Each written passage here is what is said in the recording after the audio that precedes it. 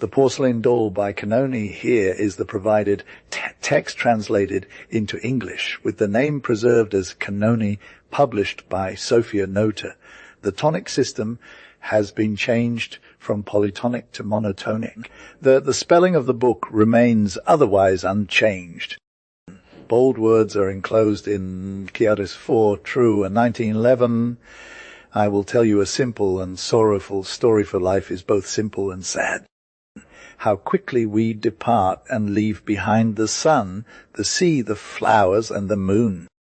Old songs are filled with tears, and the lips of young ones who laugh reveal the bow of sorrow, for joy is but a longing that waits for its time to come. It's the Sam commits over the true stone that the wind scatters. Thus our hearts are deceived, just like the almond trees that often bloom before the bitter winter comes. You who will read this story may think that we should live with greater submission and gratitude, embracing the sorrow of life that fate has given us. Ah, how many proud humans build walls within the eye of life, yet always the sad river flows beneath our cloistered days, silently and slowly towards the vast. Dark sea the true happiness, for it is the eternal truth. The withered rose. Each day she grew weaker, her face more pointed. Every time she wanted to climb the few stone steps from the kitchen, which was in the basement, up to the earthy courtyard, she would stop and rest both hands on her knees to catch her breath. Her nose would wrinkle, and her nostrils would open and close like the wings of a white butterfly. The steps were indeed a little steep, but such labour! She would constantly go up and down from the courtyard to the kitchen and back again, washing her pot, wiping her cauldron, as if she and her husband were both purges under the tap that never stopped leaking. The pipe was broken. She would also enter and exit the good chamber, which was almost on the same level as the wooden steps are. These steps, too, you'd think they were designed to tire her out even more when she wanted to toss something on the floor with big marks that she had embroidered herself, or dust the paper flowers in 2 vases on the table, or lay out a few pieces of cloth she had washed in the tub and bleached. She would bend down and sponge out the water that had dripped from the clothes onto the steps and the floors in front of the door, then go lie down with the sponge further away. Clothing hung on the very rope, tied from the doorknob to a small, trembling almond tree, for it didn't reach as far as the courtyard. And each time someone added something to the rope, the little shaken almond tree, which hadn't yet bloomed, would bend down until it reached the bottom, and then spring back up with its bare branches raised like hands in the air. Oh, how sad a sight it is to see a young sapling bowing for a sponge to wipe, almost ready to break and tremble for a long time from the pain. But even more heartbreaking is seeing a new woman secretly whimper and crawl, squeezing her feet together, without wanting to confess to herself. For if she admitted she was sick, she would be lost. She wouldn't be able to maintain her vibrant spirit anymore, nor smile with lips that would crinkle her whole face. Yet he stared at her with his emerald green eyes, long lashes fixed upon her. He was so young and handsome. She thought helplessly. Indeed, he seemed much younger than her, not only because the roses on her cheeks had faded, but also because her eyes were hollowed out and she had dark circles beneath them, yellow as autumn leaves. Nikos was petite, while Virginia was tall and lanky from always being thin, with a ruddy face, red hair, and freckles, appearing at least 10 years older than him, though they only had a 3-year age gap. He was 22, and she was 25 or so. It's a pity for a woman to be one day older than her husband. She loves him with abnormal love, with a wilder fire, like a desperate violator, eager for the youth that slips away from her. This longing, falling into the flames of passion, makes and dries up all the feminine dew within her. And the young man too cools down fast as he sees his desires rose welting and observes the fields of life fading around him and sweet flowers greeting deceptive butterflies. When Nikos descended from the tram stop at Gargaretis in the afternoon and took the uphill roads home below Mount Philippapas, the girls by their doors watched him, waiting for their husbands to come back from work to bring bread home. You know, those eternal girls in the new suburbs with their charming houses representing a climb up social ladders, but perhaps also the unfolding of a working class family. Little girls with ribbons tied behind their hair, hobnailed shoes and buttoned boots always ready to flash their smiles that bloom on fresh lips beneath a moustache. It seemed he wouldn't catch their eye, so he strolled by, leaning his head back, proud and charming, like a child growing serious, strong, and concise. Here is the translation of the text, preserving the name Canoni, black hair, all wavy like carved wood.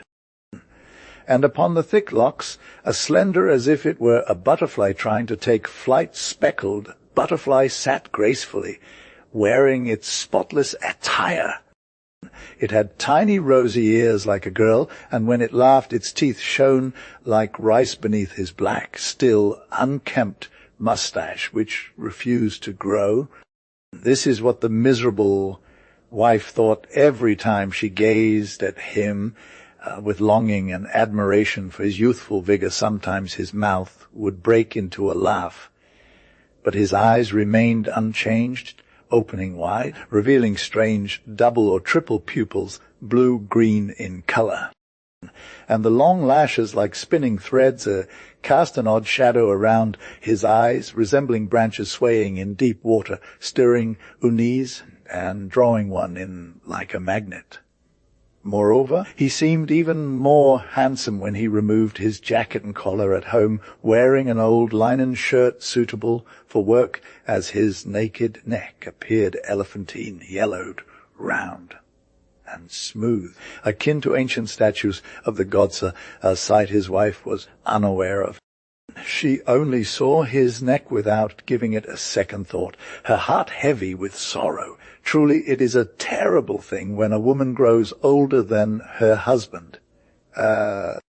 She loves him uniquely, with a wild fire that consumes all her freshness. Nikos, a wood carver by trade, earned 8 drachmas per day consistently. He had taken on a job cutting firewood for 2,000 drachmas, and the master who supervised his work gave him a 5,000 drachma advance. Thus he decided to follow his heart and marry Virginia. She also possessed around 10,000 drachmas worth of fabrics from her mother's inheritance left by her aunt, who had, in turn, a similar way of life but ended up a widow, taking up ironing as a means of support. Her father, a retired lieutenant, had passed away when she was very young. They lived with her aunt at the silk exchange, and one day Nikos happened to pass by with some friends who lived nearby. He saw Virginia at the door. From that day on, he visited daily and persistently, catching her glances because her eyes had cast a spell on him. In the evenings, he serenaded her along with his friends, standing in a group on the corner of the alley below the street lamp. Amidst all the voices, basses, shrill and tremulous tones, her voice stood out as the sweetest. And when he gazed through the slightly parted grills of the window, he felt his eyes lighting up beneath the lamp's flame, dancing wildly. They got married and started their family life together. Since their wedding day 8 months ago, Nikos had stopped frequenting the neighborhoods of Potija and Moschato, or hanging out in the undergrounds near Stee. Philip and Plack are close to the large, restless barrels filled with assorted snacks, where they would have Mises on top of the counter from the grocery store owner dunked in salt and pepper. He also gave up billiards in the cafe. Nothing now. From the shop to the home. His friends were bugging him that his wife wouldn't let him wear shoes with both feet in one sock. But the neighbors saw the love between the couple so much so that Arul Baba Nikas, the fat grocer in the corner of the street below, would constantly needle him. Mouth! You've eaten up your little woman, Mr. Nikos. Don't you see how she's changed? But it wasn't Nikos' kisses that revived poor Virginia. Remember, if you haven't seen a withered woman revive with her beloved boy's embrace, how her arm becomes golden again, her cheeks blush, her lips flame, and her eyes spark. Like the wilting roses in water rising again, their petals unfurling, regaining freshness and colour, exuding new fragrance as if they were just waking up. But for a few hours, only very few like Virgin. When Nikos arrived, she would come back to life as if she was gathering all the blood that remained in her veins, bringing all her last colours to her cheeks, and her eyes would glisten with moisture, and she would become beautiful again, almost like she was when she got married 8 months ago.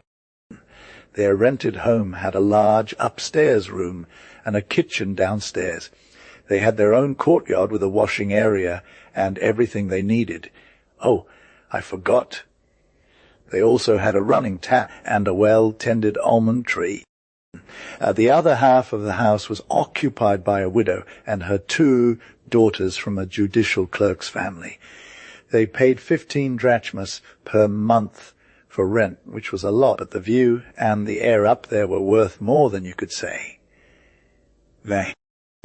Above them, Mount Philippapos, no matter how cold it got in winter, would protect them from the north wind, drawing in every ray of sunlight and smelling like rocky desert and parched mint. Behind and to the side, the Acropolis rose up red as cinnamon, an ancient golden treasure, blackened by time, with its 2 columns standing out white and slender against the rock below the dark walls, guarding the cave of Panagia like a watchman. Then staying. George, strange from here, stood alone like a lonely pyramid. Mount Hymettus, curled up in a peaceful blue-grey slumber, seemed to have gone to sleep for good. Below it, little hills like those of Betrayal and Stadium, with a slice of marble moonlight on them, and a bit of greenery and ardito above Metz, and the little houses of the Pantramanadikoi built up against each other to watch an abandoned windmill on top. And at the heart of these sweet hills lay a large black stain, the cypress trees of the cemetery that look like they're sleeping upright from afar. But they aren't sleeping. They're not. Eyes all together in a gentle and sweet hum like Algerian harps, dreamlike. And hidden behind the darkest and most towering cypress tree lies Hades, creeping forth each night with his scythe, hanging above the sky, cloaked in black, or adorned with flowers on his head, silently padding down the streets, astride fences, opening closed windows and doors, taking those who hide their faces within their hoods, so they don't see him, laughing toothily without lips as he calls out to those begging for deliverance. Yet by day he appears, no one sees him, dressed in the sun's rays, brighter than the sun itself, beyond stretched fields and other hills greened from January, sprawling wide. Everyone rises together, in hand with the white path of Falor, as if they were grasping his hand to lift him up, reaching the little house. Then they race down again in a collect descent to the sea. Oh, the sea! Now like a glowing haze rather than water, raised high into the sky, and then again like a golden shield in the sun, and within its navel lies Aegina with her sacred cone. You gentle, green hills and ancient sea, shining with memories of black ships that tread you silently, how many eyes have gazed upon you from yonder hill of Philopappus, just as now your beauty sparkles, and from your eternal youth hope was drawn for the joy of life. All those eyes that gazed at you have faded away, but still you stand, offering hope for the joy of life to eyes that will fade. Virginia gazed from atop her courtyard wall and through her room's single window, drawing courage and hope from the joy of the Algerian grass and the sea's gleam, its glaive like blue and amaranthine glow. As summer approached and heat waves began, surely she would strengthen and her health stabilize. That's what the gynecologist had told her, the doctor who'd been brought by Nikos when that incident occurred in the 3rd month, when she nearly died. It was then that her fortunes changed, and she hadn't looked back since. The doctor had come twice then and given her some red drops, a bitter medicine to take before meals, and also black pills, which Nikos claimed were iron to fortify her. He remembered the doctor with his glasses, his fair beard shiny and perfumed from pomades, trimmed evenly around his broad white face with rosy cheeks. What a scoundrel he was, and how charming. He'd always be laughing for his teeth to show, tapping his cane on the ground with his silver mermaid to display his fat hands. Nikos stood by his side, the dark, manly boy. Look at him. Look. Another. What a difference. Her heart beat faster up her neck from a silent tenderness and surrender of all her being to the sweetness of Nikos, like hope here, hope that doesn't exist for women any sweeter. The doctor hadn't told her that she was forever wrapped in this hope to become a mother. And so she always hoped, if only summer would bring change. And when Nikos looked deep into her eyes with their vastness, like flowers asking, she felt he was asking her about it too, and she lowered her gaze and blushed even more from the shame of not yet being strong as before. Nikos, however, wasn't blind or deaf to what was said in the neighborhood, especially by the girls as they passed. Too bad the new one got that bruised face. One day, Virginia stepped out from her house door to take out the garbage container hidden behind a corner of her yard near the mountainside, piled high with broken stones, glass bottles, dishes, old papers, and rusted cans. She was about to turn back, breathless, barely dragging her feet, when she suddenly found herself face to face with a neighbor from the lower street, Corate, all Aristidea, sister of the widow of the court clerk who lived next door. She had come to dump her own garbage. "Good girl," she said as soon as she saw Virginia. "You've gone crazy. In your condition, lifting such a heavy container and carrying it half an hour's walk. Don't you look in the mirror and see what happened to your lips? Lord have mercy," she exclaimed. "You don't get any help with this hard work since you're not well. You do things your way. May God bless him." Two nomads, call Aristidea, continued, "You've been like that since childhood, and dogs too, no fear. Forget that. The doctor told us," my sister asked him. As she heard these words, Virginia froze, her larynx closed, her eyes wide and blurred, her eyeballs turned inward, and she appeared utterly pale. She collapsed to the ground, white as a sheet on top of the pile of glistening garbage. Call Aristidea started shouting, and Virginia's sister came out with their daughters, followed by some other neighbors. They rushed in, and after a while managed to revive her using friction and oils.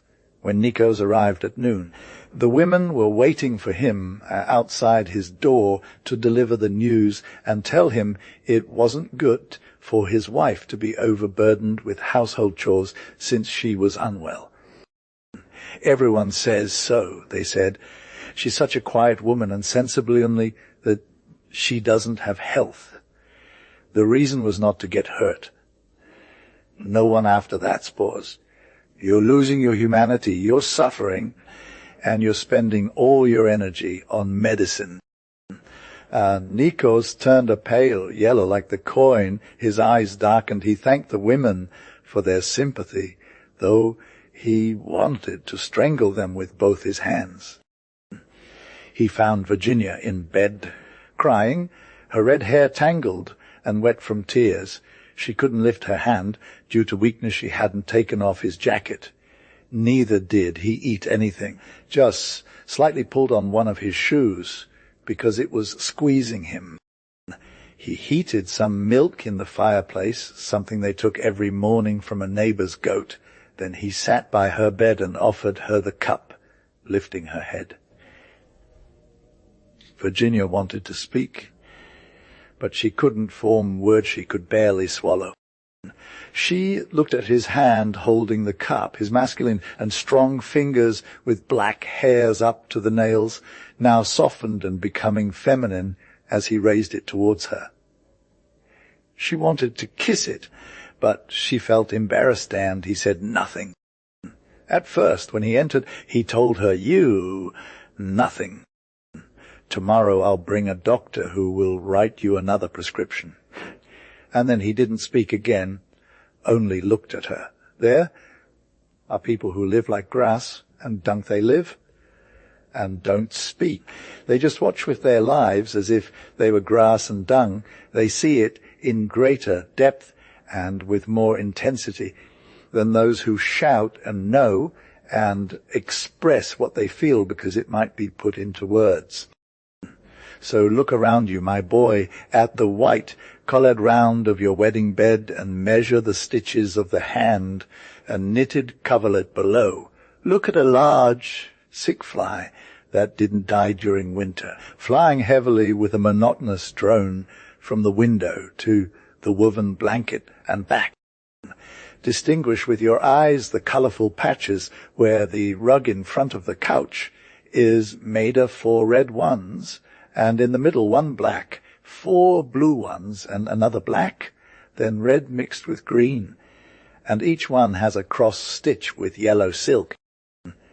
Ah, what sadness, what sadness! All this seems eternal in front of the joy of life. And if your eyes gaze upon golden light and reflect the distant sea and the calm sky onto your window from the deep within, however, darkness rises, darkness. Darkness.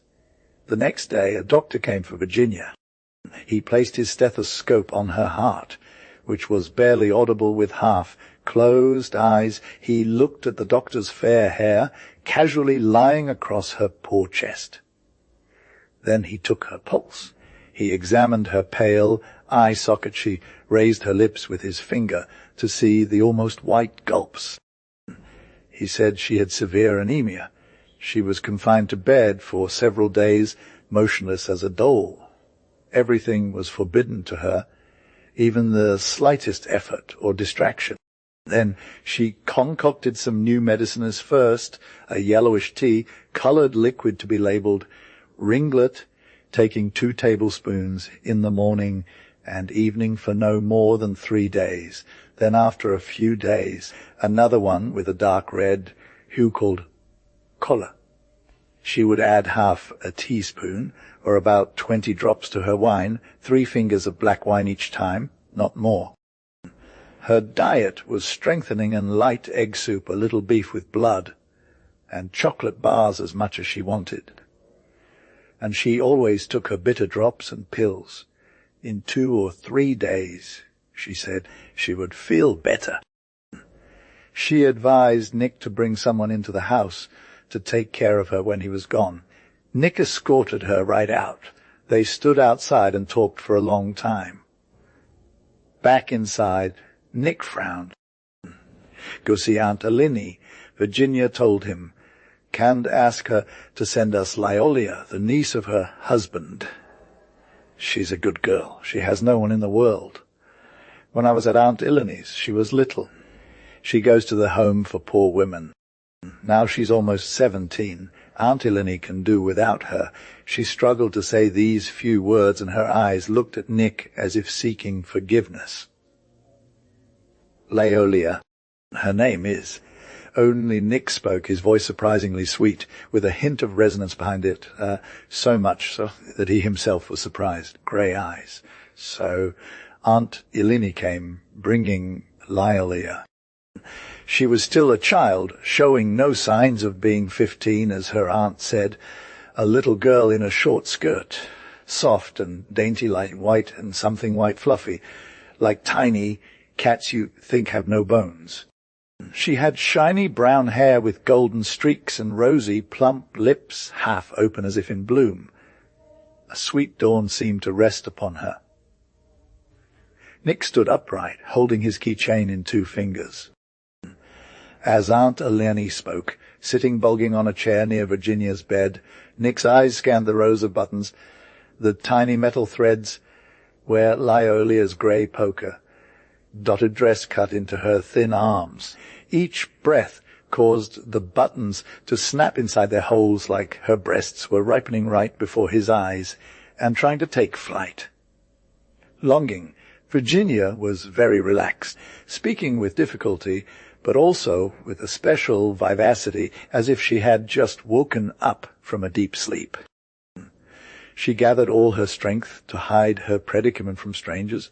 As they said, Aunt Ella got up to leave and kissed Virginia. "I am coming, my little virgin, to see you more often now, to also see how Lilia is doing. Don't worry, it's just a passing phase. I see you so much. Didn't I go through the same thing in the first year of my marriage? You might say I didn't have children. Cursed be they. If you have your husband, what else do you want? Just trouble. And you too, Lilia. Take care. Watch over Virginia, whom I treated like a child, careful and eager like a houser girl, and whatever cur Nikos, who is also confused. From being a housewife, there's nothing left. My little virgin. I have everything under control. You know that too. Get well. Care Nikos. That's what marriage is all about. You've gotten into trouble early on, aha. Whoever eats the nuts breaks the shells. Care Nikos. And she stepped outside, laughing at her own joke. The 3 of them were left alone. Lilia whispered to Virgin to take the keys, get oil from the kitchen cabinet, and cook the fish that Nikos had brought home in the evening, boil the milk and eggs. Her quick and light footsteps echoed on the floorboards of the room and outside on the courtyard tiles. Soon she came back inside and asked Virginia to grill some fish with lemon, and again her steps made a tapping sound. She twirled air with her short skirt as she hurried to get the keys from her pocket, where her first task was to take them out of the small bag she had brought with her and put on her new clothes. A strange breeze, like a light, entered the house that had been dark and suffocating with exhaustion and the yearning of the sick woman. When Nikos returned from the store, he found everything in order, and the room clean. A sweet silence lay over the furniture. Virginia's bed, with the white blanket neatly spread out, and her face, even whiter than her pillow, was gently flushed. At that moment, Nikos realized he was no longer alone in the house. He felt his mysterious enemy, the hidden illness, devouring his wife's flesh from within and drinking her blood and youth. Virginia turned her head to greet him, and it seemed her white eyes shone brightly without sparkle, and her daughter's face pale as paper. She opened her lips, her hands folded together to smile, and Nikos saw her teeth like worn-out coral, making her appear yellowish. "What sorrow? What sorrow?" As his gaze fell upon Lolly, who had just entered, she stood up from her chair near the bed, where she was sitting and sewing, and greeted him with a violet smile, brushing something curly from her forehead. And this smile, her blossoming expression, seemed to soothe his sorrow instantly, giving him an inexplicable courage and an uncertain hope for something good that was bound to come. Unwittingly, as he sat down to eat, his eyes followed Lolly as she moved in and out, and his gaze rested thoughtfully on her caramel hair, pulled back high in a thick braid, then falling again on her narrow dress, the buttons straining with each breath of hers. Lolly would occasionally say in a soft, singing voice, "Madam Virginia, shall I bring you your juice now? Shall I cut your steak for you? Should I warm up your milk, or do you want it later? Will the food from Lord Nikos reach him, or shall I fry 2 eggs for him?" How could Nicholas have his eyes glued to Virginia's face when he was looking elsewhere? The peculiarity was that their gazes never met upon Lolly's figure. Virginia's ashen eyes moved with Lolly's actions, and went from Lolly to Nikos and back. Oh, thoughtful eyes of the young boy, what are you doing sweetening yourselves when you were first sore and blind from the darkness? And now you gaze upon sweet flower gently blooming in your soul's air. The gold sun of your youth shines again, awakening your longing like some fragrant memory hidden deep withered mulberries. Virginia noticed her boyfriend's eyes sweetening as they touched upon Lolly's hair, and her moist always open like red rosebuds, and the dress with its row of buttons, and she no longer saw anything else besides what was around them, and all the life still within her, and the illness that had clutched her body. She didn't see anything but that alone. Where should we put her to sleep? Virginia asked Nikos on their first night, and as if answering him, she added forcefully, "There are tiles in the kitchen. We don't have a bed." "She can sleep on your bed with you, and I'll make the mattress." Virginia shook her head in refusal. "Then she should set up a bunk bed in front of yours, just in case you want anything at night. Blankets, we give her the wedding blanket, and we cover ourselves with our wedding gowns."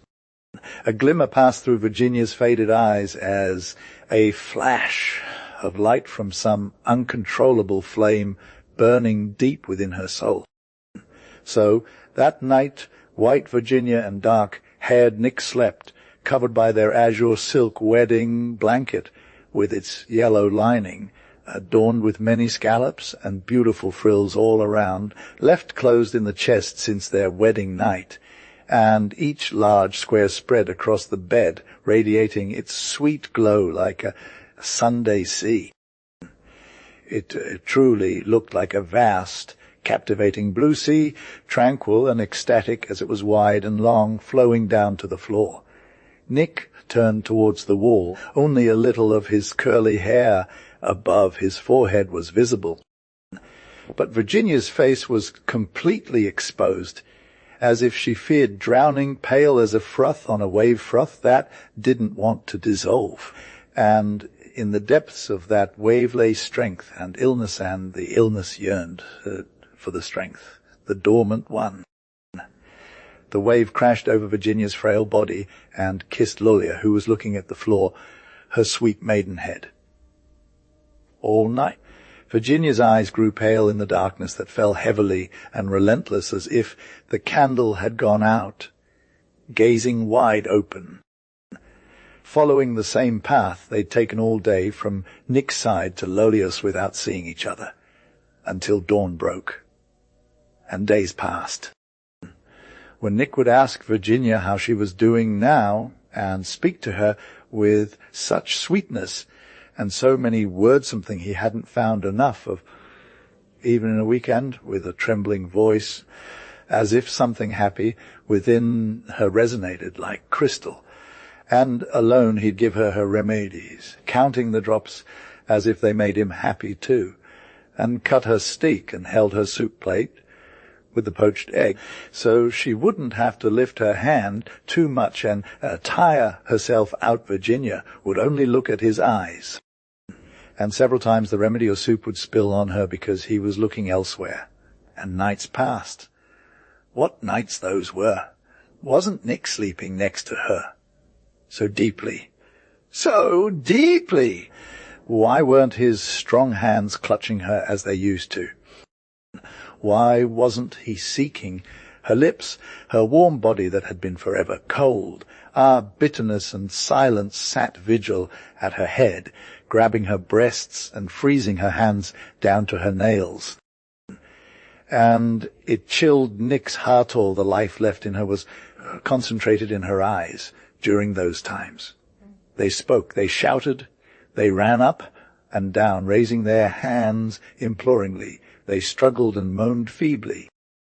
She no longer had the strength to do all this, and her voice could not convey what she wanted. Just 15 days had passed, and Virginia realized that for Nikos, his eyes remained as sweet as ever, and his voice was so clear, crystalline, and secretly joyful she now felt unnecessary. And at that moment, she understood that it no longer served her to regain her health. This only made her feel heavier. When her doctor visited again, he prescribed another dose of digitalis every 2 hours, encouraging her to stay in bed, but could she even if she wanted to? Nikos grew more lively and joyful each day. Walking down the street, he'd raise his heels before they touched the ground, tilt his head back, and scan everything around with bright eyes, claiming the whole world as his own. He would breathe deeply through his wide nostrils, as if the air around him didn't exist for his powerful pleura. At his shop, they'd say, "Hey, Nikos, what happened to you? Did some inheritance come your way?" And he'd laugh. "What happened to you all? You were sleeping upright." Watching him, you'd see him grasp a pencil and eraser in his hand, striking them against the wood with such force as if he wanted to reduce them to dust. His master shouted, "Hey, Nikos, this walnut costs 100 drachmas. Aren't we good?" But Nikos would collect his tools at the right moment and move gracefully, turning with a circular and tender motion like a hug, quick yet gentle, like a secret caress, scratching and licking the nut as it peeled until the iron became fire in his hands. He'd kiss the warm iron, and the wood softened, becoming sweet and friendly, as if alive. It would open up like a kiss, revealing leaves and shoots, magnificent, complicated roses and grapes that spilled out like a horn, and women with protruded breasts, centaurs with tails upright, and bows aiming at invisible enemies, half-human creatures with jagged sides and pointed ears, chimeras and sphinxes with wings. So much work came from his hands now.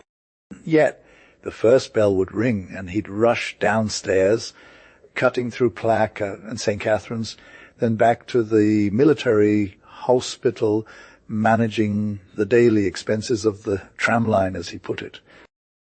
But honestly, it was amazing that he could move, run, no longer relied on the support of Calusori's capules to admire his jokes. He'd enter his home like a tornado, banging doors and chairs, laughing at everything, and even the sick Virginia. "You're as sore as a lemon today, my little virgin. I squeezed to make you lemonade." And soon he said again, "Nah, you have nothing. Since Leoya entered the house, you've been much better. And just yesterday, when Aunt Ellen came alone, you showed her everything." I'm telling the truth, right? There she goes laughing too, laughs, ha. But Virginia's face became whiter and more transparent every day. Some blue grooves appeared in her cheeks. Her eyes were dark below, almost black, like they had been hit with violet. Ringed eyelids, those were the only colours on her. Her mouth was curved into an arch that would have been even more terrifying if it were a laugh instead of tears resting on the soul of a breaking heart. Nikos used to come home early in the afternoon many times, and he never looked tired after sunrise. They had less work at the shop now because the rich man was building a palace house in Magrigiani, and Nikos was carving its oak doors and maple table tops. He had ordered special timber from Europe and hadn't arrived yet. So he took the house plans and sat down to sketch, shade, and erase until nightfall, and while working he whistled incessantly like a cockatoo. Lyoya would pass by the table and peek at Nikos' drawings, and if she saw that Nikos was looking at her more than his pencil, she blushed to the roots of her hair. Not only then, when Nikos opened the door to enter home, and his voice could be heard as soon as he spoke to her or gave her something in her hand, she turned into a tomato. She'd find an excuse and escape from her room down to the kitchen. And from below, in the dim and humid basement, her song could barely be heard, singing crystal, like a canary in its cage. But as soon as she returned upstairs, she stopped like a canary stops singing when a sheet is thrown over it, and Nikos left his work, stopped whistling, and listened to Lyoya's song, remembering his old serenades and wanting to sing along with her. Virginia remembered Nikos' songs. She lowered her head under the blue blanket, as if drowning in a sea of despair. It was February now, and Carnival was approaching. On Fat Tuesday, Nikos was late coming home at noon. Someone knocked on the door outside. Lyoya ran to open it, and was greeted with a barrage of paper confetti and laughter from Nikos, who had made Lyoya laugh and scared her. Nikos smelled strong wine. Then he went to Virginia's bed and sprinkled colourful papers over her. She looked even yellower, like a masked corpse. "Aunt, Ellen found me on the street," Nikos said. She came to pick up Lyoya to go see masqueraders at one of the houses. Here is the translation of the text. She was invited by a friend, and I said I'd come that evening to pick her up. They sat down to eat. At the meal, Nikos made more laughter than he took bites. However, he drank a lot of wine. He laughed at Virginia chewing her steak with paper her hair, at Lyoya thinking the little pieces of paper were falling into her food and jumping around while he sneaked up on her, without her noticing. As they got up from the table and Lyoya turned for a moment, Nikos puts his hand deep down her neck and fills her back with confetti. Lyoya started screaming and ran downstairs to the kitchen laughing. Nikos chased her into the yard, and she kept laughing as she ran. They went back inside the room, and Lyoya hid behind Virginia. Near the bed she was blushing like a snow-white rose covered in little pieces of paper. Her hair stood up as an unstructured golden cloud. She felt her head ringing from this unusual joy that almost terrified her. When she saw Virginia's eyes, who had sat up on the pillow and squeezed her chest with her hand, her face immediately wrinkled. Nikos was heavy-headed. He had been treated to drinks in the morning by his friends. He drank again in the afternoon and got dizzy from running. He fell onto the couch and fell asleep. The lady came and left with Lyoya. Nikos didn't even notice. When he woke up and saw they were gone, it bothered him. He went downstairs to the yard and put his head under the faucet. Then he stood in front of the mirror, brushed and combed himself, and arranged his butterfly on his slightly wet curly hair. "I'm going to fetch Canoni, or maybe one of her daughters, to keep you company," he said, but they were nowhere to be found. "If I can't find them, I'll go tell Eurydice." "Don't you want anyone? How can you stay alone like this?" "Perhaps you'd like something until I come back with Laiota." "I have everything I need," he replied, and slammed the door behind him.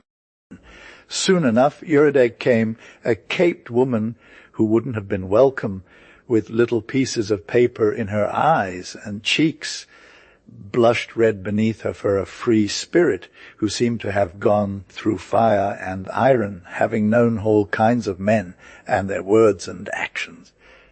"2 times alive, if you will," she said. "Now that the men are settled, it's better for a daughter not to get married. They don't understand what a woman's soul means." But this didn't stop her. To translate the provided Greek text to English while preserving the name Canoni, here is a faithful rendering. Don't make her come out on such a day, and Lord Nick not coming to beg her. She had set herself to sit with her beloved Virginia. Who cares any more about their nonsense in these days and wants to say something? Has any soul left at home from the neighborhood? Only hens and cats. And if anyone had known her, they would have realized that at night she would go as a gypsy masked to Castalia. Virginia didn't have many relationships with her neighbors, and she was still on her feet. With the side one, the widow of a court clerk in the same house now, out of necessity, sometimes for a lemon, sometimes for the chopping block, or the washing machine of the ship, and above all for the ironing, which had a beautiful little iron Virginia owned, and those daughters of hers from the widow had something delicate to do forever. After she had that fainted spell on the road, because of the words they told her, Virginia couldn't see anyone. Then came Lilia. She now had mind and strength for conversations, and Eurydice was resentful that Virginia didn't know how to distinguish her true friends. And she started talking about the sides, the talkatives, the meddlers, who thought Virginia would empty their place because of her fiery temper, so they could show their tongues, and old lady was ready to give one of her daughters from Lord Nick, and maybe both, the one with a crown and the other ungod, forgive me. Well, what do you think? Do such people have sacredness and sanctity? Are these people? They saw your man, he's a handsome child and a strong guy, Toby, happy. A worker who can live his wife with her modest means, sort of like saying in her fun and her luxury, you don't see yourself that you don't have anything in the world. And before Virginia's eyes appeared as a vision, a large white feather on a hat a beautiful lady had, whom she saw one day pass by in a taxi from Singru Avenue. And the feather blew and waved gently in the breeze, like a cloud dissolving, like foam. And it touched her golden hair, without ever leaving its close vicinity, without fading. Get well soon, added Eurydice as she saw Virginia cry, and spend on someone else as that girl you took. These are lucky things. Did you want to take a... no one knows what comes out of these things. I saw. Now, where was she going that the old woman passed by her house? She's round-faced and fat, with beautiful hair and a kerchief. Her aunt says, that's the old woman I used to have in my backyard. Is she also your aunt from your mother's side? Since it's a relative coming, it's better. And she smiled with a smile that came straight from hell. Why is there always a foreign girl inside the house? And he's such a young man, and handsome. How many years do you outshine him? Or does he outshine you? You don't know how he catches your eye, young girls, and what they hear behind his back. Nothing can escape me through these little gaps. Death to you 10 times. Be careful. That's all I'm telling you. because whoever has water in their yard doesn't go to the river. The little girl seemed mischievous. You know what these little ones are like nowadays. For thus Lady Eurydice's tongue can continue to drip sweetness until nightfall. She silenced the poor Virginia, who replied with feeble words and no gestures at first, then later stopped entirely, gazing deeply into her forehead while letting her soul be scorched and her body drenched in hot oils and cold waters until she fainted. Her good friend, the candle from the fireplace, roused her slightly. She went downstairs to the kitchen, found some cinnamon in a tin box with various spices, and boiled a cup of tea with a pinch of pepper to help her heart. From such things, Lady Eurydice had no need to be a weakling, and she started again from another angle this time. It seemed strange to her that the girl should leave the house. What did they want? So she could be needed in an emergency. I wouldn't have fainted alone if it weren't for you, exclaimed Lady Eurydice. Lord, save me! I have a feeling she's going to create some drama.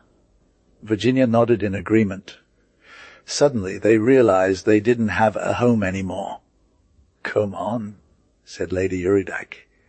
Then she didn't just leave, she ran off. Maybe Mr. Nikos will bring her back. There he is! She wants a night too? I sent her, and indeed, as she left, Mr. Nikos was approaching. By the time 3 o'clock rolled around, she had disappeared down the hill. It's night now. Everyone is in their homes, and those who are still out. For the dancers, or to go in disguise to foreign homes, they spin their wheels to get ready, grab something. She was genuinely worried that they were late, as she too wanted to dress up as a gypsy for her Castalia dance. And now how could she leave Virginia alone? She hadn't even fully recovered. She said she would fly over to see if the veils had returned, as she had work to do at home.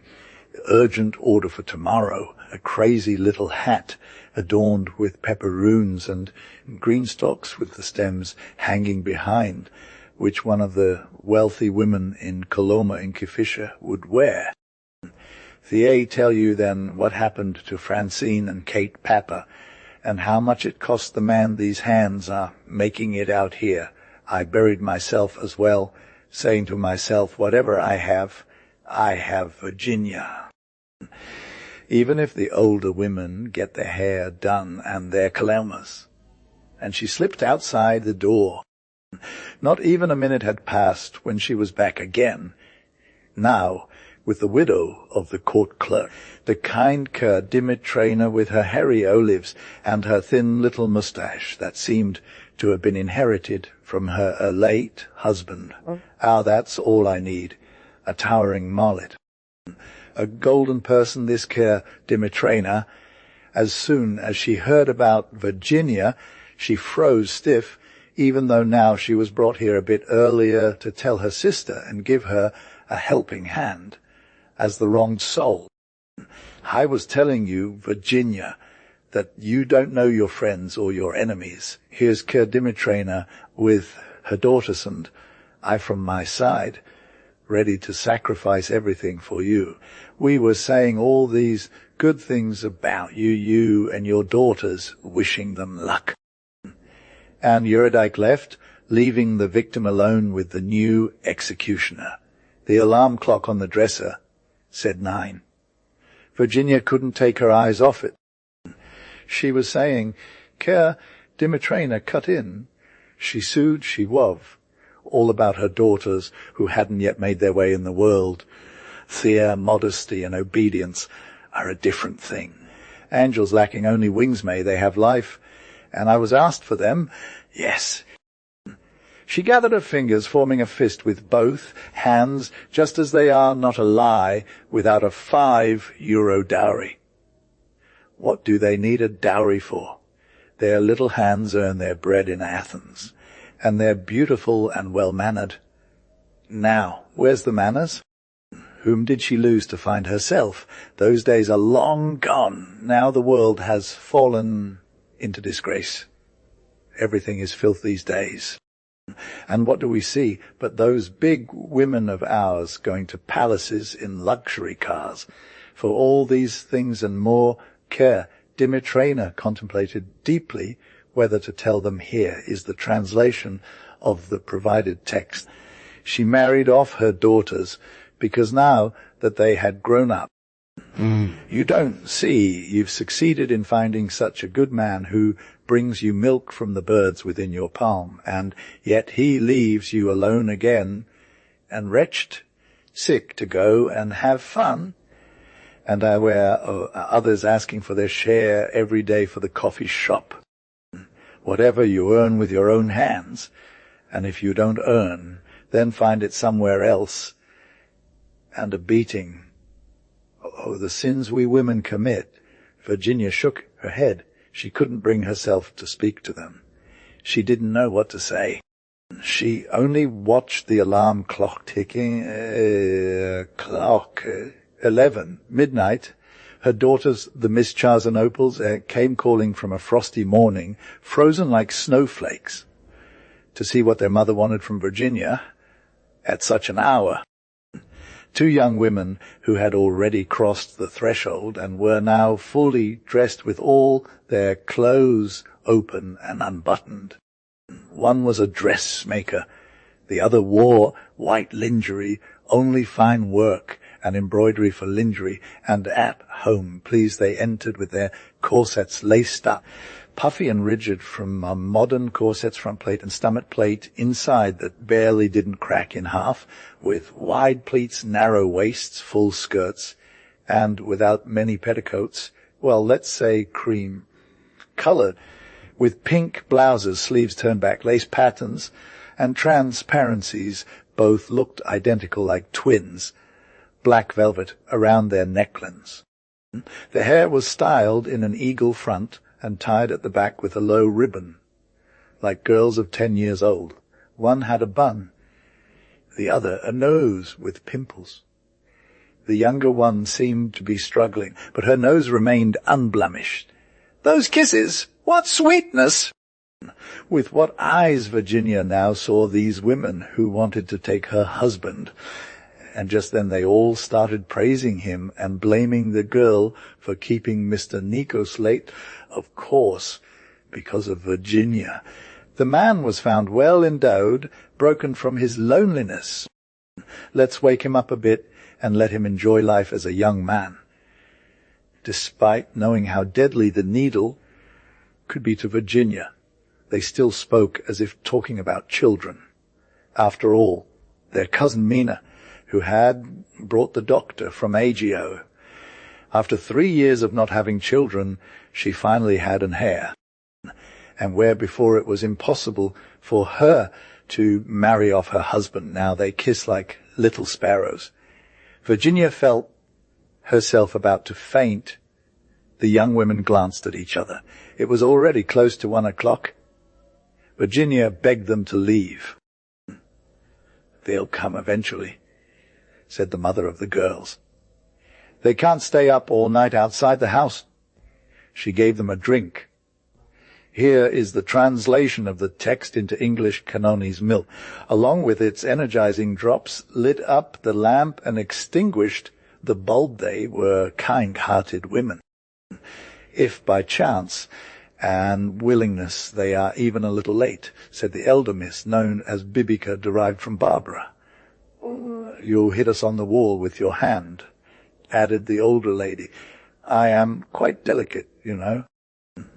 Virginia, strike, she exclaimed, but she couldn't even move her finger. The lamp cast a large yellow stain, round like a spider's web, onto the dark ceiling. The sick woman's eyes, glistening with something akin to glossy liquid white, yellow, sometimes black, red like flame sorrow, ash green fugitive as breaths, they moved within their sockets in the dim light from the door towards the alarm clock on the bedside table where it was ringing swiftly like a heartbeat. How Virginia didn't die that night. and here comes little one. Here comes little one, exclaimed the crowd. At 2 in the morning, Nikos and Lyolia arrived. When the evening of Sunday fell, Nikos left the house. He made his way directly to where Aunt Elengo had instructed them to go, to witness the commotion on Stadium Street, opposite the Parliament, above the Averof ship. On his way there, he gave 3 drachmas and received a large bag of fireworks and a bundle of serpentine for Lyolia to throw. Every window in the house was filled with people. Behind them, even more were perched on chairs. Lyolia and Aunt Elengo were surprised as they saw Nikos arriving late. "Let the gentleman pass first," said Aunt Elengo. "These things are for the young ones among us, and for us, well, we're just masqueraders." Aunt Elengo positioned herself at the window next to Lyolia. The commotion on the street was intense. What a din! What a surge of people! The trams had stopped. Through clouds of dust, old-fashioned horse-drawn carriages passed slowly, one after another, laden with black dominoes, roses, blue, red, yellow, and green confetti, with black lace doilies and white gloves, and long coloured ribbons hanging behind them. Masqueraders' voices rattle of maracas, flowers, bouquets, serpentine rockets, and confetti rain. "Here's the fireworks, paper and war," shouted someone. Trumpets blared.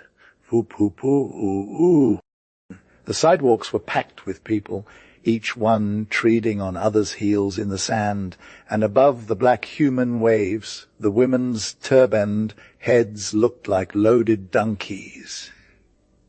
All of it was dipped in flour, wrapped in a heavy, stifling grey-brown cloak. And there's Theodosio. "Oh, what a silly name! Bravo!" They cheered, and others applauded from far away along the road. Here is the translation of the text, on a donkey upside down, with its tail held aloft in both hands instead of the reins. And it was shearing hairs from the tail with scissors and distributing them to the world. A sign hung from the tail, "National Treasures." Next to the donkey rider, a mud-caked jester ran, handing out slips of paper from a basket bill of attire.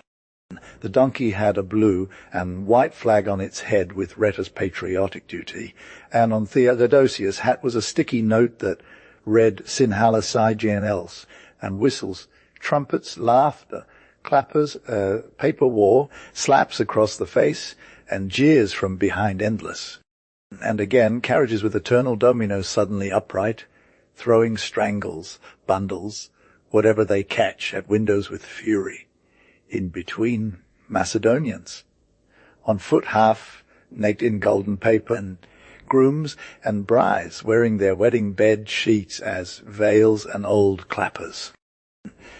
And knights from operas with Spanish accents, and perms with orange, brown short haircuts, and blush-stained cheeks like Easter eggs, and beards curled into pompadours, and something devilishly dressed in red with tails wrapped around each other. And again, voices. Ha! Trumpets, clappers, whistles, and paper and war. Here comes the paper war, and hand claps, and suddenly, look, the commutation! They're coming! The commutation! What joy! How delighted Lyle was. And she crowded close to Nikos, because other young men pushed their way from all sides, and behind her, trying to get closer to the window so the poor dears could see the commutation better. In an endless procession, carriages passed adorned with fake flowers, and some with real ones, with colourful ribbons fluttering from the heads of horses, their tails and wheels. Chariots dressed in furs and red oilcloth loaded with gods from Mount Olympus, Hermes, Athena with spears, Aphrodite with muscular, hairy arms, and something mortis marbles of Hephaestus, Ganymede, as if heading to the A beach for a bath. And there was a group of bicycles with colourful paper triangles on their wheels. Again, carriages, oh my, a vintage car filled with marquises in knights in white, barretts tossing handfuls of silk handkerchiefs, and amidst them mud-caked figures dressed in fur, and with horns from slaughtered animals, bruh. Disgusting. The parade of masks continued who had won a prize and were holding up their paper ticket high on a pole. Here comes the first one. Here's the first number. Here's the first prize. Bravo, bravo, hurrah, and next year. And on 2 wheels, a little barge slowly passed adorned with white peonies, its veil open, also decorated with garlands of blue flowers, and it was pulled by 2 handsome sailors holding onto the handlebars of a tandem bike, each holding high in their hands a white pigeon. Here is the translation of the text, true, she fluttered by. Inside the little boat sat a child, completely naked, with pink tricos, wings on its back, and a quiver full of arrows it was arrows, holding in its hands reins made of celestial cords that it claimed were tied to doves. Ah! Ah! Exclaimed the world as it passed by, applauding enthusiastically. Leolia slapped her hands together like a madwoman and wept from the overwhelming beauty and joy. Nikos was right there next to her, so close that he didn't breathe another breath, but instead breathed in only the warm scent of her body, which wafted around him like some airy moonlit liquid, and his eyes, those peculiar eyes, a mix of blue and green, with double or triple pupils like flowers, and the shadow circling them like a magnet surged up the radiance from her hair and face, as if it was sunlight warming sweet blossoms. Not only Leolia and Nikos, but everyone's faces around them and on the road below seemed to have been crystallized by the pleasure they had felt, as if they had frozen their distinctive features with laughter and joy that had passed and gone, ready for more happiness, or even pain for their tracks didn't completely disappear. Wow! What big heads these are, Leolia thought, gazing at faces that were feline, canine, porcine, bird-like and snail-like, with strange tubes sprouting as horns 1 foot long, splashing the world with cologne. There were Arapus and Venices with tiny Greeks, and some dressed in rags from Sigditsa, carrying large buckets filled with water, shouting, "Good milk or hoe." Look at that woman over there. A fashionista sweeping her train, lifting her skirts to her knees and showing off her slender, muscular legs and masculine, thick-soled rubber boots with buckles on the outside. Once again came carriages with dominoes and jugs loaded with half-naked people wrapped in sheets, supposedly heading to Falero. The crowd shouted at them, "Cold! Cold! Wrap up," and once more masks, rags, colours, golden paper, flarda, shouts, clapping serapanets, squirts, pinches, treads on shoes, horn, like objects, stains, and paper and war, and hand claps that never seemed to end from one end of the street to the other. What a life! What joy! How beautiful it all is! How lovely! Leolia kept gazing, and she never got tired. Her eyes sparkled with unfulfilled anticipation, and deep within her burned a joyful flame. Will the camel pass too? She whispered to Nikos as if that was the only thing missing from her happiness, and they heard some young men behind them chewing pastebo constantly while laughing and spitting out seeds still in their mouths. Nikos sat there motionless, pressed against Leolia, not knowing where all this joy was coming from either. Such a taste for the masqueraders as never before. A flash! He made a serpentine ribbon from serapanth and passed a tie around the heads of Nikos and Lolia, who saw and were amazed as if they couldn't untangle themselves. Then Lolia caught fire and started throwing confetti with both hands from Nikos' bag to whoever passed by, while Nikos threw serpentines. Some people below the street grabbed them and joined in with fury. The flow of the world's stream halted on the pavement.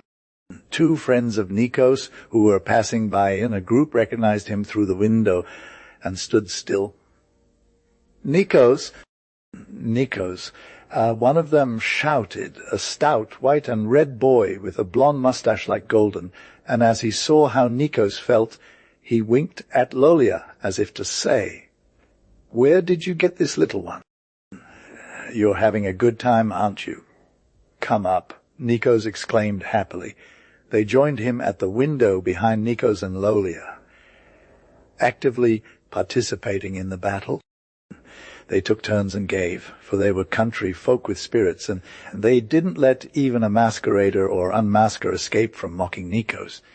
Above all that, Chubby One, as Nikos called him, who he shouted at, and also called Gordon and Dolma, was a spark alone. The other seemed calmer, pale with black eyes and slightly arched eyebrows, with a little black moustache like a shadow, and his lips curled upwards, sympathetic. But he's a quiet river. His eyes wouldn't leave Lolia's face, her plump body, all her poses. She was just like a poplar flower with its petals open, laughing and having fun, just like a firefly that doesn't know what red desires it lights around itself in the field's herbs, among the field's tall grass. What shivers does it ignite? It grew dark, and the world began to fall. The trees on the street, which only seemed to be putting forth new leaves, were now like bleached ones with serpentine ribbons entangled in their branches, as if they had just woken up with their papers stuck in their hair for kinky curls. A heavy sadness started settling all around, dragging behind it every celebration and every possible joy. "Shall we sit down at a pastry shop?" The chubby one, Pericles, who was a carpenter, said, shrugging his shoulders. And so they all left together, after first finding and greeting Aunt Elin, hidden in the women's quarters, talking and laughing. Aunt Elin reminded Nikos to not be late going home and kiss Virginitsa. Down on the street, people had scattered and were rushing up and down like water gushing through a net. Here is the English translation of the text. Small shops filled with goods. The vendors shouted, "Peasants' eggs, salted pistachios, aromatic sen, take a whiff, just 5 lepta. Bananas from America. Masticha, good masticha for the kids." And as the pole with its twisted, curly handle passed by, women and children admired it. They masticated as they walked down the street, and the shells of the pistachios they crushed made clicking and popping sounds. Pericles bought a 10 lepta sen and distributed them to everyone. At the bakery on Ammonia where they went, by the time they got there, it was already too late for service, with so many people waiting.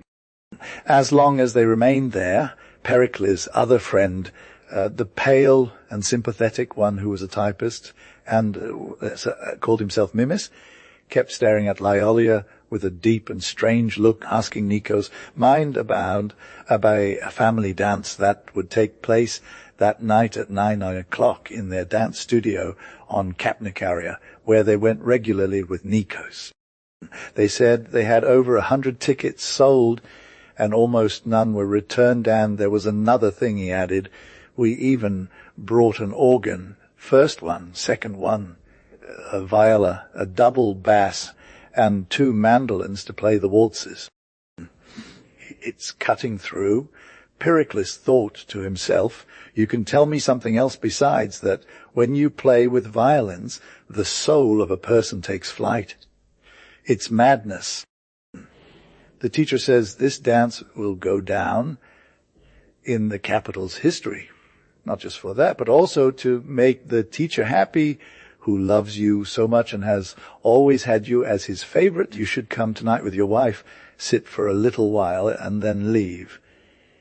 And Pericles, the stout one, from the other side, also encouraged him, saying that since they were all together, Nikos shouldn't ruin their plans, especially because the lady wanted to be very happy, something he didn't even imagine.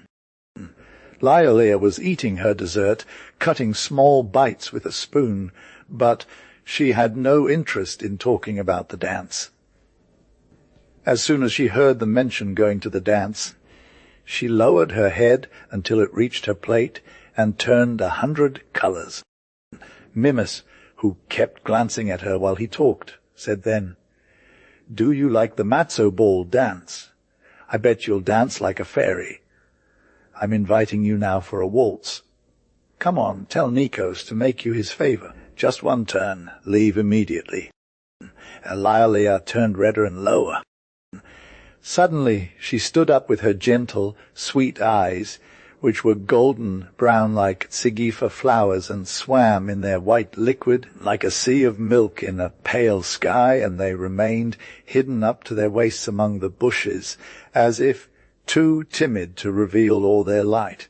Lyolia raised her golden eyes towards Nikos, but she said nothing, as if startled by the moonlight falling on his face, and she tucked herself back into her plate. She gently scooped up a few crumbs with the edge of her spoon. "Would you like to dance a little, Lyolia?" Nikos asked. She turned red to the core and shook her head. "No, hey, I won't be afraid," Nikos repeated, his eyes embracing her purplish desire, silent and aflame himself, as if this dance were now his sole purpose in life. "Lelady Eurydice is nearby with Virginia, and I told her not to leave before we return," he said. Lyolia lifted her head and stared at Nikos directly. What those eyes expressed was enough to make anyone speechless. "Oh, I want, even just for one." Turner yearned so much that afterward, "I'd like to die." She confessed, Master Nikos! "If you wish, kill me, but take me with you. I've never truly danced before, only once, when I was very young at a friend's house, but I can't forget it." Nikos heard her words, but he also heard his own heart pounding along with hers. The sweetness of her voice was overwhelming, and he sprang to his feet. Come on, he exclaimed, brushing off the crumbs from his jacket. "The world won't end in one turn. Oh, thank goodness for those who got us into this." The friends cheered, delighted. They called the waiter and paid, Mimis covering the cost. They all stepped outside together, hurrying, leaving Lyolia behind, as she held a pink scarf in her hand and walked with her parasol like a dreamer. Just a few steps later, they remembered they needed to have something to eat before dancing. "Will you be having just a paste?" The stout one laughed. "Do you want to eat something, Lyolia?" Nikos asked. But she didn't want anything. She said she wasn't hungry. Come on, the friends shouted, each grabbing Nikos' arm from either side and pulling him along. "Little me's and a glass of wine," said the stout one. "Let's not have Miss Lyolia eat. We'll take a share too. Let her just taste a little." "It seems like all you're thinking about are bites," said the other, with curled lips the charming Mimis, who suffered greatly from the beauty of the girls. The three young men laughed, each secretly glancing at Lyolia in their own way and for their own reasons. Here is the translation of the provided text. Lyolia walked 2 steps ahead, blushing, the Lyolia on her way to the dance, hunched over with joy. She whispered a great sorrow. They were late at the hotel and wine shop of all nations in Kalamata, just exiting St. Mark Street. Some stairs led downstairs. There were many inside, glancing at the young couple with the shy girl. Lyolia didn't want to eat. She only made swirls with her bread, squeezed between her fingers, and palmed down on the stain, once white tablecloth. With time she ate a hard egg seasoned with salt and coarse pepper and took a bite of a fried dish from Nico's plate. With 1,000 struggles, she pressed her lips to a finger of Retsina, placed in her glass by Mimos and Nikos, as an enthusiastic participant claimed it was fine, because he'd made the sounds. The barman near the door sang the praises of the Retsina in a melodic voice as he clinked glasses together, 5 at a time, washed with thunderous noise on the bung of his bag, and filled them with coins and banknotes from the cash register, constantly increasing. Wow! What is this? Honey milk and gunpowder, the waiter a well-fed, rosy-cheeked child, sleeves of his shirt rolled up with rubber bands and a dark, soiled apron hanging loose in front, would stop at various tables and then return, placing his hand on the edge of their table with his thick, red fingers, caroused from snowflakes, and staring intently at Laolia's non-eating behavior. He listened to their conversations and Laolia's silence, laughing with all his face. Across a neatly set table, some working children sang "My Proud Vine." From the other side, deeper in the shop, a guitar trembled softly, held on the knees of a sailor leaning tenderly over it.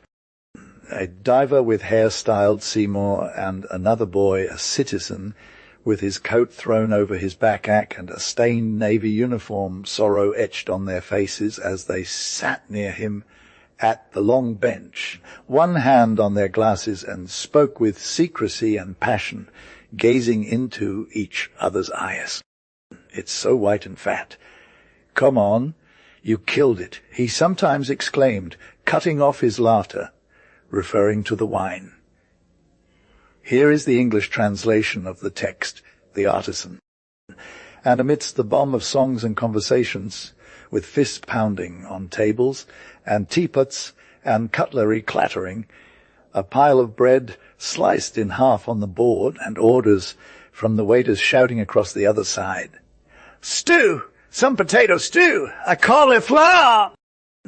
Let's make some shrimp broth, and get me a cup of distilled wine," as the old connoisseurs used to say. "Halves, and who's this?" For the wine, love us every so often. It sounded like the cock's song breaking through the clatter of the coop, the clear and bell-like melody of the capella. Wow, wow, wow. What a sight this is. He's putting on his show. Life seemed so simple, so warm, and so sweet among these knave people. Have you never drunk milk straight from a cow's udder? Never quenched your thirst with water from the forest, spring that gently murmurs among the thick foliage? Never sat in the shaded nook, distant from the climb of the road? Under the pine tree, didn't you raise up the good spirit, spreading its old branches with trembling needles, catching raindrops and wind sung melodies to shelter you from the world's evil? That's how one feels when they traverse this path of life.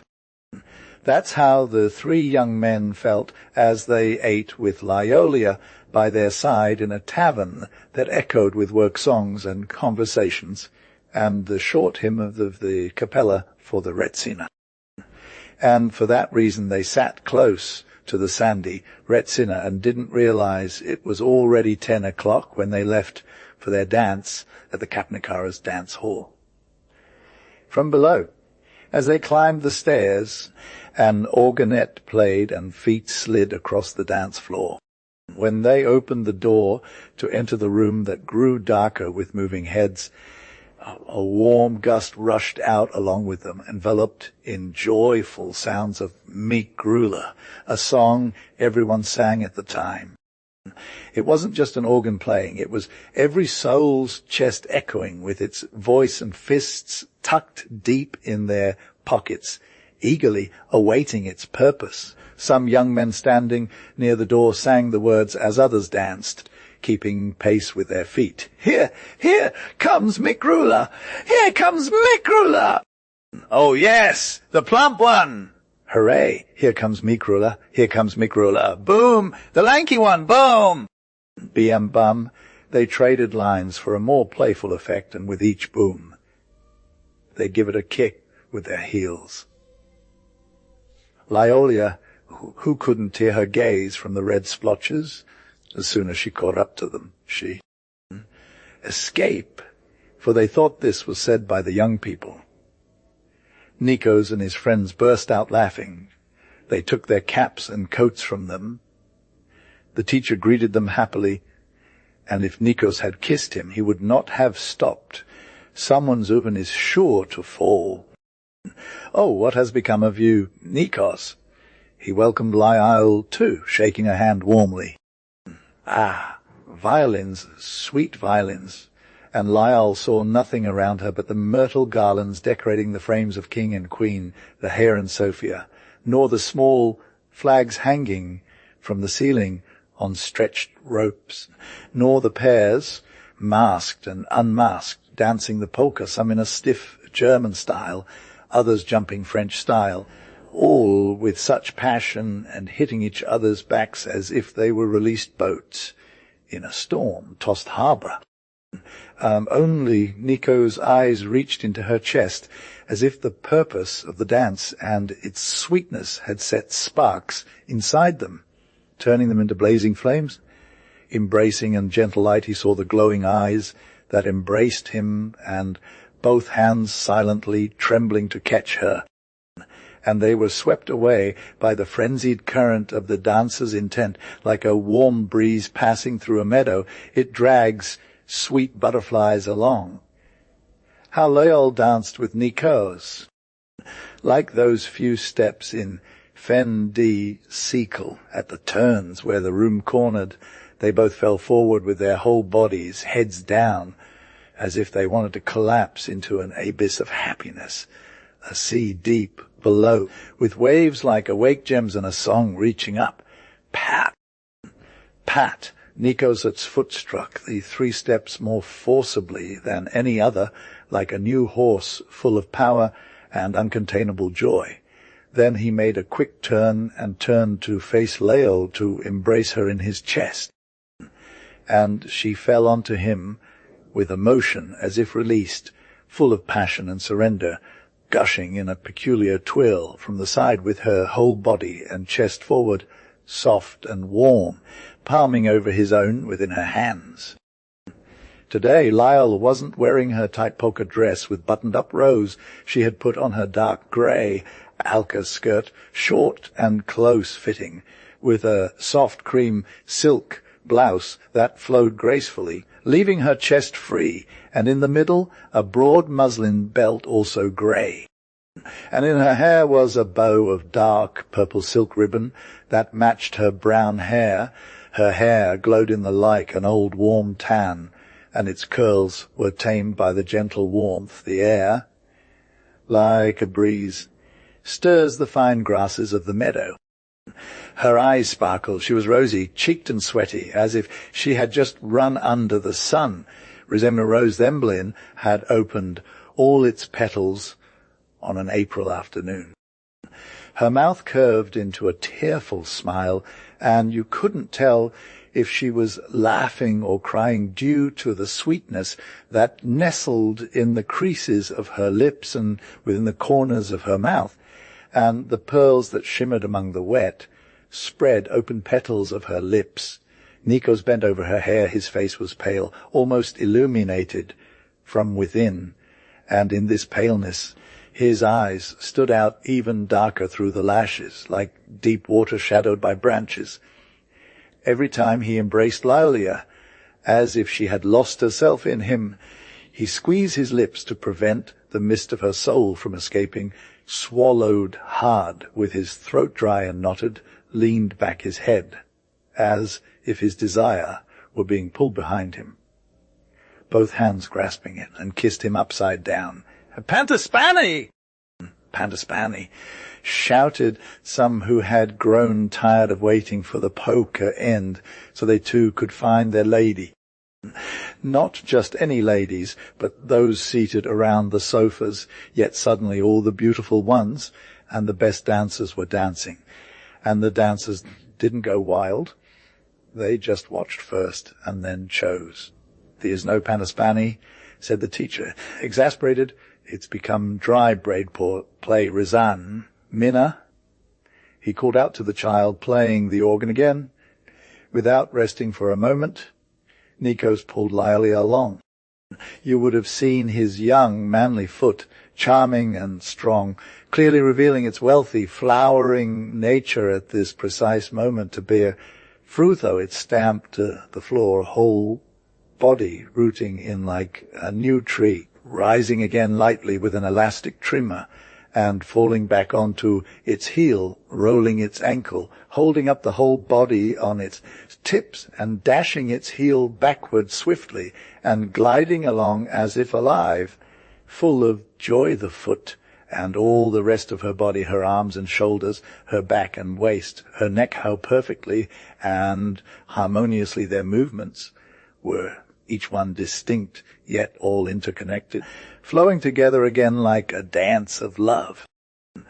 And Lailia, the little girl with the short, billowing skirt, her breasts trembling under a translucent blouse, like pale peaches hidden among the foliage in the evening light, her lips resembling a flower's mouth, about to kiss the sun. She fell upon him like something white and soft, like a fluffy cloud covering him.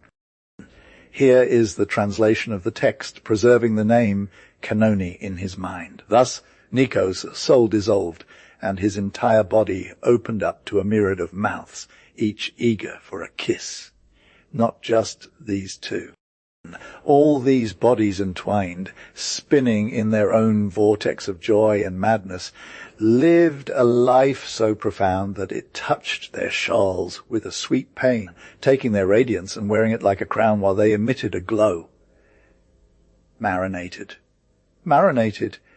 Some shouted. No longer dancing the waltz, a fireman's lieutenant had once described this frenzied state as similar to a marinated fish, never going stale. No. The children, others thought to be heard, rejecting the marinated. Cry not. Marinated. No.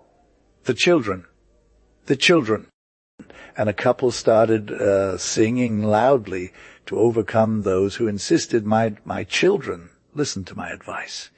Suddenly the teacher clapped his hands, stopping the organ and picking up the violins, as Mimi had always said. They were telling the truth. How does a summer afternoon pass, sending shivers over the leaves of the forest, with a deep, multiform whisper, as if from some distant, restless sea? Thus a chill ran down every warm body with the first pluck of the strings, producing deep, strained sounds. White light on silent stones, laughter of waves on sand, mocking cries of wild doves in tree cavities, wounded iron that screams a dark purple rose of desire, and shadow in a deep slumber with its wings spread across its head, and how they don't resemble the yearnings of the strings, with the swiftness and blinding flash of lightning that tears through a black sky.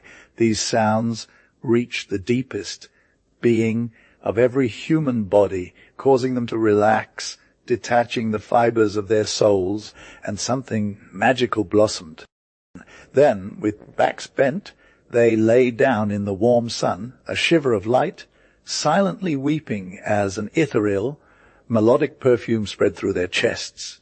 Rising like a sea, shoutings from young children filled the air as their hearts choked on pleasure. Oh, from a great wave of pleasure! Those who had paused to rest jumped back up and coupled with the rhythm once more, joining the dance with a wave. Nikos' curly hair, twitching across his forehead, stood still. His forehead was white, gleaming secretly like some ancient marble that catches sunlight high on a desolate cape, gazing at the sea. Every time Laiolia passed near Nikos in his embrace, it seemed to her that the violins played for her more intensely, with greater longing and sweet madness. For her alone they now sang deeper and more persistently, as if trying to convince her, "You are young." They told her, "Beautiful and happy," but not just that, something even sweeter than the joy of beauty, youth, or anything in the world something. They wanted to tell her that was even more unbearable, though she didn't believe it.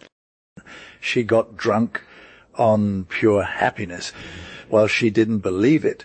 Tears from happiness started welling up within her, because she was about to believe it. Our violence, sweet violence. They pierce through the soul. What do you do to us young ones?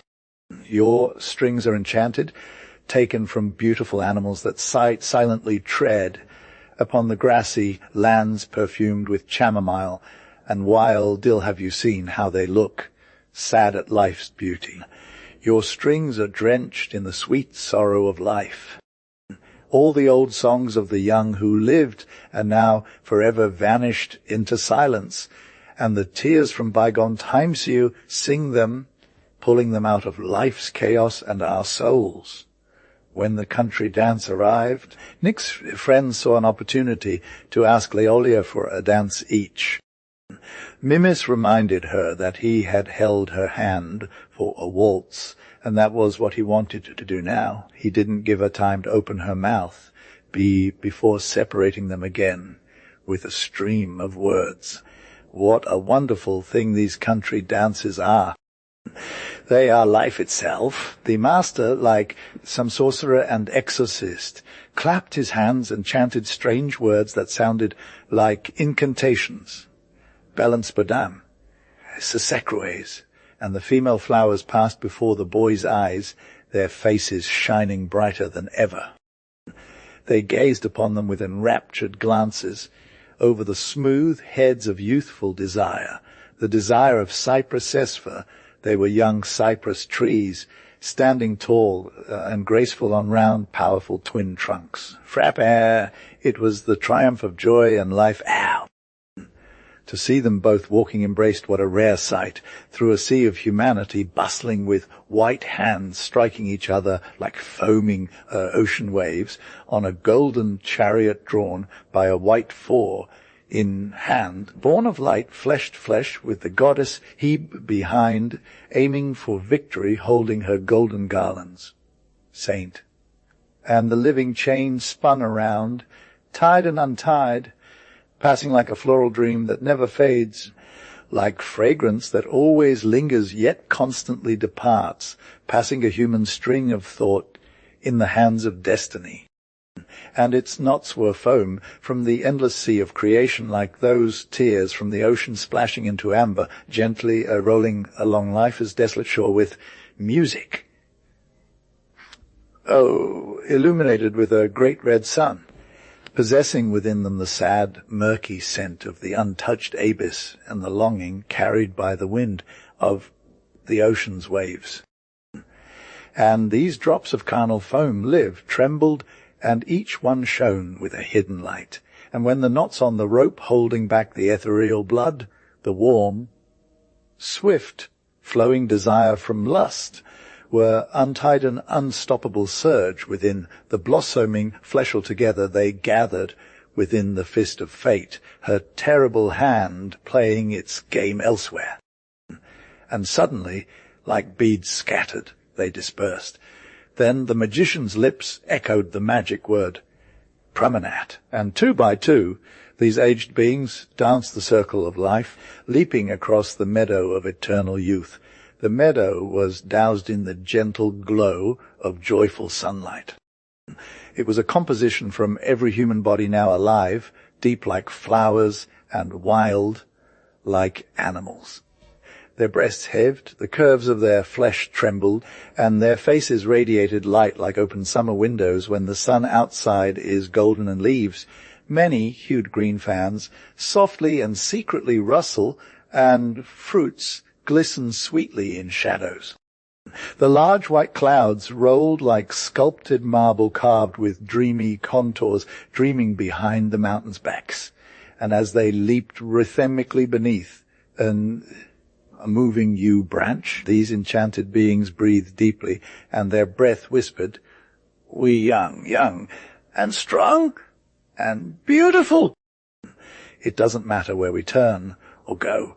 We don't care if those who gave us life have died and our little siblings faded. We will always return, for we are beautiful and young. It doesn't matter. Not only the youth had their souls blooming and singing.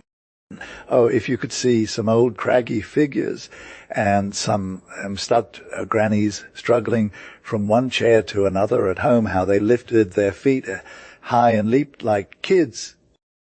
Above all, a fat old lady, 10 grandsons circling around her, was a sight to behold. She shook all over like a loosened barrel. Her jutting chin and sagging cheeks moved side to side as if made of rubber, yet her face, under the wrinkles and freckles, shone with joy and youth. Yes, youth, for at that moment she was 19 years older, exactly 19, not an extra day. And a little doll, no bigger than a span, with tiny delicate legs like straws in white socks, the teacher's daughter, 4 or 5 years old, danced by a tall young man, first dancer, bending low and holding her hands, just as girls dance with their dolls within their laps. Courtyards. He knew all the dances, and he wouldn't let a dance go unperformed with the most handsome knights. The young man, robust on his little chair, gazed at her sweetly and smiled, as if he could see within her the beautiful girl she would one day become, while the little monkey raised its eyes towards him from the depths, as if recognizing in him her beloved except for their mismatched colors. Truly, a human soul does not have childish years, nor old age hidden beneath snow. White hair and wrinkles that pucker beautiful cheeks, it blossoms and remains young forever without turning a page. With all its radiance like its namesake, the golden-hearted soul, Lyolia burst into laughter when she saw the little one dancing beside her with such gravity and bowing to his knight with a stilted foot behind him. And as she laughed, the dance ended, and Mimis ran to take her hands from Nikos. "Let us have a smell of you, girl," he said playfully. Nikos looked at him seriously and almost aggressively, but he said nothing. "Why are you looking at me?" asked Mimis, simmering all night long, his face yellow like a quinot because he didn't like her, but as if he found it hard to stand being near her. Nikos gazed at Lyolia with serious eyes, almost wild, and she looked back at him with questioning sadness. "Why do you let him take me from you?" Suddenly, a desire came over Nikos to leap and snatch her away from Mimis. But just then someone grabbed his elbow, a friend who had only just arrived and was now filled with joy at finding him Hierodinos, a sweet child with 2 eyes like olives that left no white around the edges, tall and slender, walking straight as a candle. They fell into conversation, and Nikos, without listening to what Dinos was saying, watched Lyolia dancing with Mimis from afar. Consciously or unconsciously, Mimis made small circles, deliberately staying away from Nikos on the other side of the room. Now that she was far from him, in someone else's hands, gazing up at him and drinking in the light of her beauty, he felt like he was seeing her for the first time. Until now, he had been intoxicated by the warm scent of her body, like sweet wine. No, not heavy wine with cinnamon. Her sweetness had captivated him. The soul possesses him with the radiant youthfulness of a melon's refreshing sweetness. His eyes, like sunbeams falling into her hair, they were captivated by the dark, wild honey within it. Her lips, a wilted rose blooming with a violet smile, a flower of the soul whispering an inaudible song, a mix of longing and agitation, like every bloom's mothy always felt its tremor within him, but most often on his own lips. Her eyes, with their enchanting jewel-like glances, resembling sun-kissed islands floating in a milky sea at dawn, or distant stars scattered across a pale sky at night, drew him to them every time he wanted to gaze upon her as the sky embraces a cloud and the sea welcomes a ship. Until now, Nikos had felt all these things, but only now did he truly comprehend their essence. He realized each one was like a cry of ecstatic pleasure, yet still he experienced them all together, hazy and intertwined. A translucent purple fog-clouded his vision, like burning frankincense blinding him, turning his head giddy. In the other corner of the room, Lyle danced with her heart. Other couples passed by. Nikos, a red-faced man with a round jaw and long hanging moustaches, his mouth open to catch his breath atrue, an unaltered barber holding an old woman dry as a bone in his arms, with a chiseled chin and pointed nose that looked at him like a bewitched partridge, a lanky young man with wild hair resembling a long beer froth, wearing a tiny bottle-like bodice that was tight on top and puffy from the corseted skirt below. He raised both his hands like a courier's swift rope to grab hold of the flask-shaped figure's neck as she pranced around proudly, unbending and untouched. A veiled Bedouin with black skin, his head surrounded by wild hair, had wrapped within his burqa a teacher and a broom, his hair resembling a broom. Perhaps he imagined himself now flying on an Arabian horse, stolen from King of Desert. They all looked so foolishly happy, like a pile of sticky syrup plastered to their faces, celebrating even their blandness. Nikos wanted to punch them out of anger.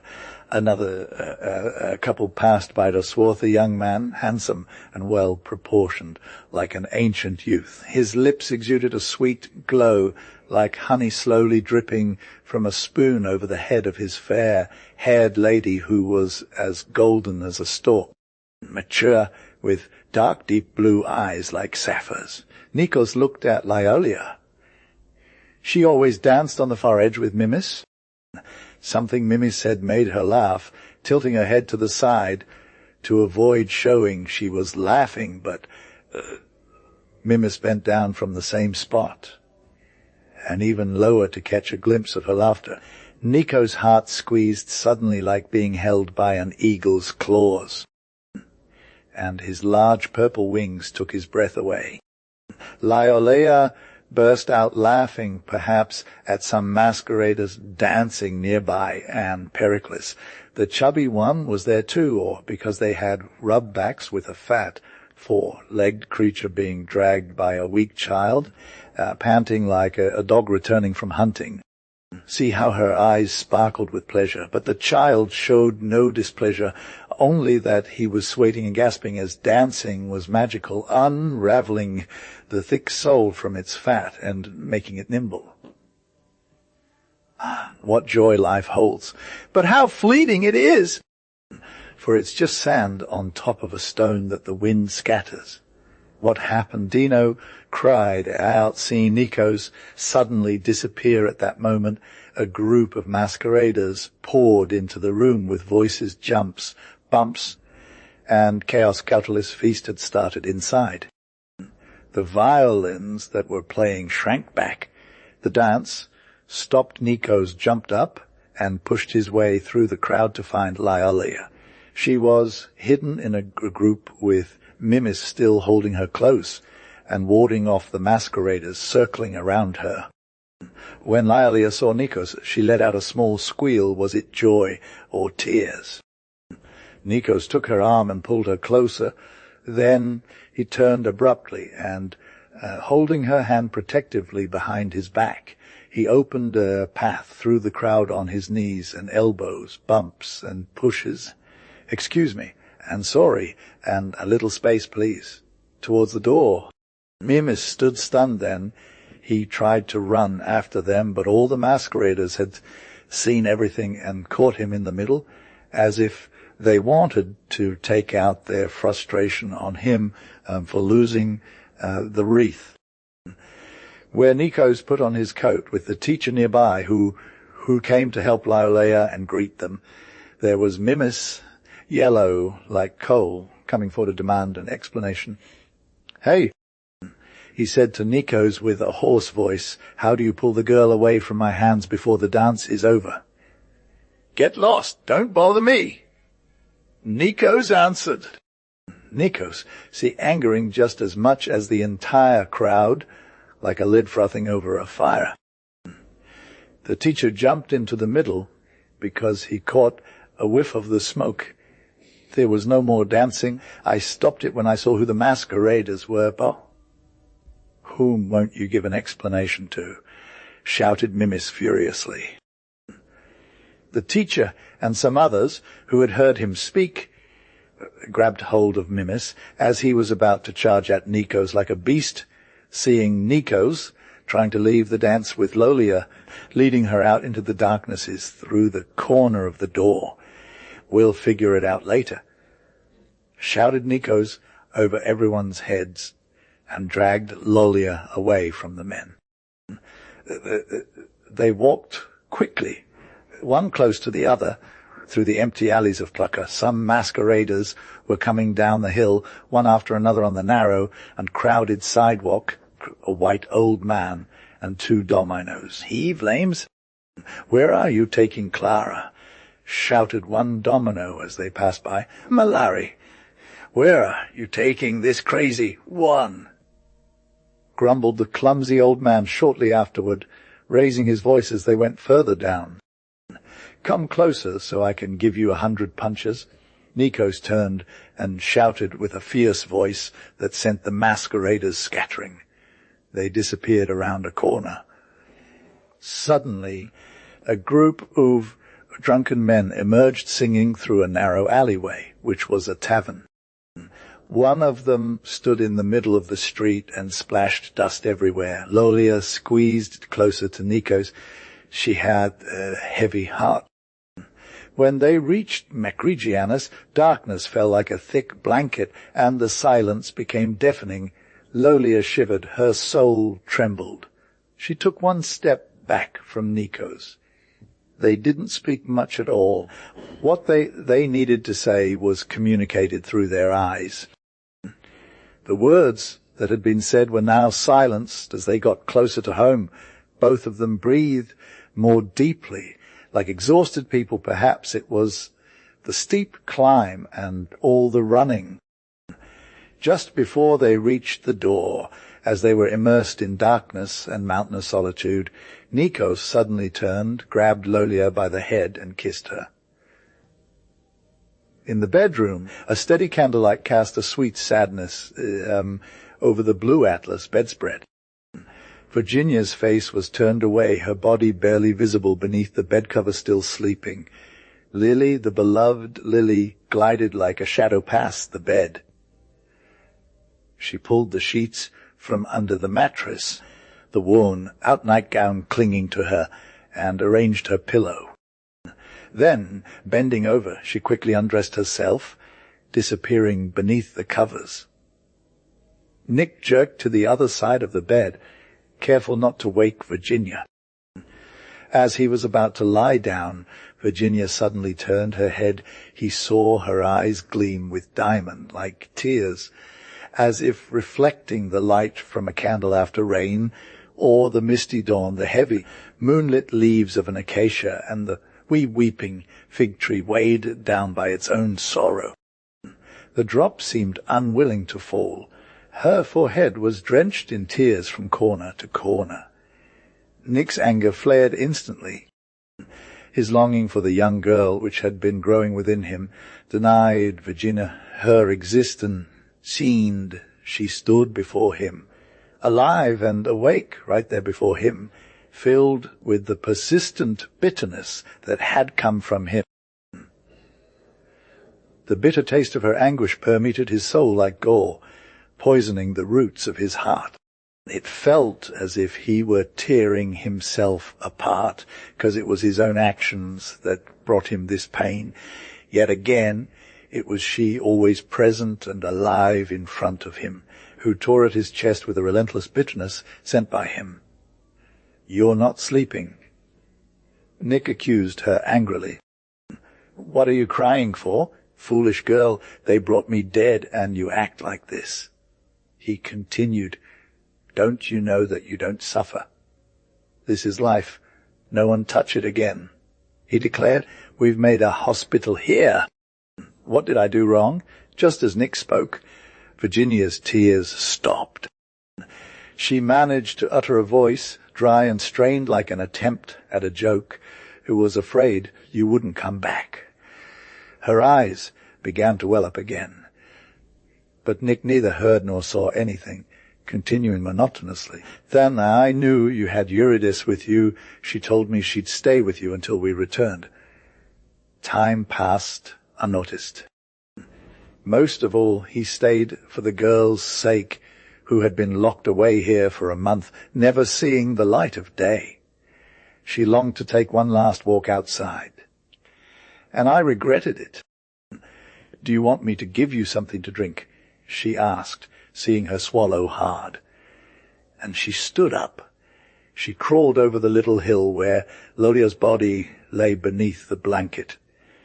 And she gave her some milk. I'll bring the doctor back tomorrow to see what we should do, he said last. Then she fell back and slept again in a moment. Her breath hung heavy and deep, snorting almost, which she never did. Under Lolia's blanket something stirred. It trembled. Lolia was crying with convulsions.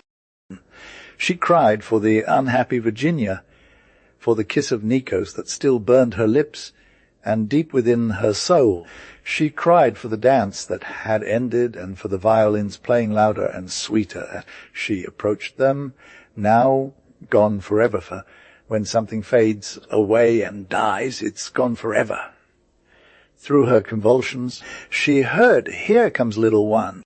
Here comes little one. Yes, the fat one, and mixed in another purpose of Lancy that seemed to say, come, Lolia, come on. Go to the mountain. More. Come, Lolia. Lolia, Lolia, Lolia. Let's go to the mountain. And if I don't want to, don't come. And if you don't want to, don't come. I'm going alone. I'm going with someone else to the mountain. Oh, how much she wanted it. And again a tone higher. Come, Lolia. Come, Lolia. Let's go to the mountain. More, come, Lolia. Lolia, Lolia. Let's go to the mountain. And if you want to, don't be afraid. And if you want to, don't be ashamed. Lolia, Lolia. Lolia, Lolia. Come, let's go to the mountain. Thus did Lancy's purpose speak to her, but Nico's eyes said the same as he danced in her embrace, his gaze fixed on her, and she felt them shining like stars upon her hair and burning within her. His mouth was half open, his teeth gleamed, and his warm breath blew across her face. How her fingers gently clutched him beneath the arms. Come, Lolia! Come, Lolia! Let's go to the mountain. And they went to the mountain. There Nikos kissed her many times on the mouth, and she kissed him back in his green eyes. She fell asleep. In his sleep, Nikos murmured twice. Or 3 times he cried out, Lolia. The candle grew tired of shining and longing. It began to spit sparks with a bang, casting its black eye aloft and drawing the flame back, same chest, in a mortal agonia where his breath fails him, and, with a sharp, fleeting cry, he disappears. How didn't Virginia die that night? The field of flowers know she did not die. But that night she realized for Nick's happiness she had to sacrifice herself, and then her unjust soul yearned to fly. But she wasn't losing consciousness. She still felt the same terrifying weakness, as if all her blood had been sucked out, as if the life force within her had shattered. Her ears buzzed constantly like a distant sea or tree swaying in the wind, their every leaf quivering. She thought she was always at the Parages, halfway through the road to Parai, where they had walked one Sunday afternoon with Nick from Moschato's billboards, and it had been exactly a month since they had been married, and they sat down and ate together under the shade. Suddenly she heard, or rather felt, some clanging sounds like strings being plucked and harps within her mind, so loud that she feared they would tear her whole being apart to take her away. And again, like little bells, ding, ding, ding instantly, striking, cutting through the air. And bells were ringing slowly and heavily, as if in a funeral procession, all singing to her, "Virginia! Virginia! What tyranny!" Virginia was this her own funeral. Often a weight would press down on her chest that she thought was a mountain of earth being dumped on top of the undertaker's, and her heart would flap like a frightened bird in its cage. But as soon as she raised her head slightly, her temples would throb as if hammers were nailing them shut. Nevertheless, she did not die. She would only close her eyes all day long, and only open them when Nick entered the house, as if gathering all the remaining strength of life in her eyes to embrace him with those eyes for one last moment, to kiss him with those eyes, since she would never touch his lips again.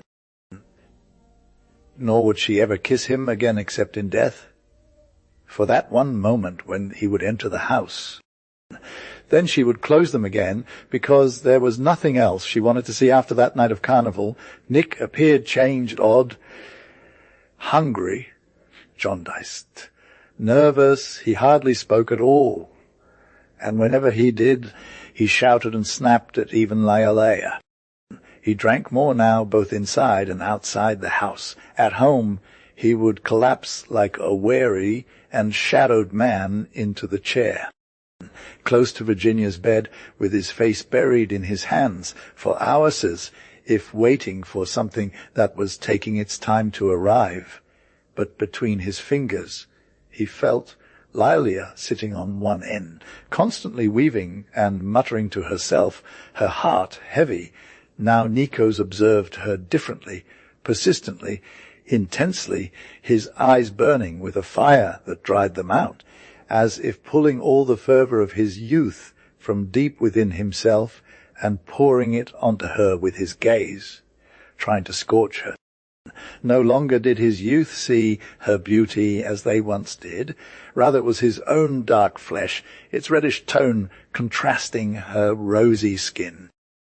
And whenever Lilia wanted to move slightly in the chamber, quick glances from him would flash and fade like sunbeams in a mirror, burning into her.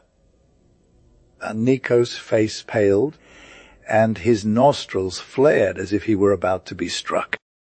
And Lilia, without seeing his eyes, felt them upon her, all over her body where she stood. As she walked, her cheeks turned red to the roots of her hair. She sweated, her steps weighed heavily on her, and her needle trembled in her hand. A heavy, suffocating air filled with stifled pain, desire, and hidden flame surrounded these three people who were bound by their fate's chains. The doctor, back again for one of those days, found Virginia much worser. He ordered her to drink meat, juice, boiled and strained in a bottle several times a day, to have hot bottles placed on her feet, wrote out small white pills for her heart, 3 per day, advised them to keep either at home in case she fainted. She must be well covered and the window left open so that sunlight could enter. She should drink valerian tea twice a day. What can I give her? He thought, having run out of options. And for the night, when Nikos told him she couldn't sleep because whenever he closed his eyes, he found her with her eyes wide open, he wrote some hypnotic powders, sulfonal, for her to take every 8 hours, and then sleep would come to her around 11, lasting until morning. "All right, enjoy your meal," he said. Now, for a few days, it was pure bliss. The weather in Athens was beautiful, especially in the last few days of May, as if the city was trying to show off its beauty before the heat set in. What sweetness hung in the air! What gentle gold had been poured over all the alleys, the rocks of Philopapos and the quarries below, with their cement inscriptions on the upright backs of the donkeys that were braying. How the stones and the earth smelled happy under the sun, with a powerful, deep, mysterious scent that stirred human flesh from its depths. It lifts hedonically from itself, turning into earth and stone and grass, and gets drunk with the joy of harrows. So the whole mountain breathed as if inside the chamber of sick virgin's bed. The half-moon, like a silver slice of melon, walked across the sky, and every now and then faint cloudlets appeared all around, like sheep near their shepherd, and they would scatter playfully again. The sea, vast and dreamlike within a rose-tinted hade, save longing, sent its hickory breath to old friend Athens as it has for thousands of years from afar, with yearning glances. The hills and fields spilled out all around like an untidy blanket beneath the feet of the Parthenon. The sun kissed child seated on a rock, listening to the old. Crazy. Shepherds sleep with his back turned are so vast and green, so coolly cloaked in lushness that one's eyes delight in looking at them, and their chests swell with longing for the life of the flock and the pasture grass, which still lingers deep within us from fairy tales. Spines and finches chirped on the mountain. There was a silence, stillness, and transparency hanging in the air as if holding their breath, so every sound echoed loudly and resonantly. Something metallic clanged somewhere far away at a workshop. Thud, click, carpets beat rhythmically in some courtyard. Tap, tap, hat! Tap, hat! Top, top, pot. Dogs barked. Cows mooed from their yards so close that one felt they were inside the chamber beneath the bed. Sometimes a donkey's voice reached me as it passed by Macrigiani, accompanied by the merchant behind him, singing, and would meet another loaded companion also singing in sync with his baskets, jingling rhythmically alongside the drumbietta on the road leading to the woods. And every so often the classic Athens groan of Koanotocertis, however you want, because the world has so many names as there are grains of sand, and all fit since he earned it with his sweat, which reminds one of the folk songs with the commoner hanging like grapes, baths in the riversides, and further on the beach, barrels in a row, and women's shrill voices in their white blouses, fanning themselves, wearing red aprons, and handsome men riding their horses as centaurs within the lengthy waves that foamed against white rocks. But all this joy of life, the sun's caress, and the sweetness they couldn't bear, the dark longing, made those three silent souls shudder a golden and azure afternoon, when the sun had entered fully, drunk, into the room and rolled over the floorboards, playing with the spiders in the corners of the ceiling, and even with Virginia's paleness, which was turning yellow like an old faded coin, and played within Lolia's hair, glistening like fiery honey on a spoon, and touched Nicholas' neck, showing faint and pale as ripe, aged sugar just as they finished eating. The door opens and Aunt Alexo enters, swaying from the road, dishevelled, with her ballerina unbuttoned. Good morning to you all, and good health. Summer has arrived, children, properly. So it's a joy of God out here. We shouldn't be so far apart. I would have been with you every day, tired of seeing me. Oh, Christ! The whole journey from the depths up here. I know that neighborhood well, and I can't find my way to another house. How are you, Virginia? You'll be ready to leave in 1 or 2 days, right? Well, she says, yeah. How is Lolia doing? Always good, isn't she? Does she like it? Is her work keeping her busy? Indeed. She seems to have been born for homemaking. Nicholas didn't say much at all. But Virginia, looking at Nicholas, made an effort to speak on his behalf. She opened her lips into a faded smile that spread across her face and showed as a grimace, saying, "Wonderful." Aunt Alexo returns to see Lolia standing tall, smiling, and about to cut with her finger a thread had unraveled from the hem of her skirt. Aunt Alexo didn't know why Virginia was late for the dance, because she hadn't been back since Palm Sunday. "Do you have it, Lolia? You look so bored, and Mr. Nikos doesn't feel like going out today. Why don't you go outside, Mr. Nikos, for a little walk? Just stay inside and work. Now, let me sit here with Virginia. This is getting boring. Just as you say. Listen to me today. Virginia's companion I wanted to come with her was Lady Urania, the daughter of my landlady. She has only one who wanted to gather flowers in Calathea, but they had some at the table, and she couldn't leave her mother wouldn't let her. Do you see, child?"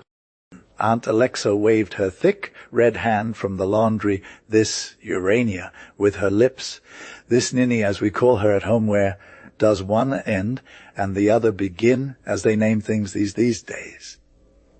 And she's so beautiful, like cold water. Only here is the translation of the text. I don't know how she does it with her hair, not like a young girl, but in a way that's almost ancient. She tams it low from the side, so you can barely see an ear, just a glimpse of her forehead, that's all. And she knows letters too, all the teachers' secrets. She speaks French, Russian, English, American, don't even know how many languages there are in the world, but she masters them all. And if she doesn't want to get married, with 2 homes already, hers, let alone her mother's dress, silverware and diamonds, how could her fate not have shown itself? She was asked by the best officers, like angels, a doctor, maybe 2, a lawyer from Patras, another from Annapley, 3 right here in town, and she's no longer young. She has her books, and she doesn't need any more trouble. All day long she holds a yellow book to the window and reads it and writes down notes.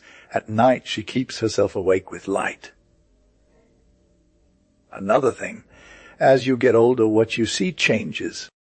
Sometimes too many letters are more harmful than helpful.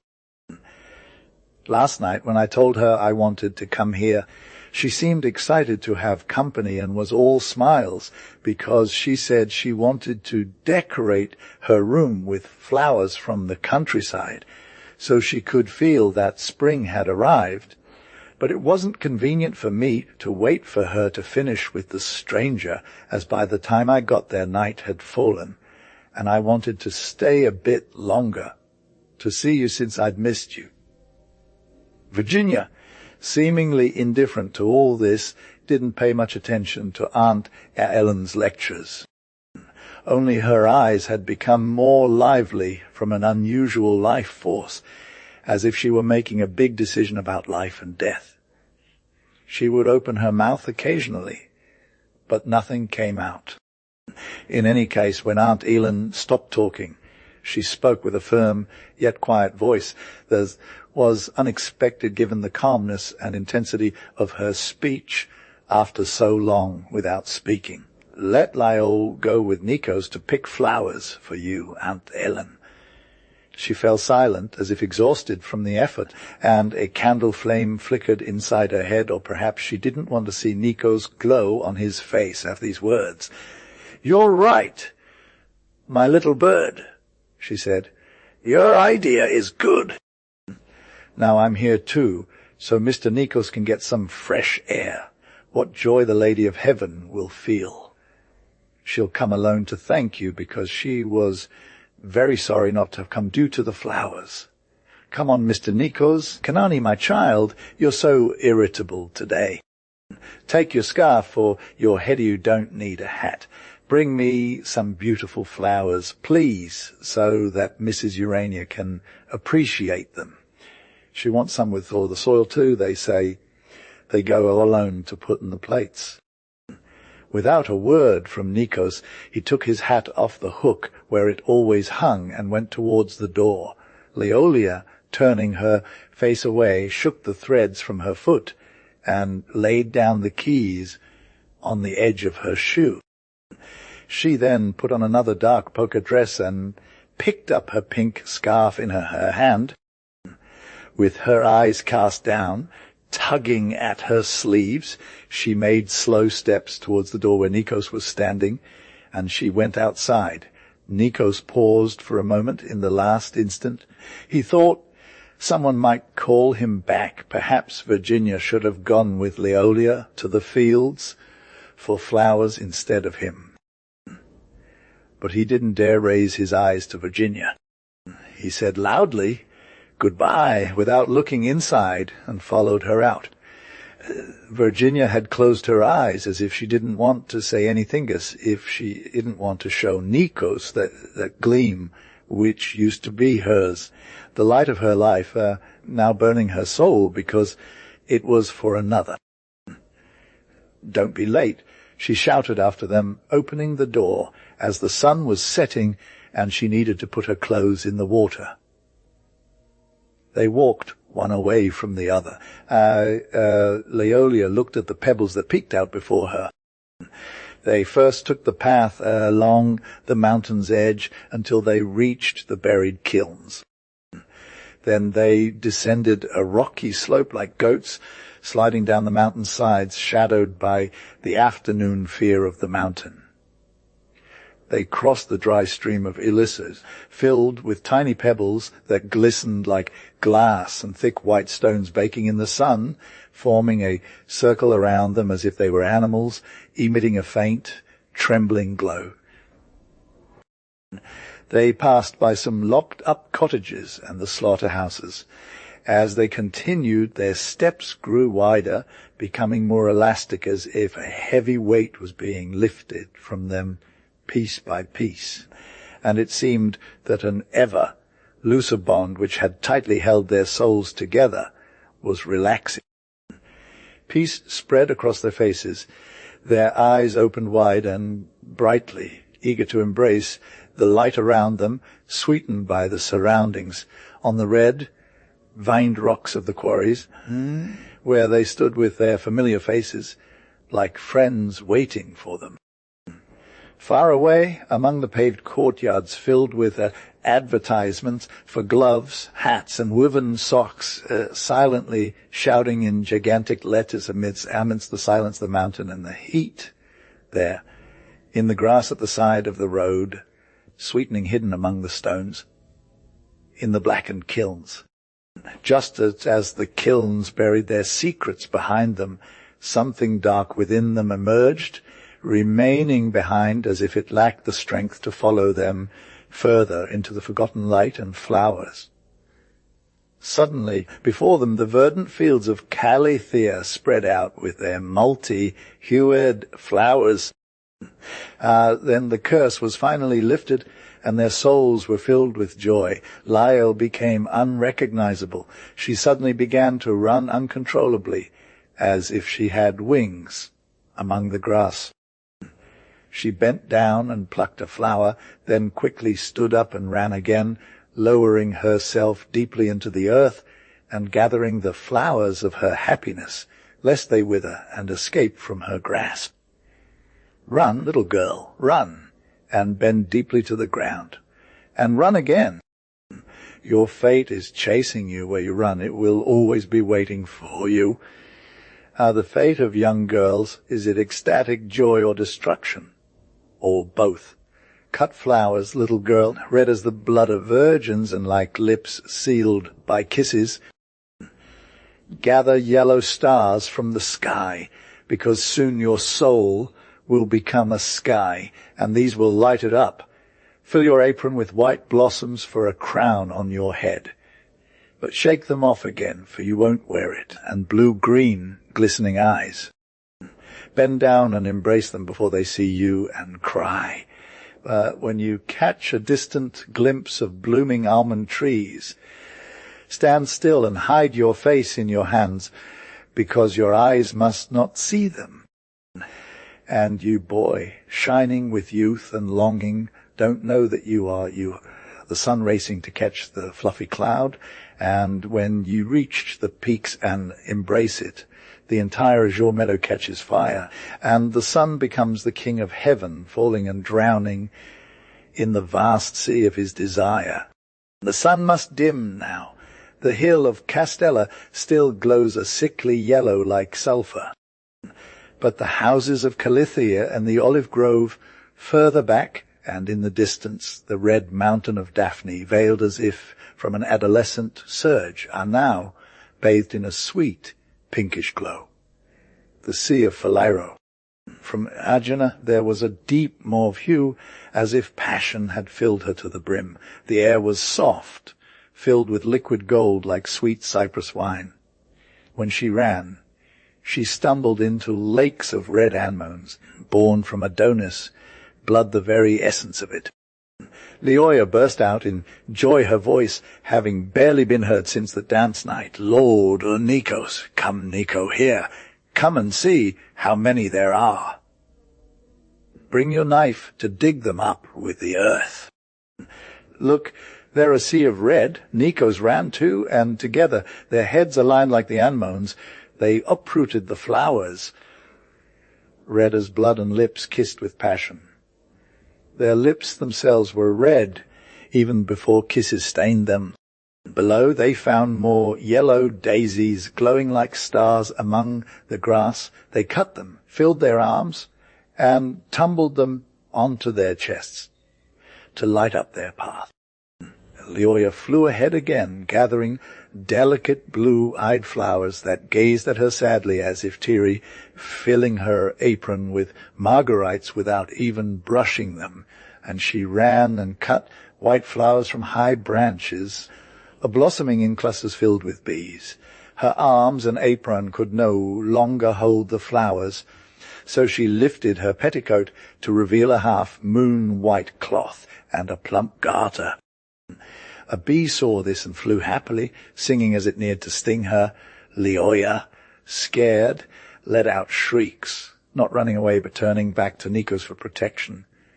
"Bee, little god, without stinging, you shoot your bow." Nikos opened his hands to ward off the bee, but he missed.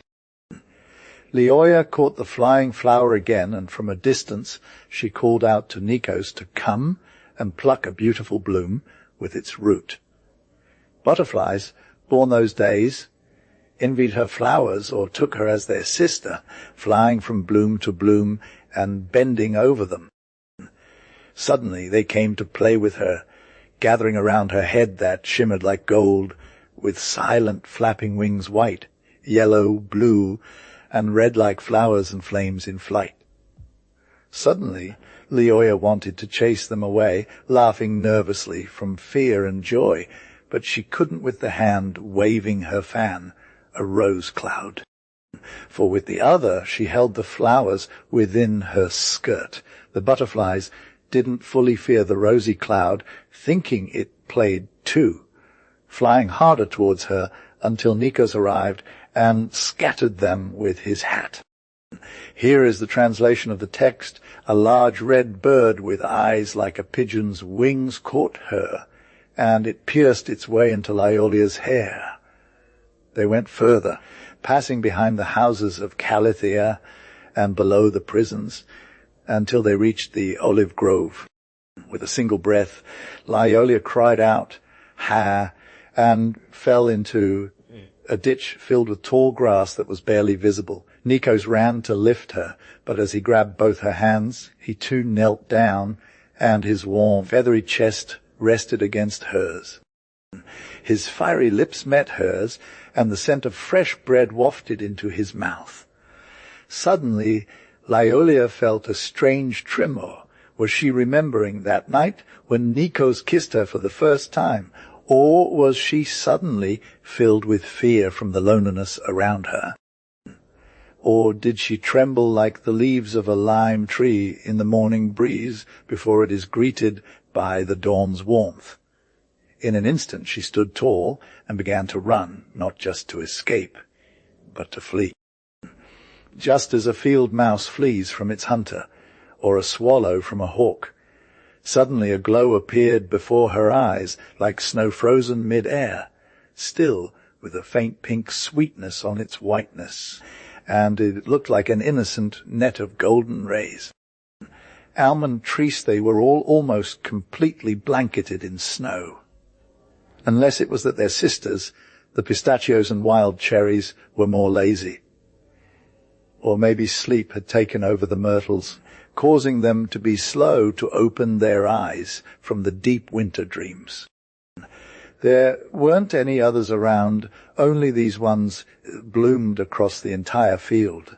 They were all frozen together, their branches swaying from top to bottom like densely snow-covered blossoms. Lyolia stood, stunned and speechless. Then, as if drove sweet Globo, she moved forward with slow steps and dazed eyes. The almond trees stood motionless, ready to dance. But they didn't budge because in the middle a round clearing opened up. Tall grasses and myriad flowers grew there alone, untouched. Something dry, still barely green, with thorns surrounded it, making it seem as if nothing from this world remained visible, nor even the sky from within that flowery field, like a swing or a wedding bed under the white dome where the blossoming branches rustled. Indeed, the almond trees had created their own heaven with the virgin's blossoms that Persephone sends from Pluto's realm to the worlds above every spring. O almond trees, why did you reveal yourselves before the girl's eyes as she ran away from danger? And why wouldn't the daughter close her eyes and let your sweet light carry her away below the sky's floral intoxication?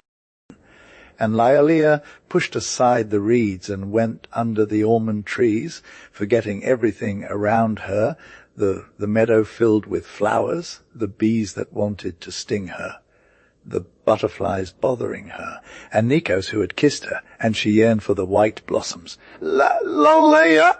Lyolia!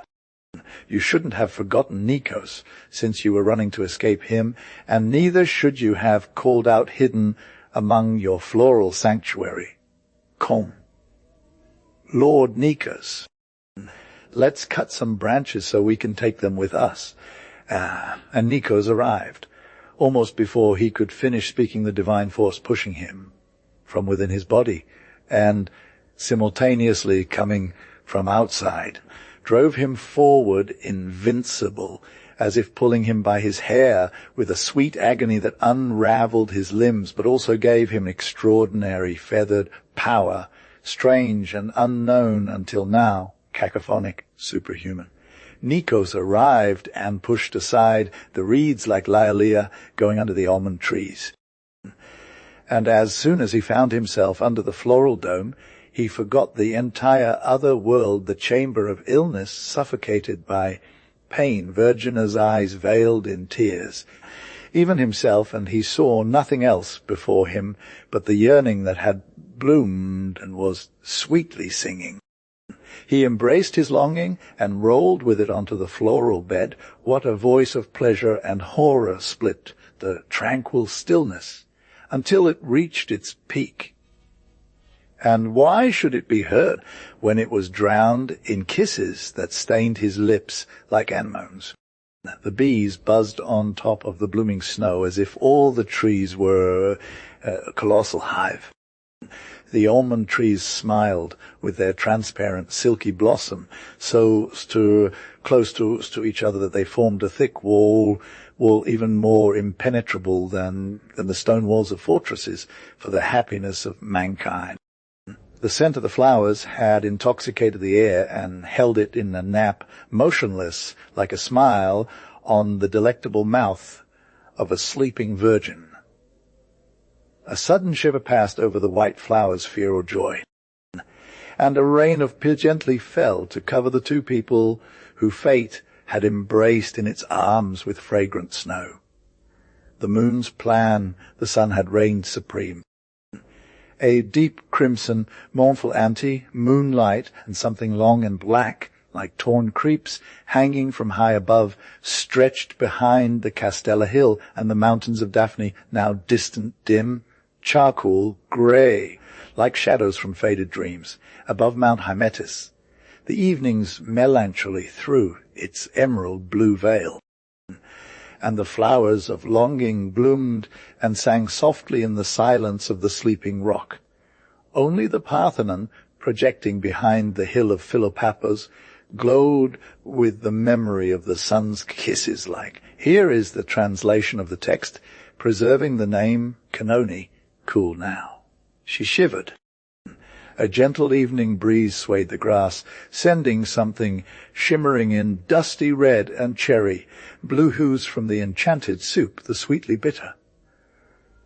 The flowers chilled and hid their heads among the grasses, but some rang out, bending low on their tall branches, faded and shadowed in the dappled silver light. They returned home, walking swiftly in front and she behind, still laden with the flowers, clutched to her chest. Had they been lifted into her embrace, carried by these, the flowers, now wilted and filled with shadow. Lily was crying, her hair dishevelled, adorned with almond blossom anthems, and she walked with her head bowed, covered by her rose-scented scarf, as if she herself were one of the cut flowers, wilted and shadowed. Nikos held a large branch of almond tree in his hand like a trophy, and on his face, as he looked ahead and up, there was a glimmer from his victory over Parnathan, ignited by memories of sun kisses. As they neared the final uphill stretch behind their house, they saw Aunt Elengo emerge from the corner of their courtyard in a fit of rage. Upon seeing them, she shouted down the hill, "Bravo! We didn't say we'd stay up all night. I'm off to catch colossolates. I couldn't sit still any longer. I have laundry to do and 2 hours of night work, a triple wash for Mrs. Athanasaki, you know her. Her husband is in the ministry. She had quite the dowry. Oh, that house in the Russian church. Well, let it be. Oh my, these little ones are so beautiful and blue," exclaimed Canoni. "They're daisies," Lily whispered, "and they're still in the earth." "Shall I put them in your handkerchief, Aunt Elengo?" "Take a branch of almond tree too, Aunt Elengo," Nico said. "We cut these just for you." "No, I can't carry entire trees now. The tax collector will have my head, you know. They don't joke around," she replied. "I'll sit and chat, and the night will be upon me." "Here he comes," Vracus interjected. "Hello, children, have my blessing," said Aunt Elengo. "Next week when we come, you'll see me again." "For God's sake, she's all alone. Poor Virginia." And off she went downhill in a rush, carrying a bouquet of flowers like a barrel rolling down the mountain, and as she stumbled, she called back, "Lily, as we said, do your task, and Virginia, your 2 eyes." Nikos and Lyolia, with their branches twisted and the flowers that remained in their entire embrace, entered the darkened room from the stark soup, as if the whole moonlit and fragrant spring was present. But along with the glow and the cool breath of the flowers, a deep sorrow spread all around. Thus, just like a dark cloud covering the faintly lit sky, the green huge spring mourns deeply. When Nikos saw Virginia on her bed, white and empty in the dim light, he felt a surge of compassion welling up inside him from all the happiness of youth and life. She had nothing. He had everything, even that little bit which was supposed to be hers, as he had taken back her very essence. Then he decided to give her some of what he had in excess, the cut and the wilted flower of the field, since he had with him an eternally unmanned entire field of flowers. He took the flowers from Lyalia's hands and went closer to Virginia's bed. "Virginia," he said, "he brought you flowers too. We gave plenty to your Aunt Elenka as well. whom we found here outside. We even went all the way down to Rufe's place, where they have the most. That's why we were late, and he scattered the flowers across her quilt. Then, as if wanting to give her something beyond just the flowers, something from himself, from what he had taken away, which was even more precious, he leaned over her, close to her face. Virginia, when she saw Nico's approaching with the flowers, had opened her eyes wide in fear, and then closed them again as he poured the flowers onto her bed, as if not wanting to see them.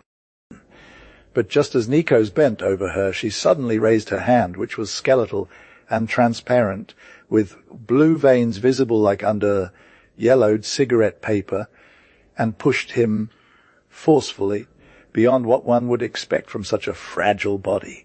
With malice, she said, "Get out of here! You smell of sunshine. Put these down when I am buried." And she turned her head away. Nikos was suddenly pulled back.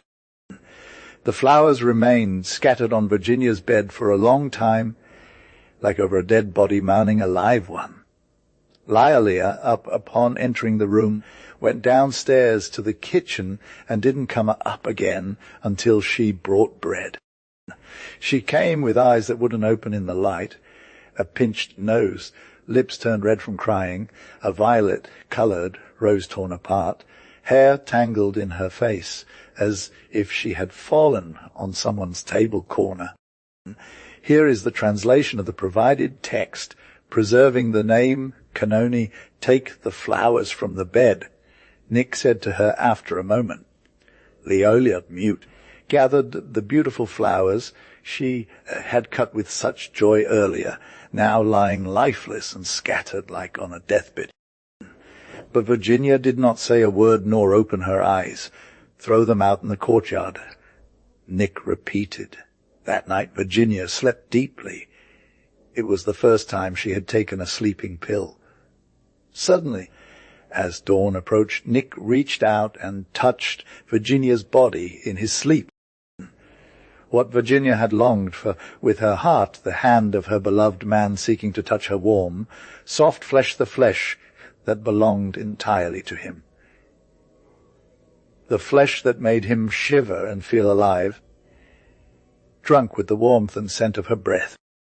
This longing, this hand, came to Virginia that night. But it wasn't his. She woke up in a fright, her chest ached from the force and desire of Nick's masculine hand. She shuddered and let out a faint cry from fear or pain or joy. Nick, still groggy from the sweet morning sleep, also awoke at Virginia's cry, but as he felt her bruised chest under his fingers, he grew cold all over, huddled into a ball, and turned away. The next day at midday, Nick returned with a bucket carrying 2 lambs, some planks, a mattress, and sleepwear on a cart. "I got them from a friend who had extras," he told Virginia as they brought the items into the room. "I wake you up at night, and the doctor said you should rest." This was the final blow to Virginia's existence. The sun shone again that day with the same sweetness as yesterday. The gentle sunlight caressed her like a soft touch, gradually calming and soothing the storm in Leolia's soul. In the evening, Leolia went downstairs. Everything around her, within her sight, was golden, bathed in a mellow, rich orange hue, thick and smooth like aged wine, with shadows emerging from its depths, deep violet and indigo. Everything seemed to exude an unspoken peace and tranquillity. Oh, what a marvel the almond tree, the small curled almond tree, had suddenly bloomed that night. Leolia approached it. Only 2 flowers were fully open, but there were other buds ready to burst forth. She untied the string that held the flowers in place. Here is the translation of the text, preserving the name Canoni bound to the tiny almond tree and tormented by. He slipped behind the pipe of her garden fountain barely protruding from the wall of the courtyard. Then he bent down to see what had become of the flowers he had thrown into the well the night before. Soon 2 small plates appeared, adorned with red and blue anemones, freshly plucked from the earth, along with a branch of almond tree, one of those from the bad fields.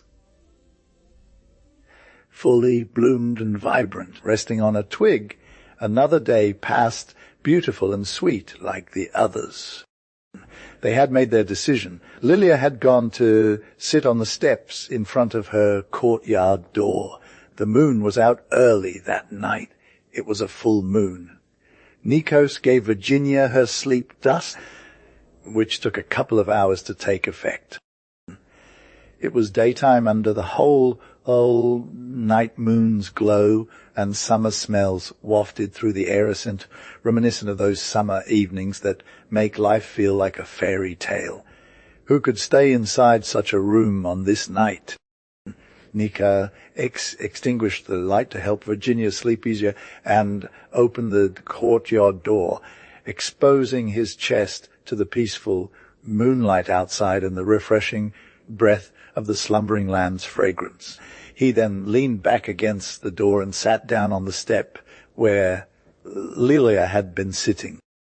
She got up to leave as she saw him, but he wouldn't let her go. He told her to stay, for otherwise he would be lost too. And so she sat back down at the other end of the step. The moon, round-faced and white as milk, kept rising higher and unfurling its radiant mane that surrounded her face like a red golden halo.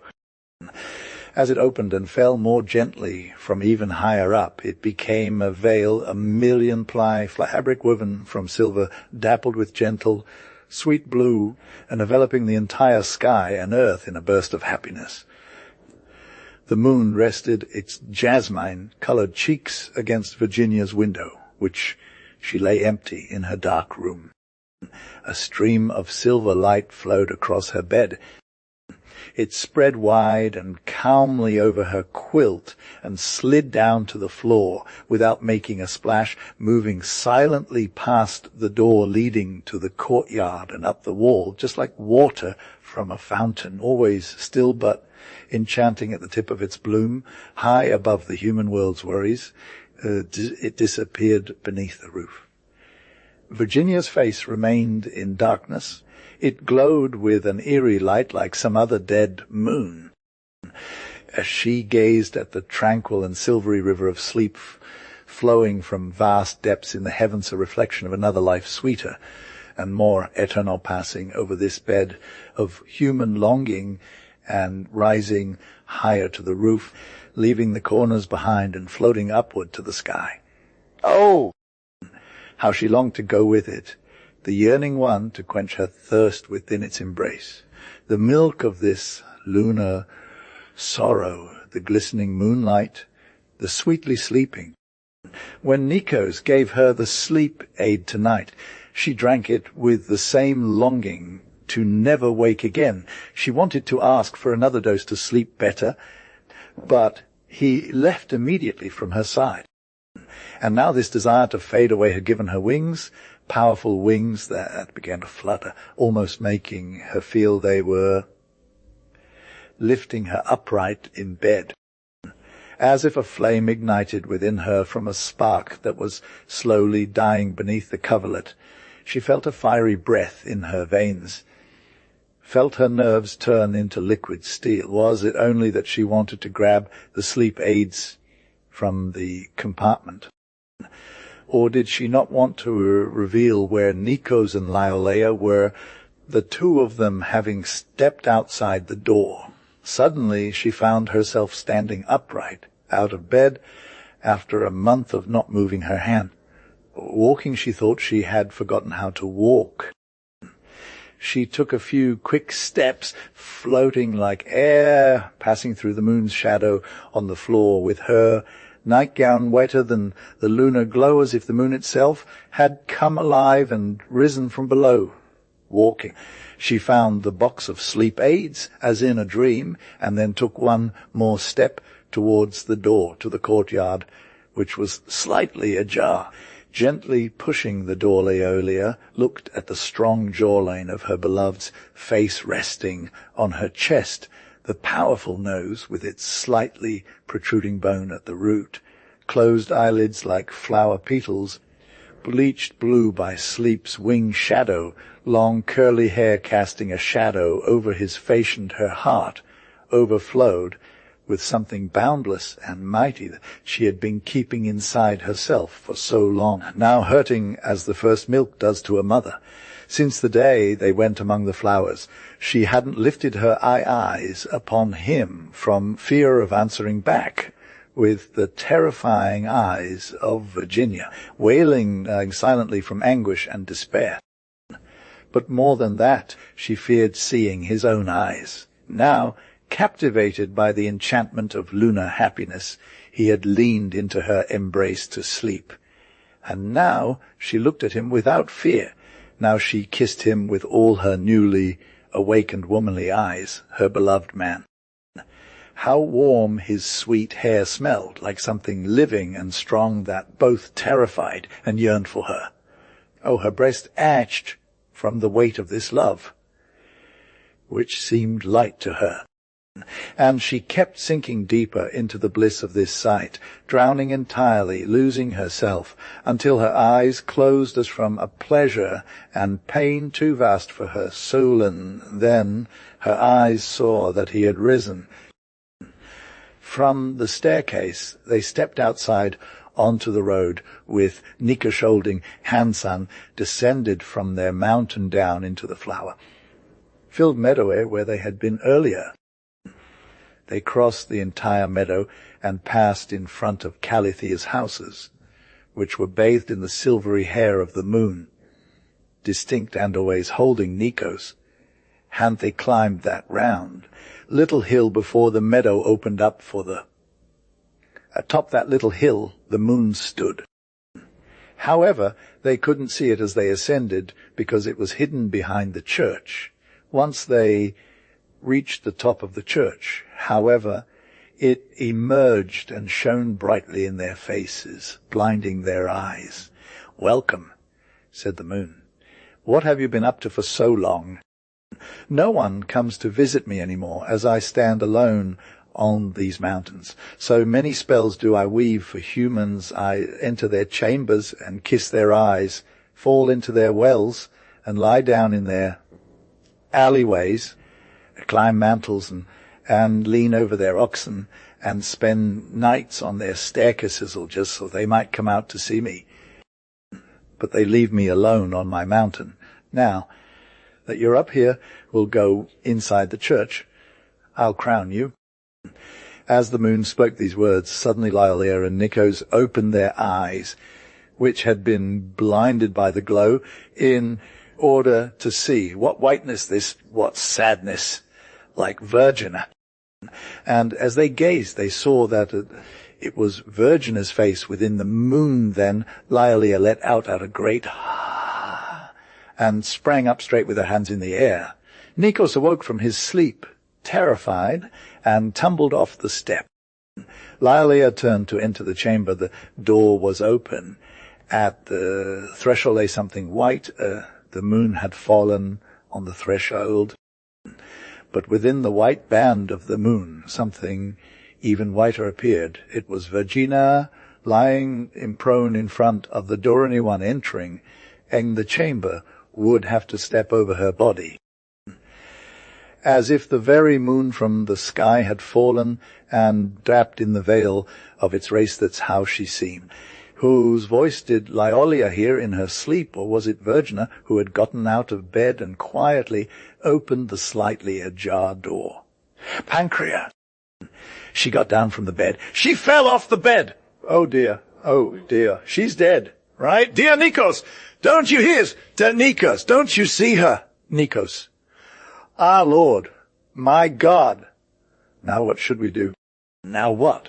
Here is the English translation of the text, preserving the name Canoni. What should we do? Thus she cried out, her voice trembling with fear that had frozen her from within, as she saw Virginia lying breathless by the silvery moonlit river. She began to cry and wail. Nikos suddenly pulled away like hair from his dream, like embrace, didn't understand at first where he was or what was happening. With Laiolia's cries echoing through the peaceful night, he came to himself, his eyes locked onto the terrifying sight before him on the threshold of the room, and a bolt of lightning passed through his mind, just as a dagger through his heart. "Virginia!" he gasped, his voice hoarse and strained like from some well. "Can't you hear me, Virginia?" "What are you doing?" Laiolia shouted with a voice that swam in tears. "Comb, Lord Nikos, let's lift her, take her to her bed." She continued to weep as she knelt beside Virginia, whose cold body was shaking. Her nightgown, once white, was now frosted with the cold, brighter even than the moonlit river that had embraced her. Nikos lifted the lifeless Virginia, she was like a feather, and they laid her on the bed. He then searched for the ether bottle among the tresses and placed it under her nose. But Virginia remained still. He dripped a few drops into her ears and rubbed them vigorously, until her cheeks flushed slightly. Laiolia came with a cloth in her hands soaked in vinegar and applied it to Virginia's forehead and nostrils. Nikos took some ether and dropped a few drops into her mouth, which was half open. "Nothing!" he exclaimed. "I'm going to fetch a doctor!" "There's one nearby, Macrigianis. He'll be here any time now. Do what you can, Laiolia, to revive her. Stop crying now." Laiolia begged him not to leave, not to abandon her alone. Overcome by fear and emotion, she curled up in a corner of the room like a small child, for Virginia was still a child in many ways, and such terrible things had never happened to her before. These days life had been cruel to her tender soul, but this, like a delicate flower that had been bent by the storm's force. There she wept, and Virginia smacked her lips and let out a deep sigh, a long-drawn groan like breath from a chained spirit freed with blood-stained wings. And then she opened her eyes. Laiolia sprang to her side. "Oh, Lady Virginia, have you awakened again?" she cried, leaning over with joyful tears in her voice. "What have you done to us? Why did you get out of bed? Do I give you some ether to smell?" Wait, I'll bring you some water to drink." But before she could pour water into a glass and unscrew the ether bottle, Virginia's eyes closed again, and her head fell heavily onto her chest, rolling to the side, a flower on a broken branch. Then Laiolia went into a frenzy. She started running around the room, which was illuminated by strange, tragic light struggling to punch us the cold silver glow of the moon that resembles the eyes of Hera's, and the yellow from the lamp the same sickly flame of human life. Alone, though, the little girl clutched her hands, wailing in fear of death. Then she knelt before the bed and kissed Virginia's hand hanging off the edge. "Virginia, my love, my Virginia, it's Nikos." "I am," she cried, hoping that the power of her beloved name would wake her, for she felt that only that name could awaken her, even if she were dead. She stood up again and squeezed ether into Virginia's mouth as Nikos had done. She poured water onto her face until it drenched her. Then she fell to the ground and started running around again, lost in herself. Suddenly, she hit her fists against the wall, dividing her from her neighbor. "Help, dear neighbor! Come quickly!" "Virginia is dying," she shouted, trembling with fear from the whole situation and the horrifying meaning of her words. She couldn't leave to get anyone from neighborhood. What if Virginia died alone? She squeezed her temples in her closed fists from despair, as if afraid that her mind might escape. Just then The door opened and Nikos entered with a doctor. He was not the dapper, perfumed gynecologist who always came. He sat on the other side of Athens and never left his house at this hour to come here. He was a local doctor who ran from morning until night, and even in the middle of the night for the poor, a patient type, a black rubber coat tucked in at the waist, wide and long pants that were always covered with even dust, even when he left his home in the morning, a massive walking stick, and a face identical, a sieve with holes in the skin, like a colander. He looked like an eternal judge. Doctor, whether as a broker or contractor in the building industry still, such a person was very beloved by the local community. He didn't know many things, but he did earn a few, a double and sometimes even 50 minutes. The doctor is always a source of comfort, especially for the small world of illness. Without removing his hat, he went to the bed and rested his mallet on the coverlet. He took Virgin's pulse, put his hand around her neck and heart. He placed his stethoscope on her chest. Fainting, he said with a hoarse voice like a raisin-filled pipe, "I'll drop some ether into the glass of water that was there earlier," which Lyolia had brought, and try to give it to her by lifting her head. "She won't swallow. A tiny spoonful." And he spat a little into her mouth. She hit her head as well, he noted, pointing out a small green walnut that had suddenly appeared, slightly bloodied, on the bloody pulp of her headache. Put a wet cloth here. Lyolia. The doctor had told Nikos about Virgin's illness on their way back, and about the exhaustion she had endured from the other doctor, the gynecologist, who had been recommended to him by his master. And because of this, he still brought her persistently, even though she was weak, and, of course, would always get his due words and neighbor gossip. But something had started, and then everyone says how a disease must run its course. How did she find the strength to get up from bed? Said the doctor now, after so much time lying down, and in such bad shape. It's because of her extreme weakness that she can't lift herself up. Her nerves are completely frayed. Did something startle her? Didn't she see anything and get scared? When Lyolia heard this, a spark lit up in her mind. She saw the full moonlight shining on the threshold with Virgin lying inside, as if drowned, the door open. And on the step of the open door, herself and Nikos sleeping with his head resting on her bosom. Then she understood, because until now, out of fear and turmoil, her soul had no place for anything else, and not just understand, but feel in the hazy depths of womanhood that something terrible had occurred, so terrifying that it could kill a woman, and that's why Virgin was dying now. She felt dizzy, her knees gave way, and she clung to the bed to prevent herself from falling. Crack! Something gave under Nikos' feet, where he was about to take another step. She bent down to pick it up. It was a box of powders that Virgin had taken from the pharmacy. In between, the doctor had taken out a syringe from his pocket.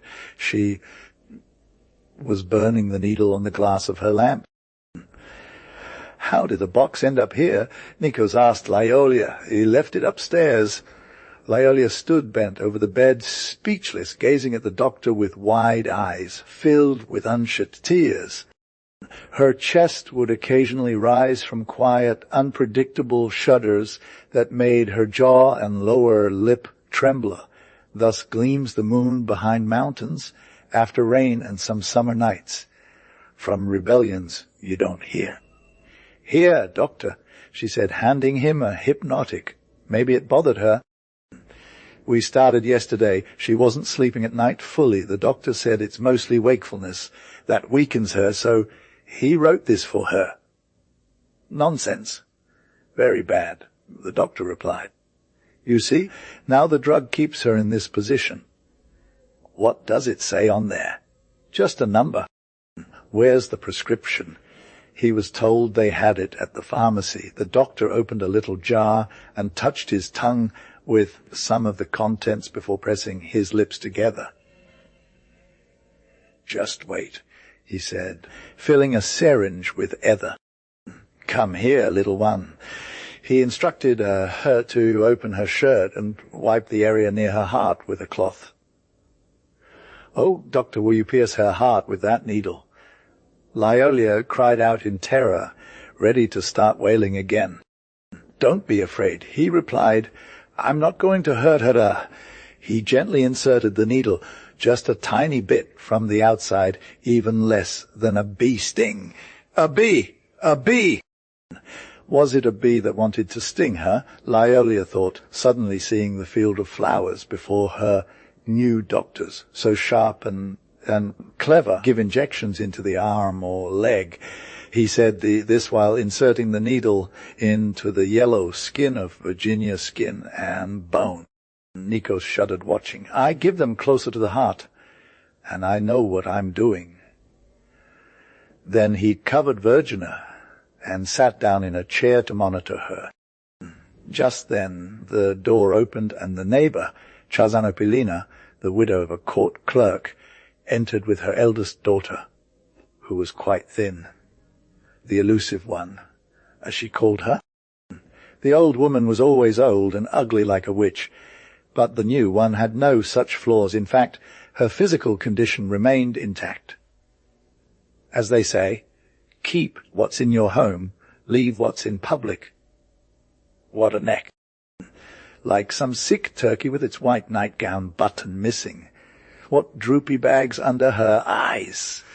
Her skin was the color of quince. Here is the translation of the text, preserving the name Canoni. She left half the shirt. May God make it pink with the dried-up sweat that was dripping from her stomach. And below, the ticks. What happened to you, Mr. Nikos? Hissed the old woman. I said, I replied, I hear this commotion in my sleep. Or did something happen to Virginia? It seemed like I heard voices, something like crying, but I kept thinking. It's my heart analyzing all that I've been through, all the bitterness and sorrow, and tricking me into thinking I'm fine. The doctor's voice struck me like a hammer. Everyone has the doctor's voice in their hearts. The benefactor of the poor.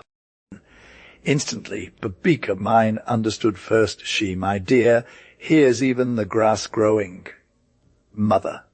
She says, something happened to little Virginia, and they brought the good doctor. From the start, this was what we expected, Mr. Nikos. We always said so. But I also told the girls, don't interfere in someone else's affairs. Here it's about life and death. You'll have your share of responsibility afterward. And indeed, these are very delicate matters, whispered Mrs. Ibika.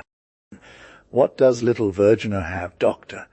The old woman was thinking maybe another fainting spell. A few days ago, I and my daughters were left alone for half an hour, dry as a bone. She was all by herself like Orphine. She turned to ask Bibika if we weren't there. We saw an experience trying to save her. Women alone. I almost went mad. Fate knows. Someone will tell you later. Now, Monsieur Chazaniopoulou, said the doctor, standing up from the bed. Stand aside. Don't block my light so we can see what to do. He took Virginia's pulse again with his watch in hand. He placed it on her heart. Then he poured ether into his hands and rubbed them on her temples. He rubbed her hands and feet. Suddenly, Virginia opened her eyes and her mouth started to breathe slowly. Her breathing became deeper and deeper. Her chest rose as if a wave was about to break inside her. The doctor turned to Nikos, standing behind him, leaning against the bed. He pursed his lips and pinched his nose. Nikos watched Virginia's movements with all his soul purring out of his eyes. Her breath now sounded like a light snore from someone heavily asleep. She opened her mouth for a while, then closed it slowly, oddly, as if by a mechanism, in a way that was not human, like fish thrown on the shore by the waves. And her mouth kept opening wider and wider. She had stayed open for many an hour, now stiffened like a door that would never close again. Lyolia looked at her tear, stained face laid out flat, as if secretly joyful at seeing Virginia's mouth opening and closing, reviving her. "What is she doing like this?" cried Nikos, the doctor, in terror. "She isn't well." Chazanopolina and her daughter, who stood nearby, exchanged glances, and the old woman waved her hand as if to say someone had left and was gone. "Don't you see her, Mr. Nikos? Don't you see that she's leaving and saying goodbye?" Virginia's eyes were wide open, dimly and pale, gazing at Nikos, fixedly. They widened further, almost as if they wanted to burst out of their sockets and fly above him, while the pupils grew darker, resembling two deep holes. "Virginia," shouted Nikos. "Virginia, my love," and he fell to his knees with a strangled sob in front of her bed, grabbing her hand. The two deep eye sockets of Virginia's face above Nikos' head darkened like pits. Suddenly, Virginia opened her mouth even wider and didn't close it again. Her eyes became blurry, as if a cloud passed overhead, a faint one hovering above them. They remained open, rigidly staring at Nikos. The doctor stood up. "Her heart had no strength," he said. He placed his stethoscope on her chest. Then he took out his watch and closed her eyes. Up to this point, the author made corrections to his work. The sudden death of the author stopped the work, and subsequent corrections were made according to the first edition. "Live for your sake," he said, shaking Nikos' shoulder. Seeing that Nikos did not move from where he knelt with his face on Virginia's hand, he grabbed him by the shoulders and helped him stand up. "Come on, man. That's what the world is like. It's better if you calm down. She doesn't have life in her anymore. If you want, come by tomorrow for the permit." As Nikos stood up and glanced again at Virginia's lifeless face, understanding that everything was over, he turned around and went to collapse. The doctor held him back before the Chazanopolinas could embrace him. "Poor young man," said Bibika loudly, sighing through her tears. The doctor took Nikos by the arm, and they stepped outside onto the street. Nikos gave him a coin. "Don't worry," said the doctor. "We'll figure it out." He put the coin in his pocket. Suddenly, from inside the room, came the shrill voice of old woman Chazanopolina. "Ah, my Virginia! What evil has befallen her?" "Ah, my little dove! And where are you leaving us?" The veil of silence and the moonlit night's dream. A dog in a courtyard woke up and began to bark. It was already late. The moon was leaning to fall behind the castle. It was small now, as if shaken, more hazy, and read the same eye that has wept Lyolia. Lyolia had been lying down for a long time, behind the bed, in the place she always prepared for sleep at night. And she was wailing as if she wanted her heart to break. No one paid attention to her.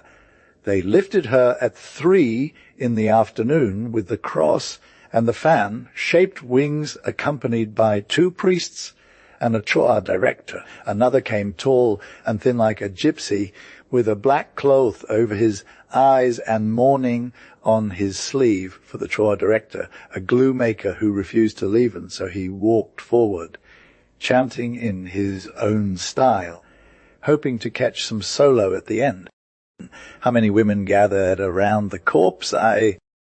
For so long as poor Virginia lived, no one asked about her, and now that she's dead, they all rushed like Grouchy left behind the Chazanopolin family. Mother, and daughters, and her old sister, Aristena, and Lady Eurydice. These were among the first to arrive, familiar faces at home.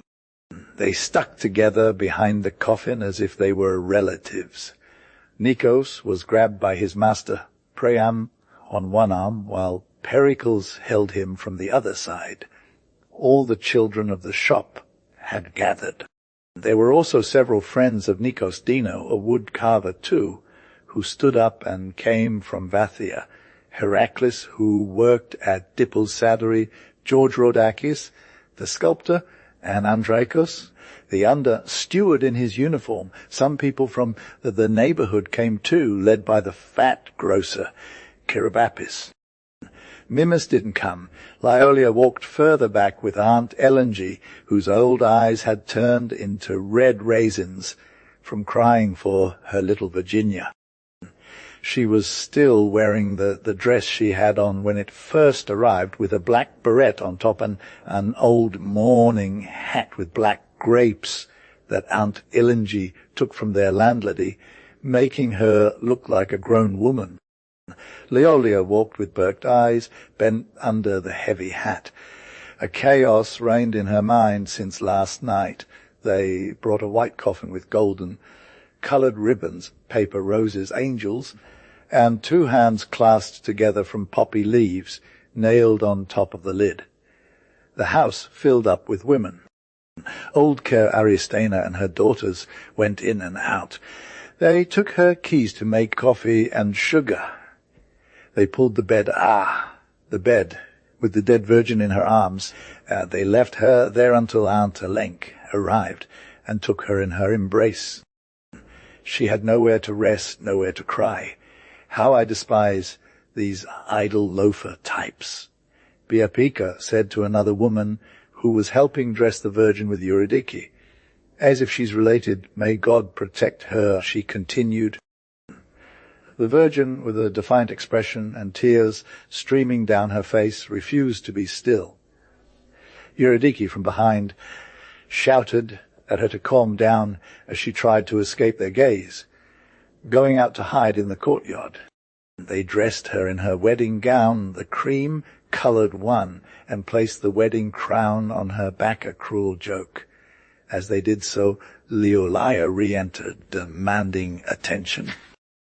They lowered the coffin onto the table where they had eaten every day, now with a makeshift leg propped up in the middle. Eurydice carefully gathered the flowers from the vase and the still fresh almonds, decorating the coffin with great taste. Lilia, unable to contain herself, ran back out into the courtyard. They hadn't eaten lunch. Someone took Nikos outside. Aunt Elenk, noticing their silent gloom, sent someone to buy olives and tarama from the grocer, a traditional Lenten treat. But Leolia wouldn't touch it. The neighbours kept coming in and out of Clyterina's house, constantly peering into the death chamber where they were brewing coffee. Aunt Elenk, annoyed, brought Leolia a cup, avoiding any confrontation with the gossiping women. They serve sabeti to dogs. I know because I've had it made from foreign ingredients, she exclaimed, taking a sip of her black coffee. The 2 tiny yellow candles were burned brightly on the candelabra, and one in a bot above the Dejan's head and feet, their flickering flames casting dark shadows with large, solemn eyes within them. The room filled with a heavy, holy scent as tears dripped from the candles, thick and yellowish like bile, onto the coffin and the table, freezing instantly and forming hanging, translucent strands, petrified tears. Then, splash, went the water jar that Aunt Elenk knocked over as they lifted the body from its misty blue veil of frankincense. The rest is obscured by the translation, but it seems to continue describing the morning scene with poetic detail. The dust and day and night have a frenzied chase from street to street, from corner to corner without stopping for a moment. Even for the world that watches the man, they leave the city and take their main rural roads as far as the mountains and the sea below. Within such lively clouds of dust, driven by an irresistible force, a black human cluster rose up the Avenue Singru, and its wings went flat against the wind like ship masts. And the lively clouds, controlled by an invincible brake, moved along with the procession of people walking to the sanctuary of Hades, as if they were pushing them faster for Hades, and marriage were one for them. Nico's eyes act from the wind and dust, or from tears he hadn't shed, there where his friends were leading him and the wind was pushing him from behind, along with the dead woman's coffin. He felt like an extension of his past life with her, standing upright while she lay stretched out alive and dead, always upright and always gazing, whether he wanted to or not. Just as in life, so he'd turn out in death. He turned back to look at Leolia. She was crying, holding the foreign hat in both hands, while she was pushed back from behind by the same force and curse, right next to her. Aunt Alego dragged her aged legs close to her. The wind would sometimes blow back the psalm of that man with the bound eye, who whistled at the highest pitch and with all the power of his nose, trying to silence the other cantor. It seemed to him that he was still singing, "Glory be to God, glory be to our God, glory be to God," and that by doing so he wanted to say, "Glory to God." The wind blew under the white hoods of the priests and inflated them, and it overturned their coverings and buries them. They would sometimes run after the tattered clothes, trying to catch them as if they were woolen clouds to lower them suddenly. The priests seemed like mimes with sheets to Nikos, who burst out laughing. As they left the Avenue Singru, they found themselves in a line of closed carriages that were turning from another funeral. The vehicles stopped to pass by the remains of Virginia through the windows. Sad eyes and hands were raised and crossed, and hats were taken off for Virginia. At that moment, Nico's tears came, and he cried with a childlike, shaking sob that shook his whole body, because he thought about losing his wife, who was pitied by strangers in the carriages. It was indeed a great thing to lose one's wife. "Don't be like that, big man," said his friend Dino, who had now taken his place as Pericles. "And the master from the other side." She says, "No, she's safe and sound. But what about us?" "You're right. It's a pity she didn't leave any children. Now she's got a headache." The Virgin's chest was rising and falling as she left the group. The wind was ruffling her red hair. Dust flew in handfuls at her dead face and kissed it. The singer's voice, clear-eyed and powerful, made way for her arrival. As they reached the church of the cemetery, Nick's eyes had dried because women were staring. An old woman with a headscarf on a stocky middle-aged woman sighed. Poor child. She was unlucky to get sick, a child like that. Am I wrong? God rest her soul. And he didn't even plan a funeral. He got caught up, you see. She seemed always cheerful. She told me about Eurydice, the hat maker who was friends with her. "Who's talking like this?" Another woman exclaimed, joining Thema Pale One with a hat. "I tell you, she wouldn't have died in 10 years, even if she had. It was just bad luck." "How so?" "She didn't have any children," the first woman retorted. "That's what I've heard too," said the second. "What child and what orphan?" The old woman scoffed. "The orphanage has as many children as you want." They were talking about the girl. "Which girl?" the first woman asked in a whisper, turning to a woman who was walking ahead of them and had her back to Thema dry, thin figure like a billiard cue. "Be afraid from an early age. The woman on the side spoke up. They were talking about Lilia. Don't you think the late one would have recognized her? Said the pale-faced woman loudly. She got away from bad luck. Further ahead, Bibika was telling a shopkeeper's wife, "This one is definitely like them. May God protect a woman like that." As they walked further back, the whispered words of women echoed, flowing like water from open spigots down the hill. And the open pipes, gushing uncontrollably, were the Charzanopolinis and Eurydice. The little streams of water circled Lilia as she stood on what seemed like an island, going blissfully with her aunt Aleko, dusty and wind-blown. They weren't waters, but wolf teeth glinted through fogged mouths all around the victim, ready to tear into her. A big woman walked slowly in the rear, struggling, gasping for air, her belly aching. Suddenly, she smelled something being said about her and gathered herself together, running to join the pack of wolves. She ate her fill until she had a full stomach. Another woman joined the conversation. They're talking about Olea. Lilia's what they call her, not Olia. So what? It's the same thing. Here is the translation of the text. Isn't she 40? I've known her for a long time.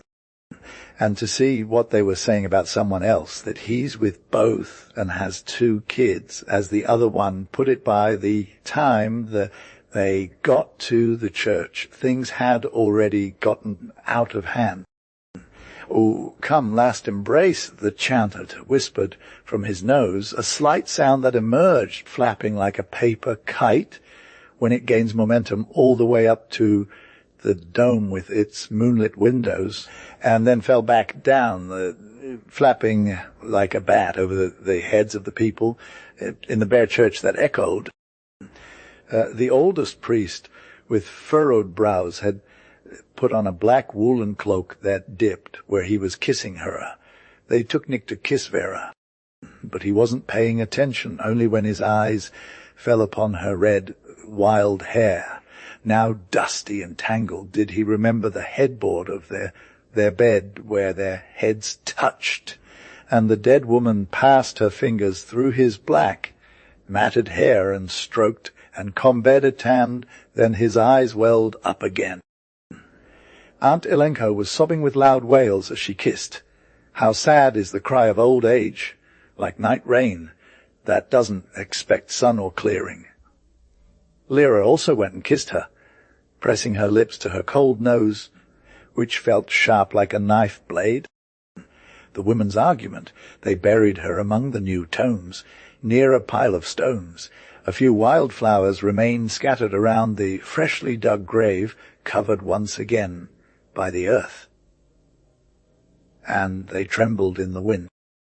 "Look, lady neighbor, 6 months ago we had new marriages," Eurydice told Charzanopolina as the procession crossed the Necropolis Bridge after dark. A couple of them together, scattered here and there. "And how do you say that, my dear? Didn't it occur to you that we might cause trouble? I don't have my daughters for casual encounters. Nor are we desperate for a man like some other women, wild with desire." I didn't say anything, right? But this isn't what I wanted to talk about. There's something else I wanted to tell you. Whoever has a bee in their bonnet will smell it everywhere and make a big deal out of it. That's what I'm telling you. We don't go hungry. I see you and hear you, even if you become the Holy Mary and don't think that goes unnoticed. Like someone sticks their nose everywhere, they smell something. Only if you look carefully will you be able to fix it quickly, because time is running out on your makeup. Mom, let's go home. I can't stand these loose women anymore," cried Bibika, her nerves frayed. And they pulled like bees and darters forward in cars resembling 3 irritable wooden horses. "What happened to these fools and their shouting?" The master of Nikos who was walking ahead with him, turned around and said, discussing some mahogany that was expected this week from Trieste. They returned home Alenge with Leolia and a neighbour, the wife of Mr. George Capsokphalos, the blanket maker. Nikos was taken by his friends from Mitrianis to go eat at a shop in Plaka. Eurydice stayed downstairs in her house to avoid meeting the Charzanopolinas. These had become smoke from the bridge of the cemetery outside the door of the house lay the pieces of a broken canal, like the ruins of Virgin's life. Oh, what a mess this was! Where was the order and tidiness that Leolia used to keep? Their tears came back, Leolia's and Aunt Elengi's, as they saw the chaos and the dishevelled bed of Virginia. Aunt Elengi took hold of herself with the neighbour, a kind-hearted woman, to tidy up a bit and air out the bed. As they struggled together, the neighbour pulled her aside and told her everything the women were saying about the girl on the street. Aunt Elengi became a beast all alone. Once they finished their work, she said to Leolia, "Come and gather your clothes, you're going home with me." Leolia didn't speak, but started crying softly again. At that moment, old Claytora appeared from the side, glancing to see if anyone had entered to steal something. She nodded to her blanket-making aunt, signalling not to say anything about what she'd heard. But Claytora Elengi didn't know any tricks. "Leave at your own risk," she greeted as Charzanopolina entered, and seeing Leolia folding her clothes, her eyes filled with tears, and she said, "And why did this good girl come here? I see you're gathering your clothes. I'm taking her home with me." "Now, what business does she have here?" responded Aunt Elengi angrily, without even turning to look. "Of course, you do well. An hour ago. She's a wise woman. She knows the world is bad and people say many things. And who has anything to say about this girl? Those old hags, you ask." Scoffed Claytora. "Only she, Eurydice, that man-hater, that smeared one. Where are you still? It's better for your eye to be put out than for your name to be spoken. Anne couldn't stand the hypocrisy any longer. According to your words, Clytora, since you know how to speak about others, why don't you look and not mention the names of my girls? Your daughters. And who are you that you dare put my daughters in your mouth? Fie on you! Sluts! Such words!" The old Charzanopolina cackled. Her skin yellowed from the evil within her, like with an olive tree, were all wrinkled. "Do you know who I am? Old bonehead. Toothless one, we've all become straight and uniform now, like those washing up brushes and curlers. They say, he who mixes with the scum gets eaten by the hens. But what bad thinking and nagging, as you confused me, achromatic. But I'll show you whom you're dealing with."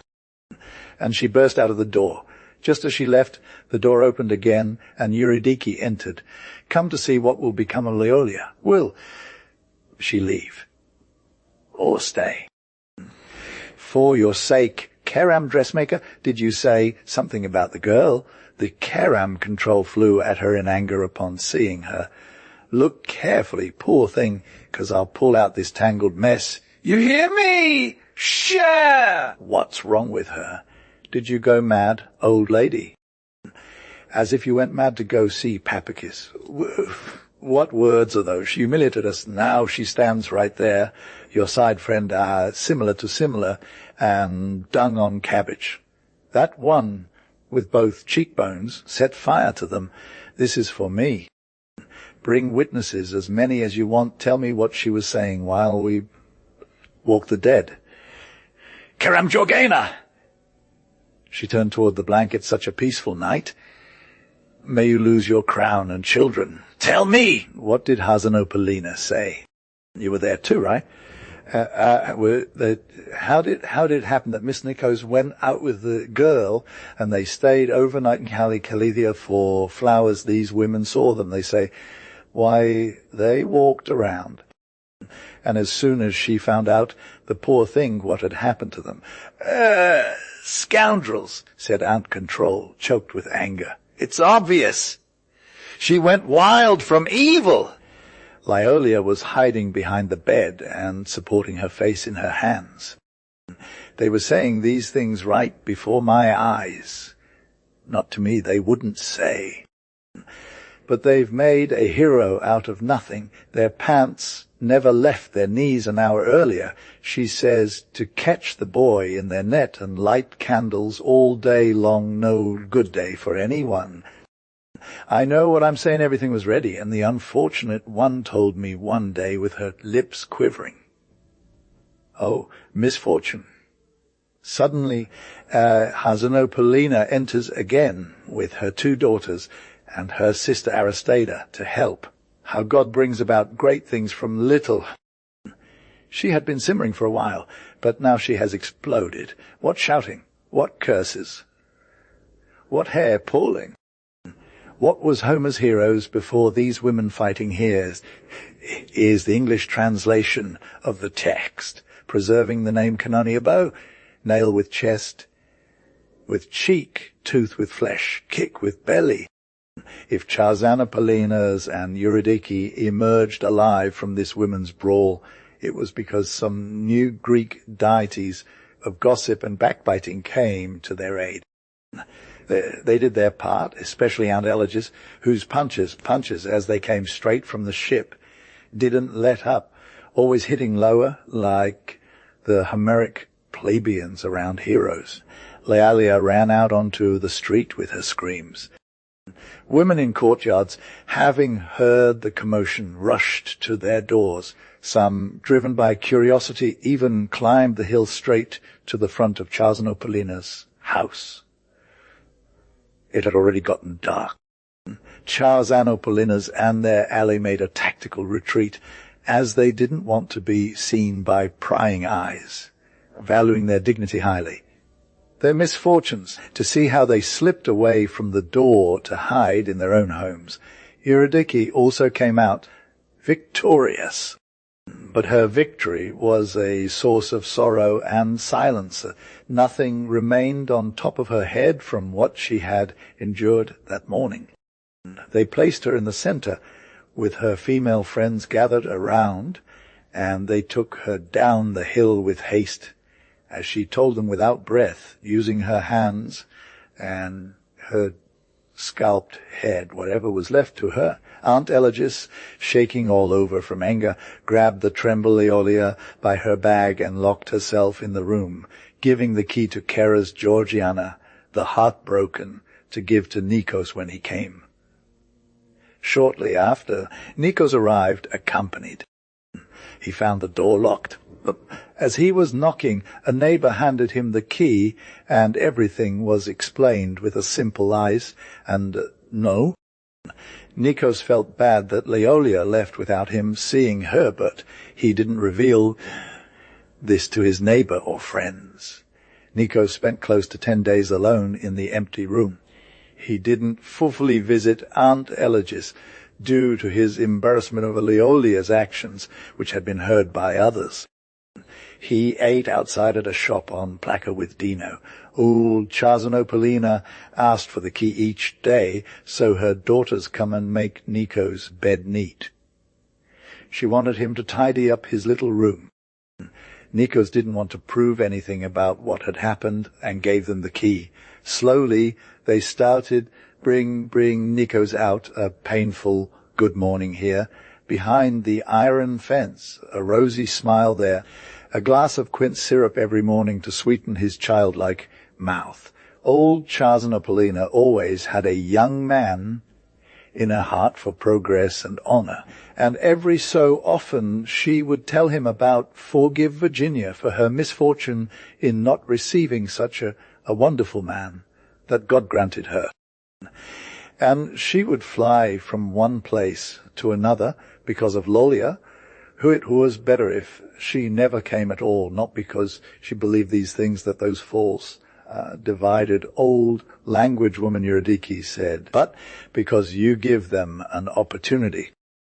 Well, this little thing that the little Virginia did for Lolia, even Beaker wouldn't have done it, and she is so heart-wrenching, without any escape.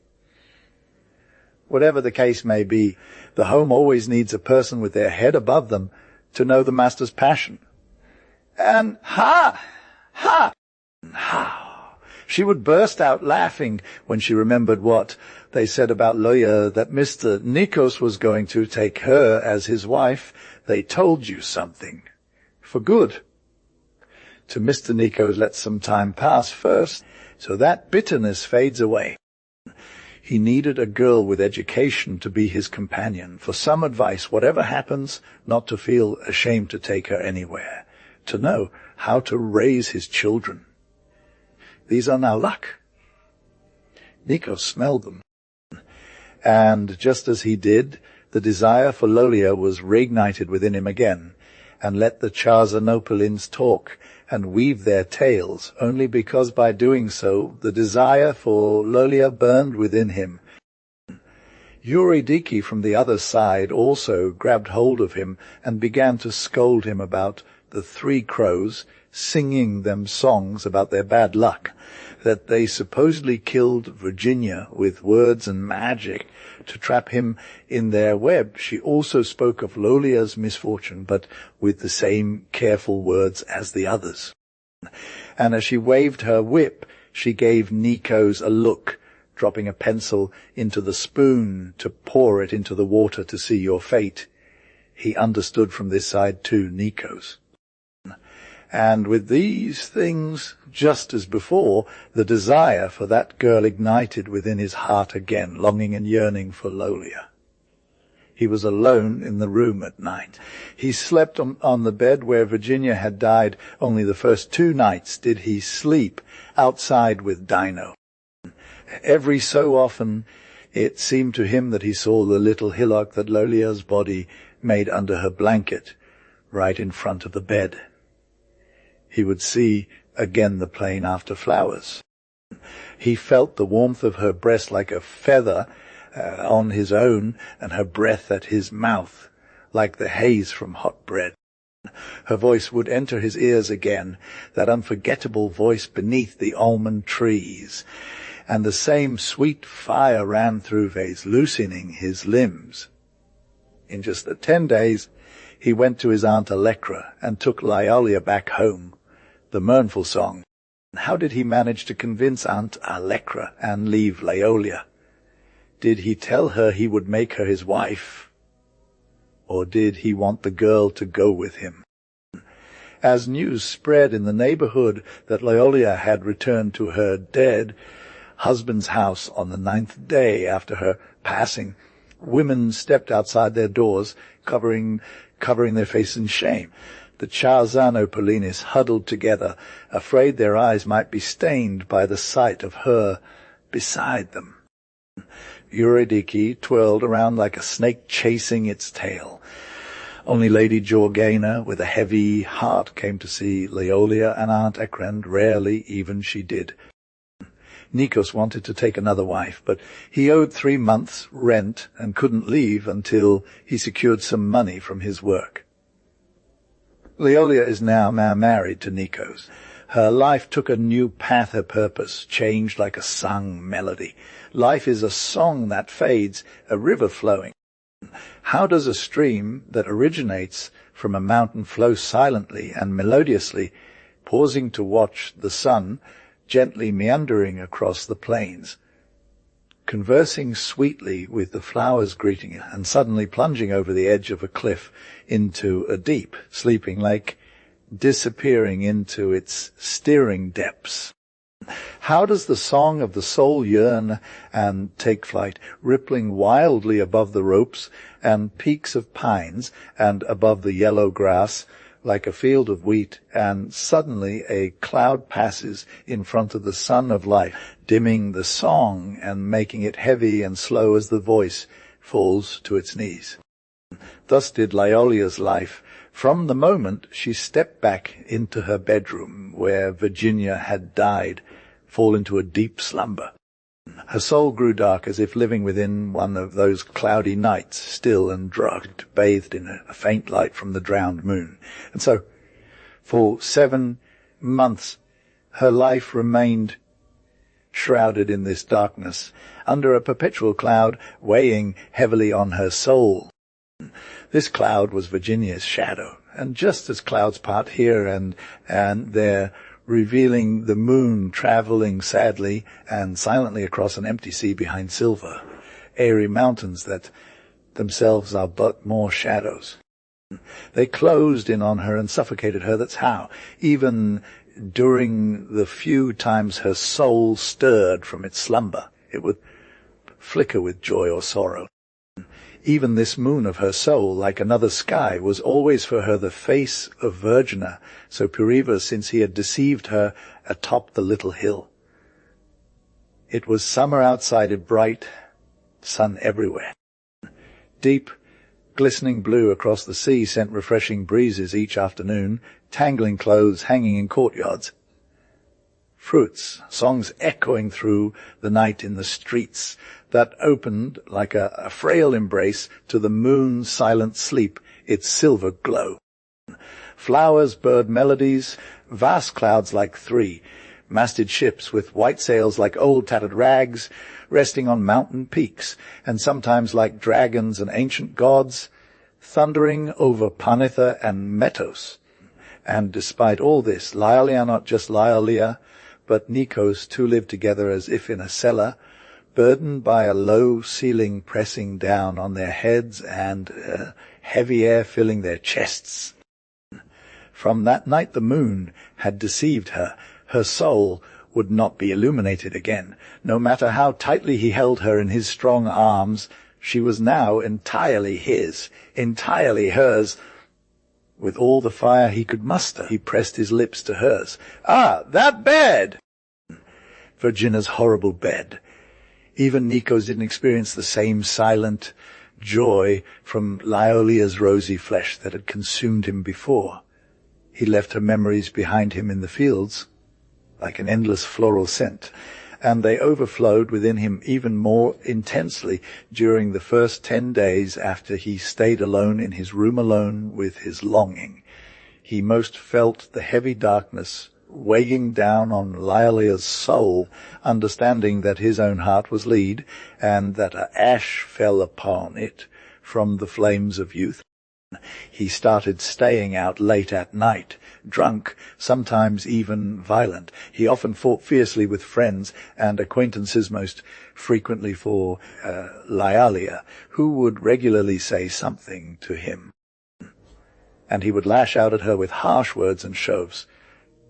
He wasn't happy about money either, as many went towards medicine, and a doctor who hadn't been paid yet. His master refused to give him any more advances. One night they met with Mimis, the dark yellow one with scowling lips, who had been chasing Lyalia, and they had fought at her dance during the carnival. It was their first encounter since that night. They sat in a tavern underground on St. Catherine's Day, a place owned by another friend, Eanis. In city, they were chatting and playing guitar together. They had even put a potato dish in the oven as an appetizer that filled the whole place with its scent. Each of them had drunk up to 1.5 ochre. Suddenly, Mimis descends. His friends, both those of Nikos and his own, shout at him to get him drunk because they didn't know he was cold towards Nikos. Mimis greeted and sat down. Nikos barely acknowledged his greeting.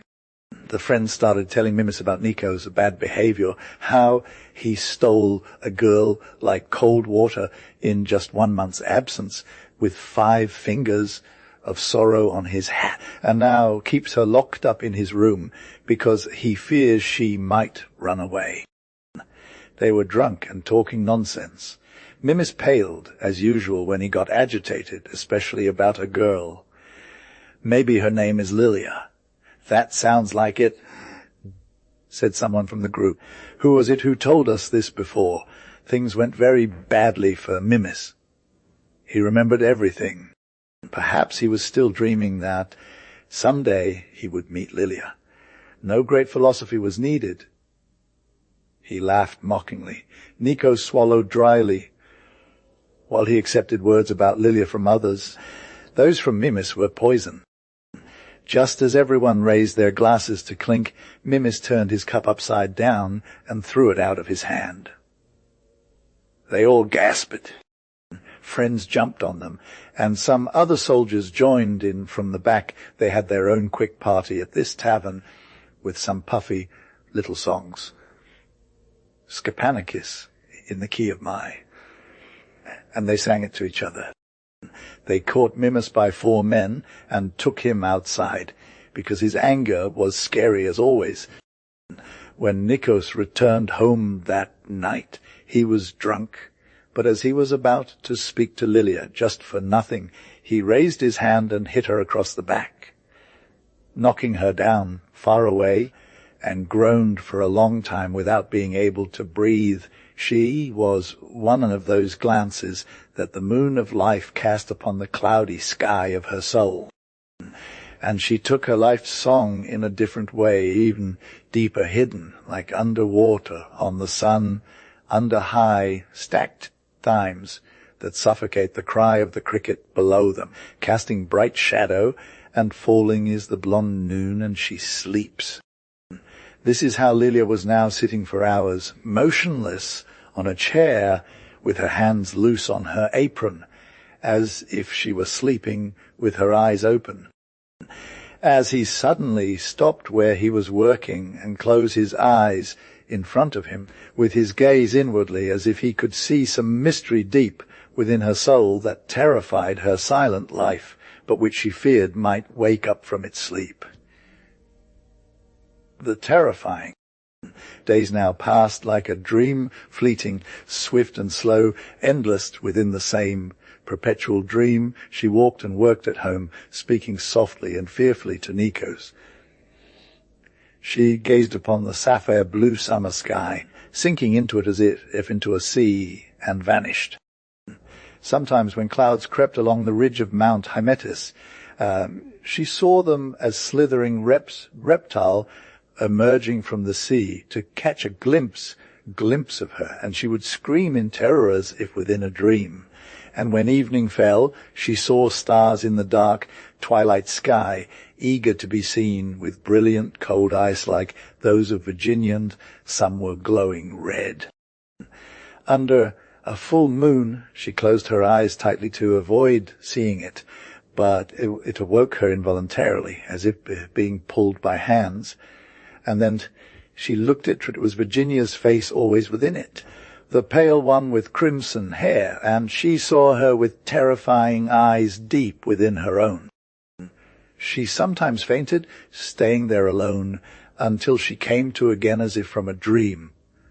3 months had passed since Virginia's death, and once more her life song took on new purpose, what purpose it took, still muted as it was, but now with a faint azure hue, like that of incense, with some akin to the flutterings of those carved angels in temple windows, like footsteps on resonating tiles, like glimmers from the eyes of saints, and like the unchanging, sorrowful smile of the Virgin Mary.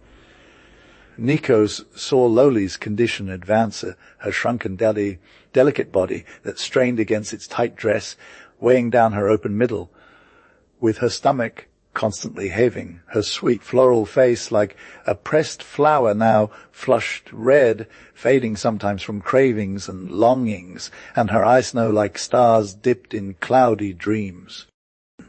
He felt her gaze, the sweet jitterbug eyes suddenly filling with tears for unseen pains and untold sorrows that sent messages of their bitterness. And he changed completely with her, for his heart was filled with compassion, and pride of the male animal's compassion, and pride for all she endured from this sweet girl. He thought within the honest and proud depths of his heart that he could not continue to defend further the creature given entirely to him as a wife, without becoming the true man for her. Aunt Ellen came and spoke to Nikos seriously about Virginia, because the situation was no longer bearable with just words from others. Once you do it, child, think carefully. Here is the translation of the text. He told me, because you are an honest man, do it before it's too late, and don't let the girl become a laughingstock. She had grown tired of his constant complaints and the endless gossip that damaged his reputation in the neighborhood and among his friends' eternal jokes and pranks. So he decided. They got married with some help from a well-connected person, Pericles, who took care of everything for a short time of the death of Virginia with the help of a messenger he knew in the metropolis. Pericles arranged everything and even wanted to be the godfather himself. The moon, always sad, shone brightly for little, while in the sky of Loli's life she saw around her again a sweet, silvery light, as delicate as the light of her soul. But as soon as she lifted her eyes to the sky, Virginia was looking back at her. Let's do the wedding ceremony down in Calathea. Nikos and Pericles said, at the little church of Agia, Sotera on top of the hill, for a more romantic touch, but Loli refused under any circumstances. She broke into tears, with nervous sobs and faints, until they calmed her down. Didn't we go there? Up on the hill with Nikos, feeling embarrassed that night when the moon deceived us. Wasn't Virginia hiding behind the little church in the moonlight? One morning, Pericles took them, without revealing his destination, simply saying from time to time, they rode the tram of Ptisia. You'll see. I'm taking you to a beautiful place. You'll say, good job. I've got everything ready. And he took them, along with Aunt Ellen and Dino, outside Kypseli, past the stream that runs behind the school Livelpida and the cavalry. And there, just beyond the hills, on a round, open hill, covered in wild thyme and mountain herbs, stood a little rural church with its courtyard and bell tower like a tiny monastery, as if they were being sweetly tempted to go. As they climbed from Polygon along the white road of the school, passing through the noisy stream, Pericles left the box containing the crowns and candles in the care of the churchwarden and ran to inform the priest, who was sitting nearby behind the youth center and whom he had been recommended by the messenger. But he hadn't even come down from the little hill when Nikos and Dino shouted in to join them. As they returned, the women sat on some old marble columns leaning against the wall, dating back to an older time, as the churchwarden told them. Aunt Ellen was elated with joy for her beloved Loli's happiness, and so was Loli herself, filled with anticipation. In the stillness of dawn, from the shade it was July, not a leaf stirred. Here, under the church's eaves, a chill morning breeze could be felt. But below, in the gardens of the Paetitian, as far as the Queen's Tower, and across the plains past Menide, the fields had surrendered to the heat, as well as the olive groves and the surrounding mountains of Daphne, the red soils and Parnitha that captivates the soul with its lofty peaks and velvet blue closures.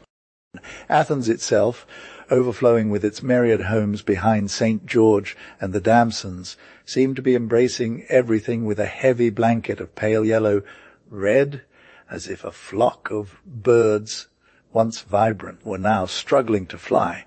The Acropolis shone golden in the sun, and the sea below glistened with the black sails of Piraeus like a speck of charcoal in her eye, accompanied by breezy Aegina high above, resembling a dream. Now Aunt Alexo and Liolia rose to refresh themselves at church, but there were no icons. It was all plastered over. Only the wooden temple above the beautiful gate featured 2 carved angels, dark with age, but occasionally gilded, one being Archangel Gabriel, and the other Saint John the Baptist, each holding a lit candle before them. Lyalia's soul chilled upon seeing the church so bare, shrouded in its white plaster. Turning Alexo, always ready with a word, addressed the churchwarden. Don't you tell me, Father, hasn't someone disappeared to commission some painting on the walls to create an image or two, to bring life back to these places?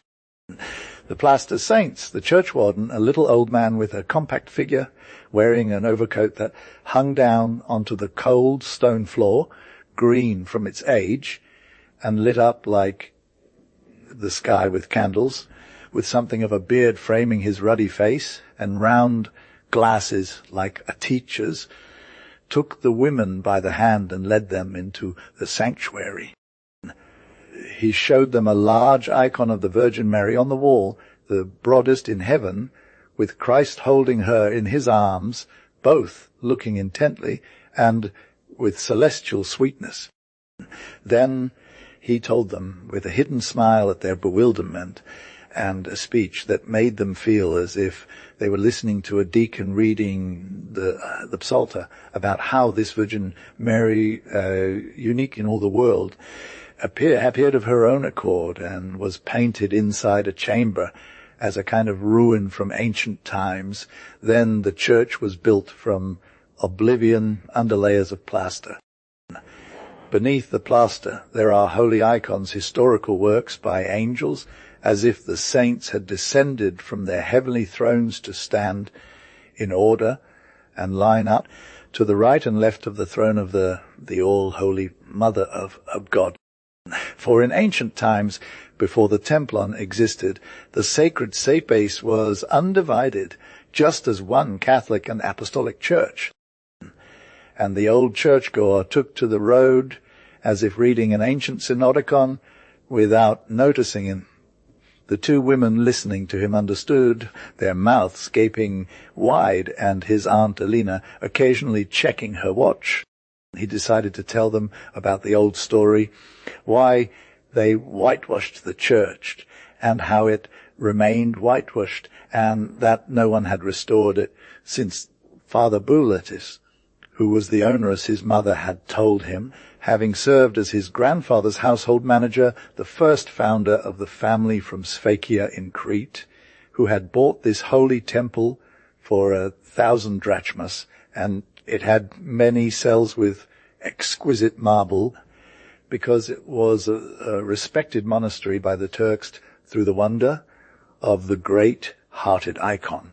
And even today you can see the columns and the marble that once stood there. Unfortunately, Father Boletis' wife died, and after consulting his trial, he took in her widowed sister, a woman of remarkable beauty, into his home, and the then bishop made him wait for a year. When time came around, he wanted to serve again, but the saints rejected him. They looked at him with contempt as if he were on fire.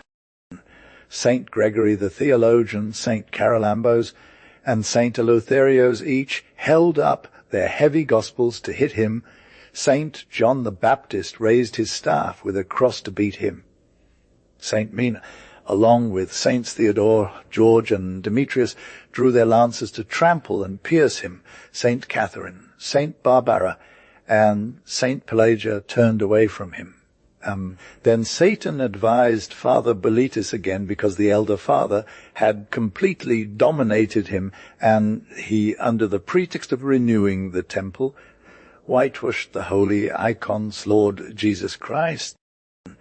Great mercy, exclaimed Aunt Alina, with her mouth a foot wide open at what she was hearing, and she began saying prayers and in rapid succession while crossing her fingers whenever a saint's name left his lips. He said slowly, "Your Grace," and he died that same year in the outer fire. As the churchgoer continued, "May God and the Virgin Mary have mercy on his soul." His great-nephew, now Father Boletis, having served as a warrior in Crete and a lieutenant, became a priest and took over the church. But the saints still wouldn't let him. He wanted to recreate the larger heaven by decorating the holy altar in the middle, like the canonical norm, so that the priest could walk around it, because now it's behind the icon, as it once upon a time.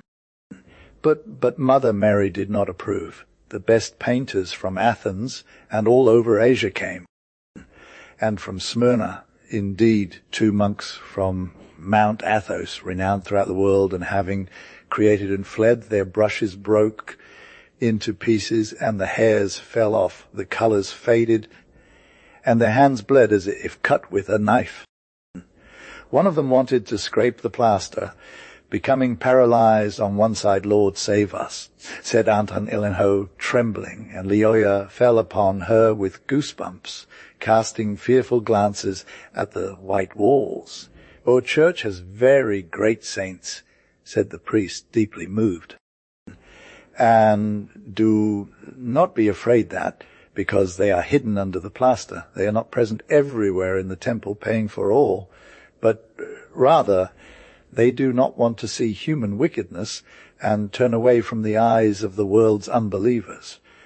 When a holy relic arrives, no old person who has lived a life of virtue does kindness in the name of the Lord, or a woman makes an offering from her widowhood to the poor, or any chaste daughter of Christ is crowned, then the plaster on the walls becomes like nothing, and the eyes of the saints appear as stars in the sky, and their hands are like lilies in the field that bless. And upon the throne in the midst of the choir of saints on high, Our Lady, the Theotokos, the plenitress of heaven, shines like an unthinkable tower, blessing along with the sweetest Christ." Tears welled up in the priest's eyes from the winged excitement that holy faith stirred within him. He took off his glasses and wiped his bloodshot eyes with his sleeve. Aunt Elenko noticed, and she began to cry too, lifting the edge of her skirt backward and blowing her nose. "Once," he said again, secretly smiling in his voice, "on the feast day of the holy birth of Christ, the right-hand chanter got sick, I do the left, and we had no one to perform the liturgy but a single student from the school who didn't know how to chant.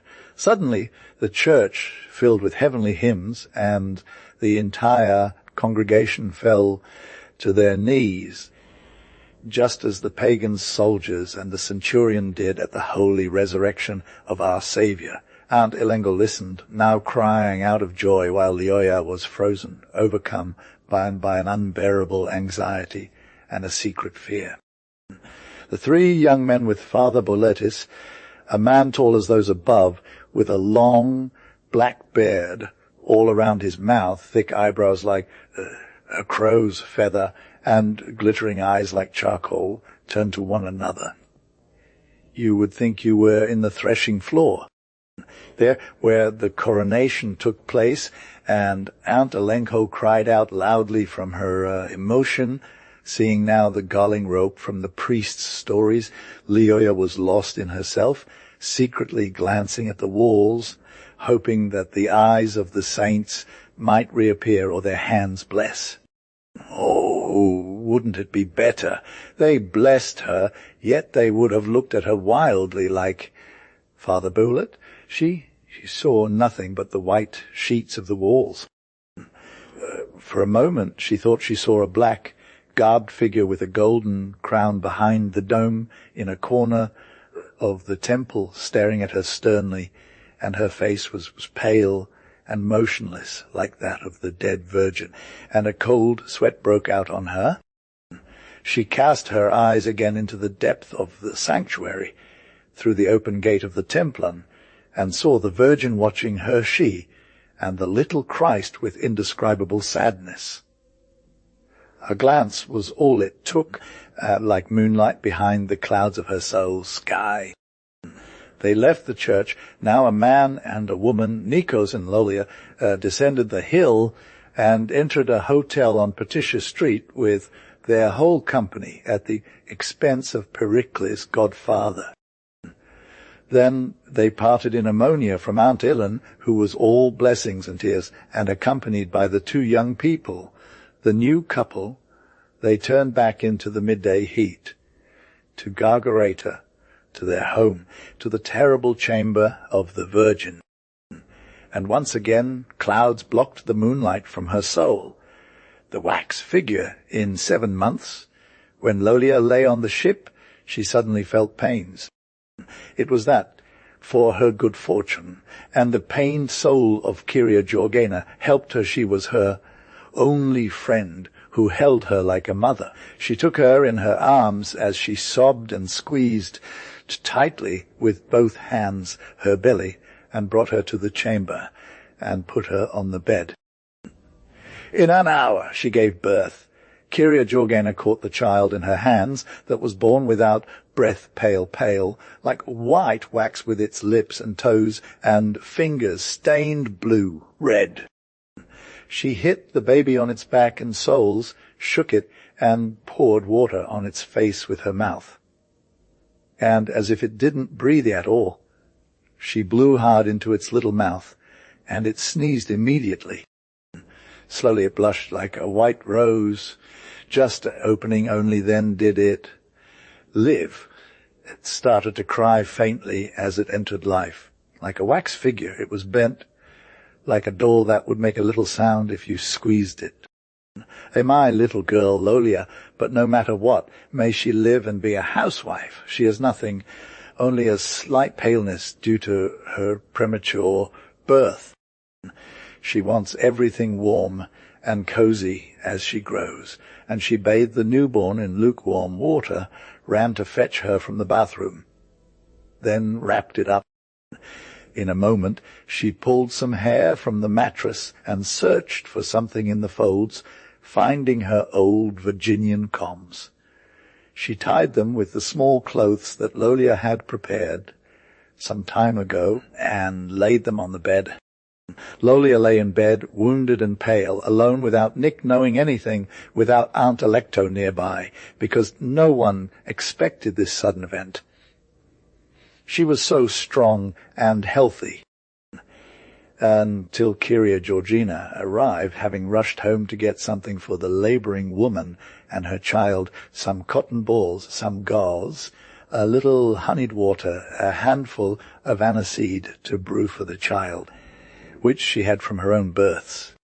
Other neighbours also came, for they say that, as with meat and fish, when one part is needed, the whole is drawn together, just like in the case of Kyria Genis and Mr. Harrows, who lead all women behind them like Phasaelis and Caragiosis do with a shrimp.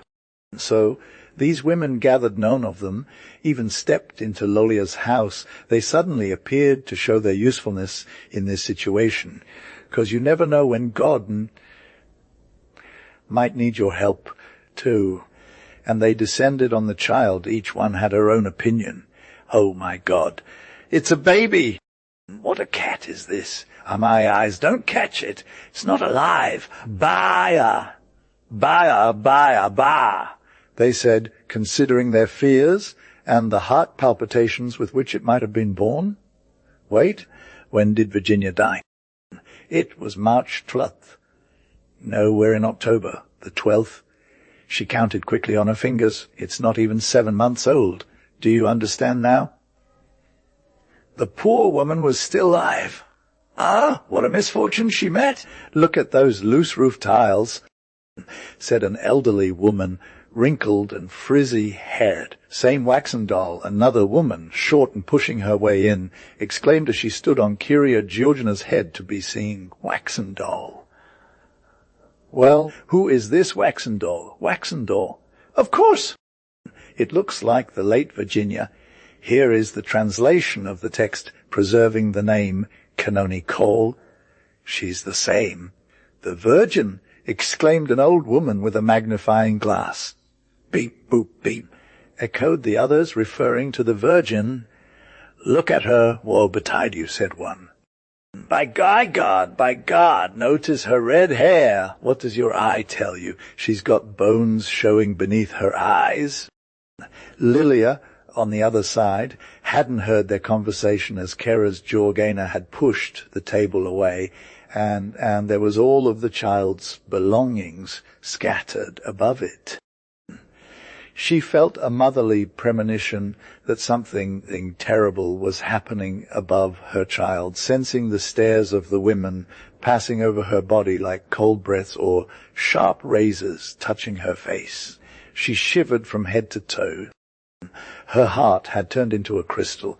As soon as the fates left, Lilia called out to Keras Georgina and demanded the child.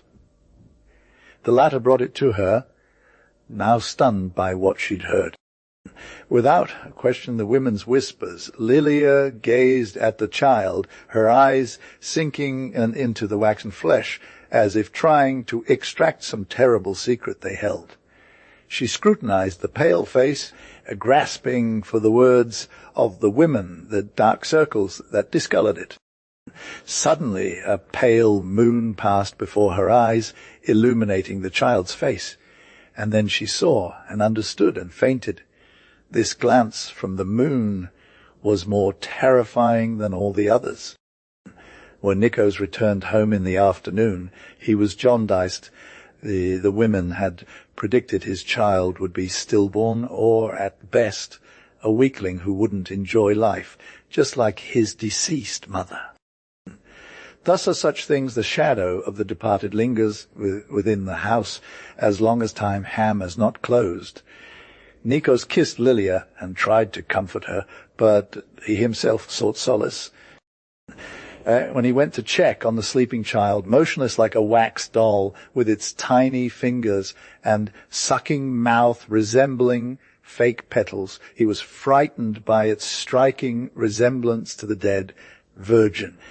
He had hoped until then that it was just women's malicious gossip. He bowed his head as if under God's curse. The next morning he bought a cradle. The baby opened its mouth to cry, producing almost no sound like a broken doll. It refused to suckle from its mother's breast, spitting out whatever they offered, Kit would say. No one imagined that deep within it there was a doll filled with sawdust, which, once shot, would no longer drink. When Aunt arrived and saw this, she was overcome and shook her head in despair. That's how the neighborhood began to call it, the wax doll. As days passed, the wax doll did not grow bigger, but rather wasted away, becoming more like wax. Near the pediatrician, who declared it had atrophy. Lily held the doll close all day, even though she had never played with dolls before. She squeezed it with all the passion a little girl feels for her large dolls. But at the same time, she loved it more deeply than any mother loves her living child, in an almost supernatural way. Oh, this wax that made up the doll was honey from the beehive of her soul, all the happiness she had. And she closed her eyes to avoid seeing the frightful sight left by the other on this soft piece of wax in her soul. She opened and closed it again, fighting back tears, because she saw how much it now belonged to the other, how it bore the mark of death on its face like a seal. She squeezed it tightly to her chest, not wanting anyone to take it away. It opened its mouth as if trying to cry, but only let out a faint breath, almost whispering something on behalf of that silent dead one. The 3 candles 20 had passed since the doll's birth. One evening, while she gazed at her child with her entire soul, she made a fateful decision as soon as the familiar Georgina appeared at the door, always peeking in when she had a moment to spare. She asked her to stay with the child until she returned for just half an hour. "Where are you going at this time?"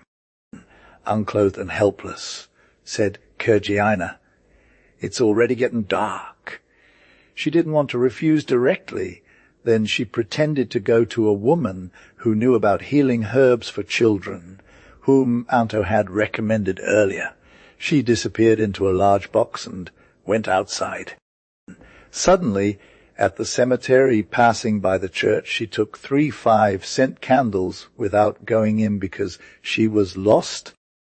This ghost passed under dark cypress trees and among tombs that looked like they were covered with white blankets, each one seeming to watch as if through a single large white eye. She emerged into the most savage solitude, the saddest desert within Charon's enclosure, where new and poor graves lie without. Here is the translation of the text, preserving the name. Canoni. A desolate tree of sorrow leaned above them, its branches bare, no flower left behind by a hand. And among all these tomes, where nothing embraces them, she found her tome, Virginia. How could one forget? A black cross sunk into the earth, standing upright, a broken jug with a piece of charred incense on a darkened brick from the wish that Nikos had read for her in the 6 months of her death. How wild and black the cross seemed all around him in the midst of the wilderness. The letters, desperately white, cried out. Virginia, asked 26 years old, in the dim light of her silent grave. Ask Virginia, and they now called her Leolia Ask, with Nikos' name shared by both. The letters cried out, but their voices went unheard because they swallowed their own cries. And they gazed with mute, snow-white eyes. Around the base of the cross, yellow wildflowers swayed in the silver evening chill, as if a frozen hand occasionally passed over their heads and gently curled them with a silent shiverin, the same position since she was buried.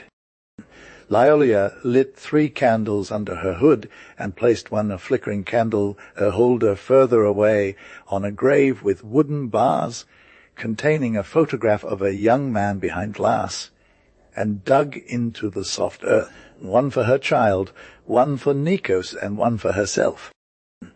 And she knelt before the cross in repentance, head bowed, completely wrapped within her hood, showing only the contorted form of her crushed body from the etching release of her soul, like kneeling bearers beneath the crossed one. Virginia! Virginia! She cried into the earth, Virginia, have mercy on me, don't take away my child. I didn't want you to die. Take shelter under your shadow above me. Have mercy only on Nikos, who loved you for his sake. Don't take our child. I will give him your name, as he resembles you. Why did you do this to me? At least don't take him away. I will light a candle for you every day until he grows up. It's not our fault. Fate wanted it that way. Virginia! Listen to me, Virginia. Here I lit a candle for each of us, so have mercy on us. Thus she cried out with her voice choked in the earth, and wept for Nikos as she pronounced his name, as she said he was gaining strength, with tears for forcing her child to bear the cruel task of naming her child Virginia. And suddenly, while she was calling out with her head down, she thought she heard a deep, strange voice within herself that murmured like a sea crashing against the rocks, "Everything you want. Insatiable one, my home and my husband and my child. This is my child. I longed for it and waited so long. My soul has brought him into this world before your arrival. Here is the translation of the text. Don't take my happiness." Leolia raised her head, perceptively gazing at the black cross staring at her with wild despair, its letters a row of white eyes. She cast her gaze upon the candles. The child's candle had melted all the way down, and its flame still emerged from the soil as if being sucked in by it. The candle of Nikos burned brightly upside down with its head downwards, writhing like a fiery tongue amidst the black smoke, melting and fragmenting into yellow clumps, contorting. But her own candle remained untouched, extinguished as if she had never lit it. She sprang to her feet. She didn't want her dead candle, but what about the others, the child's candle, and Nikos? She fled like a madwoman without glancing back. It had grown dark. Stars sparkled coldly in the sky. She rushed home. A realization now struck her. Her child would die.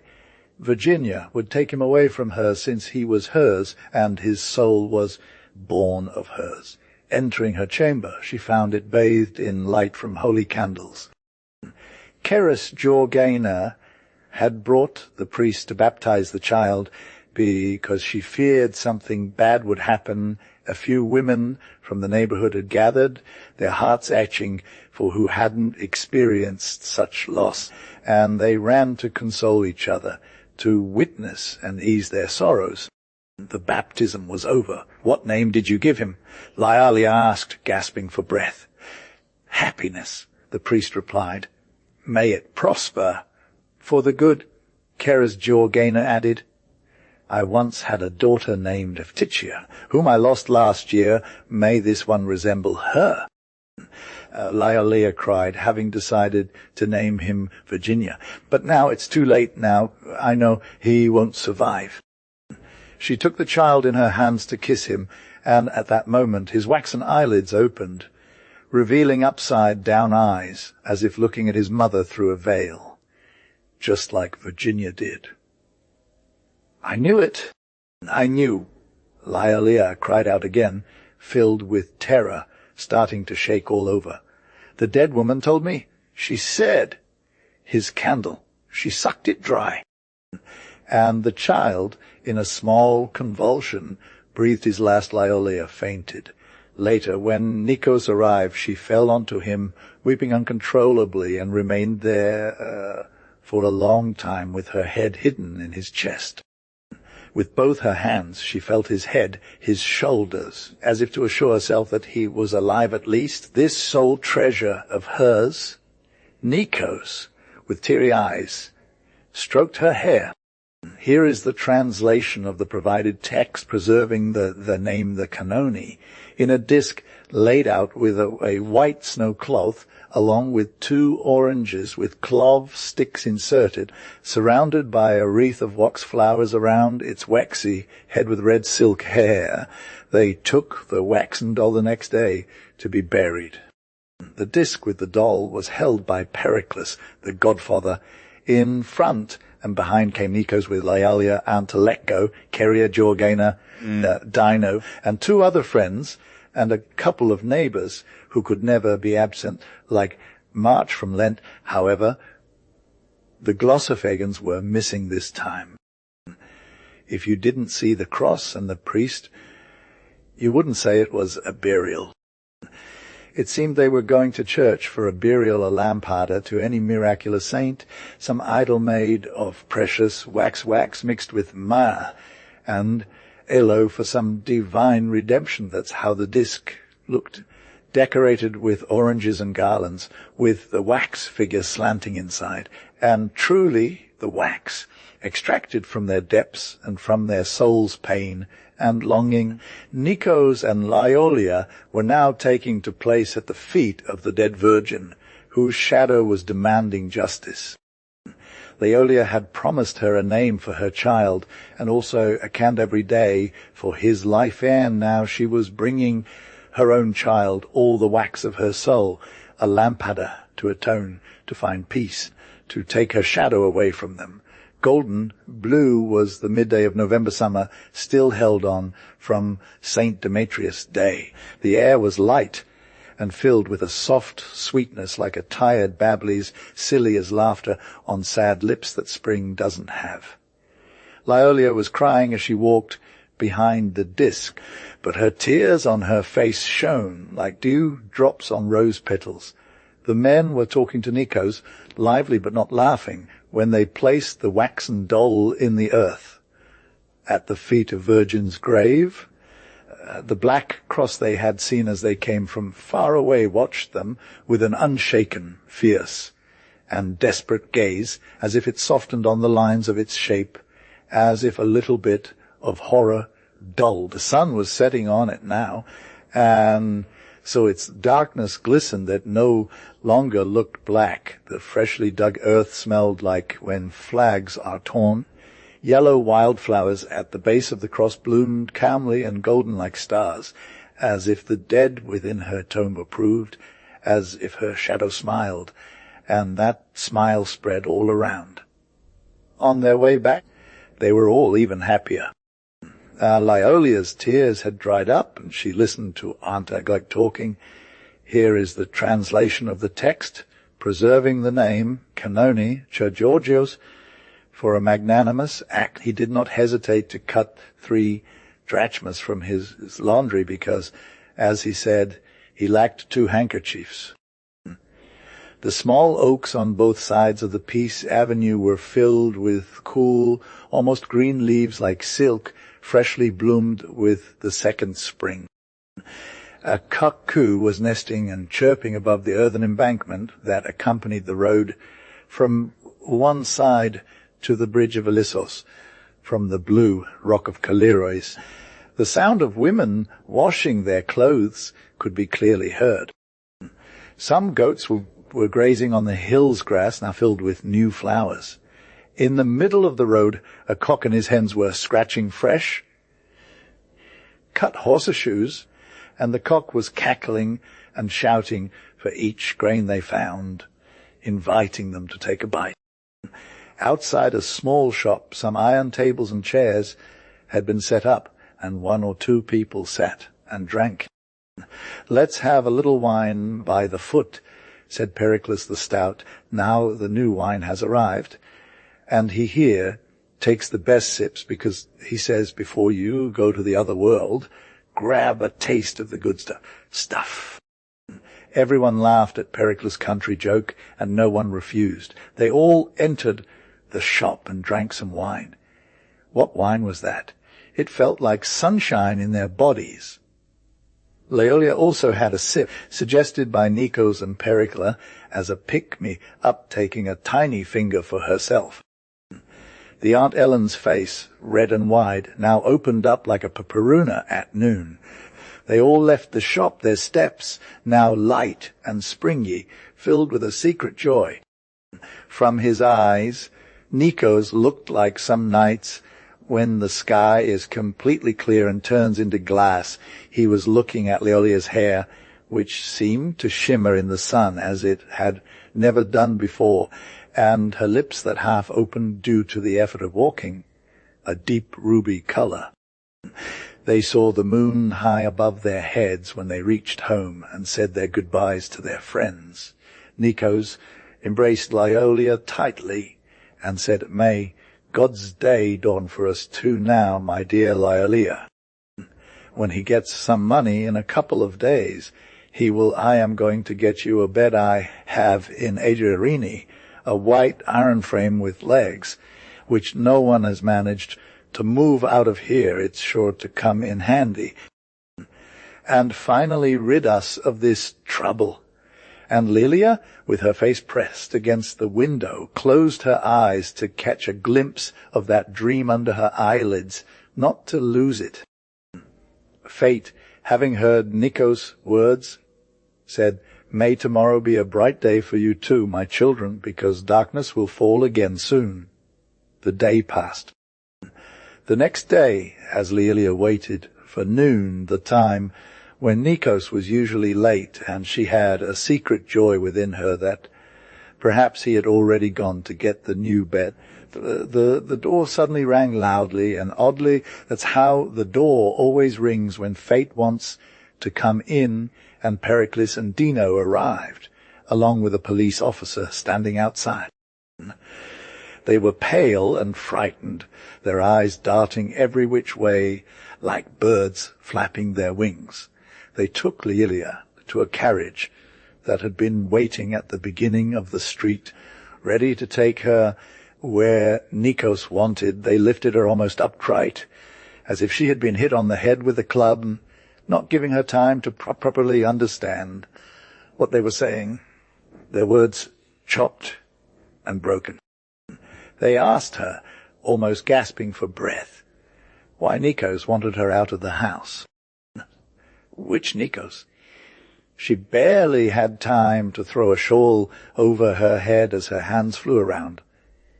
They passed through a crowd of women and children who had come rushing out of their doors and gathered around, asking with trembling hands and kneeling knees and suffocating voices, "Where is the carriage? Where is the police officer?" The officer, descending the hill with a serious expression, earpieces in his ears, joined them.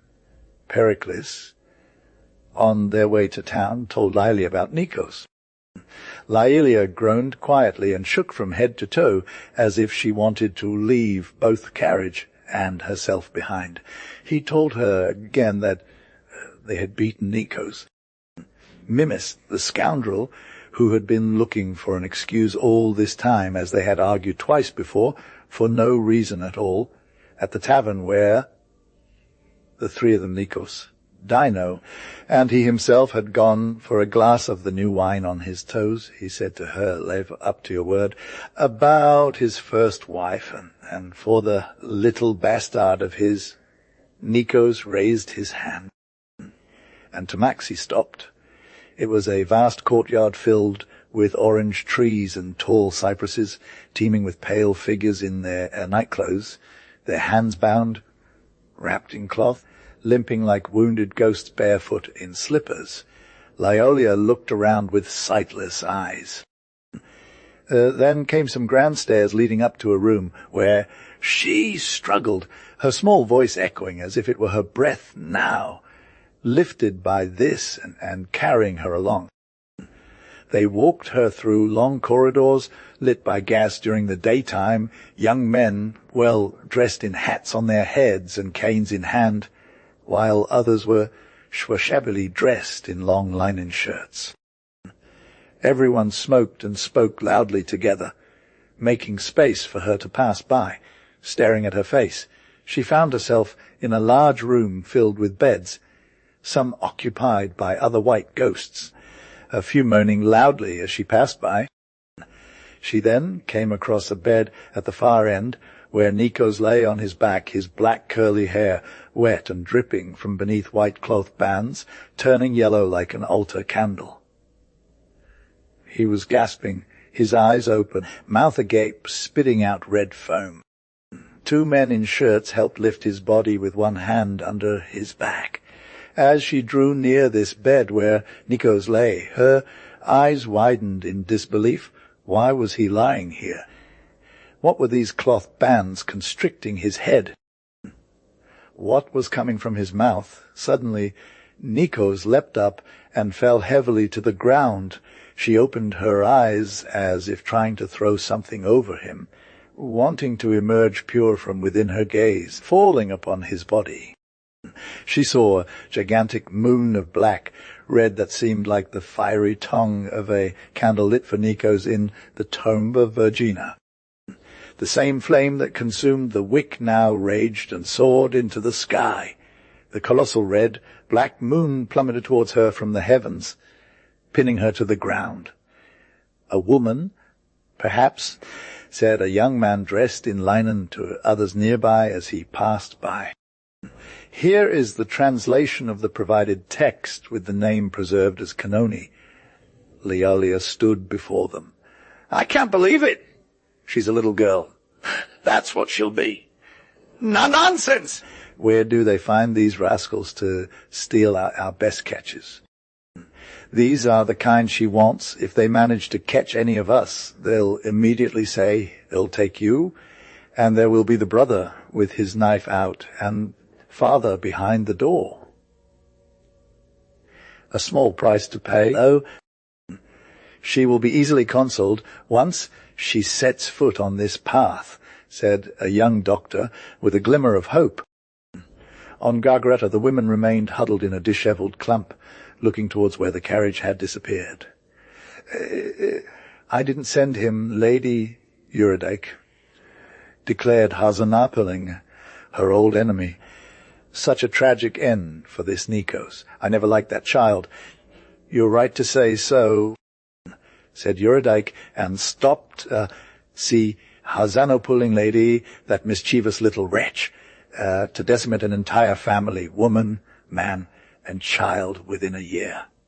And the two daughters of Harzanopaling exclaimed, No, oh, end as per the original text, said Eurydice, and stopped, see, Harzanopaling lady, that mischievous little wretch, to decimate an entire family, woman, man, and child within a year. And the two daughters of Harzanopaling exclaimed, No, oh, end as per the original text,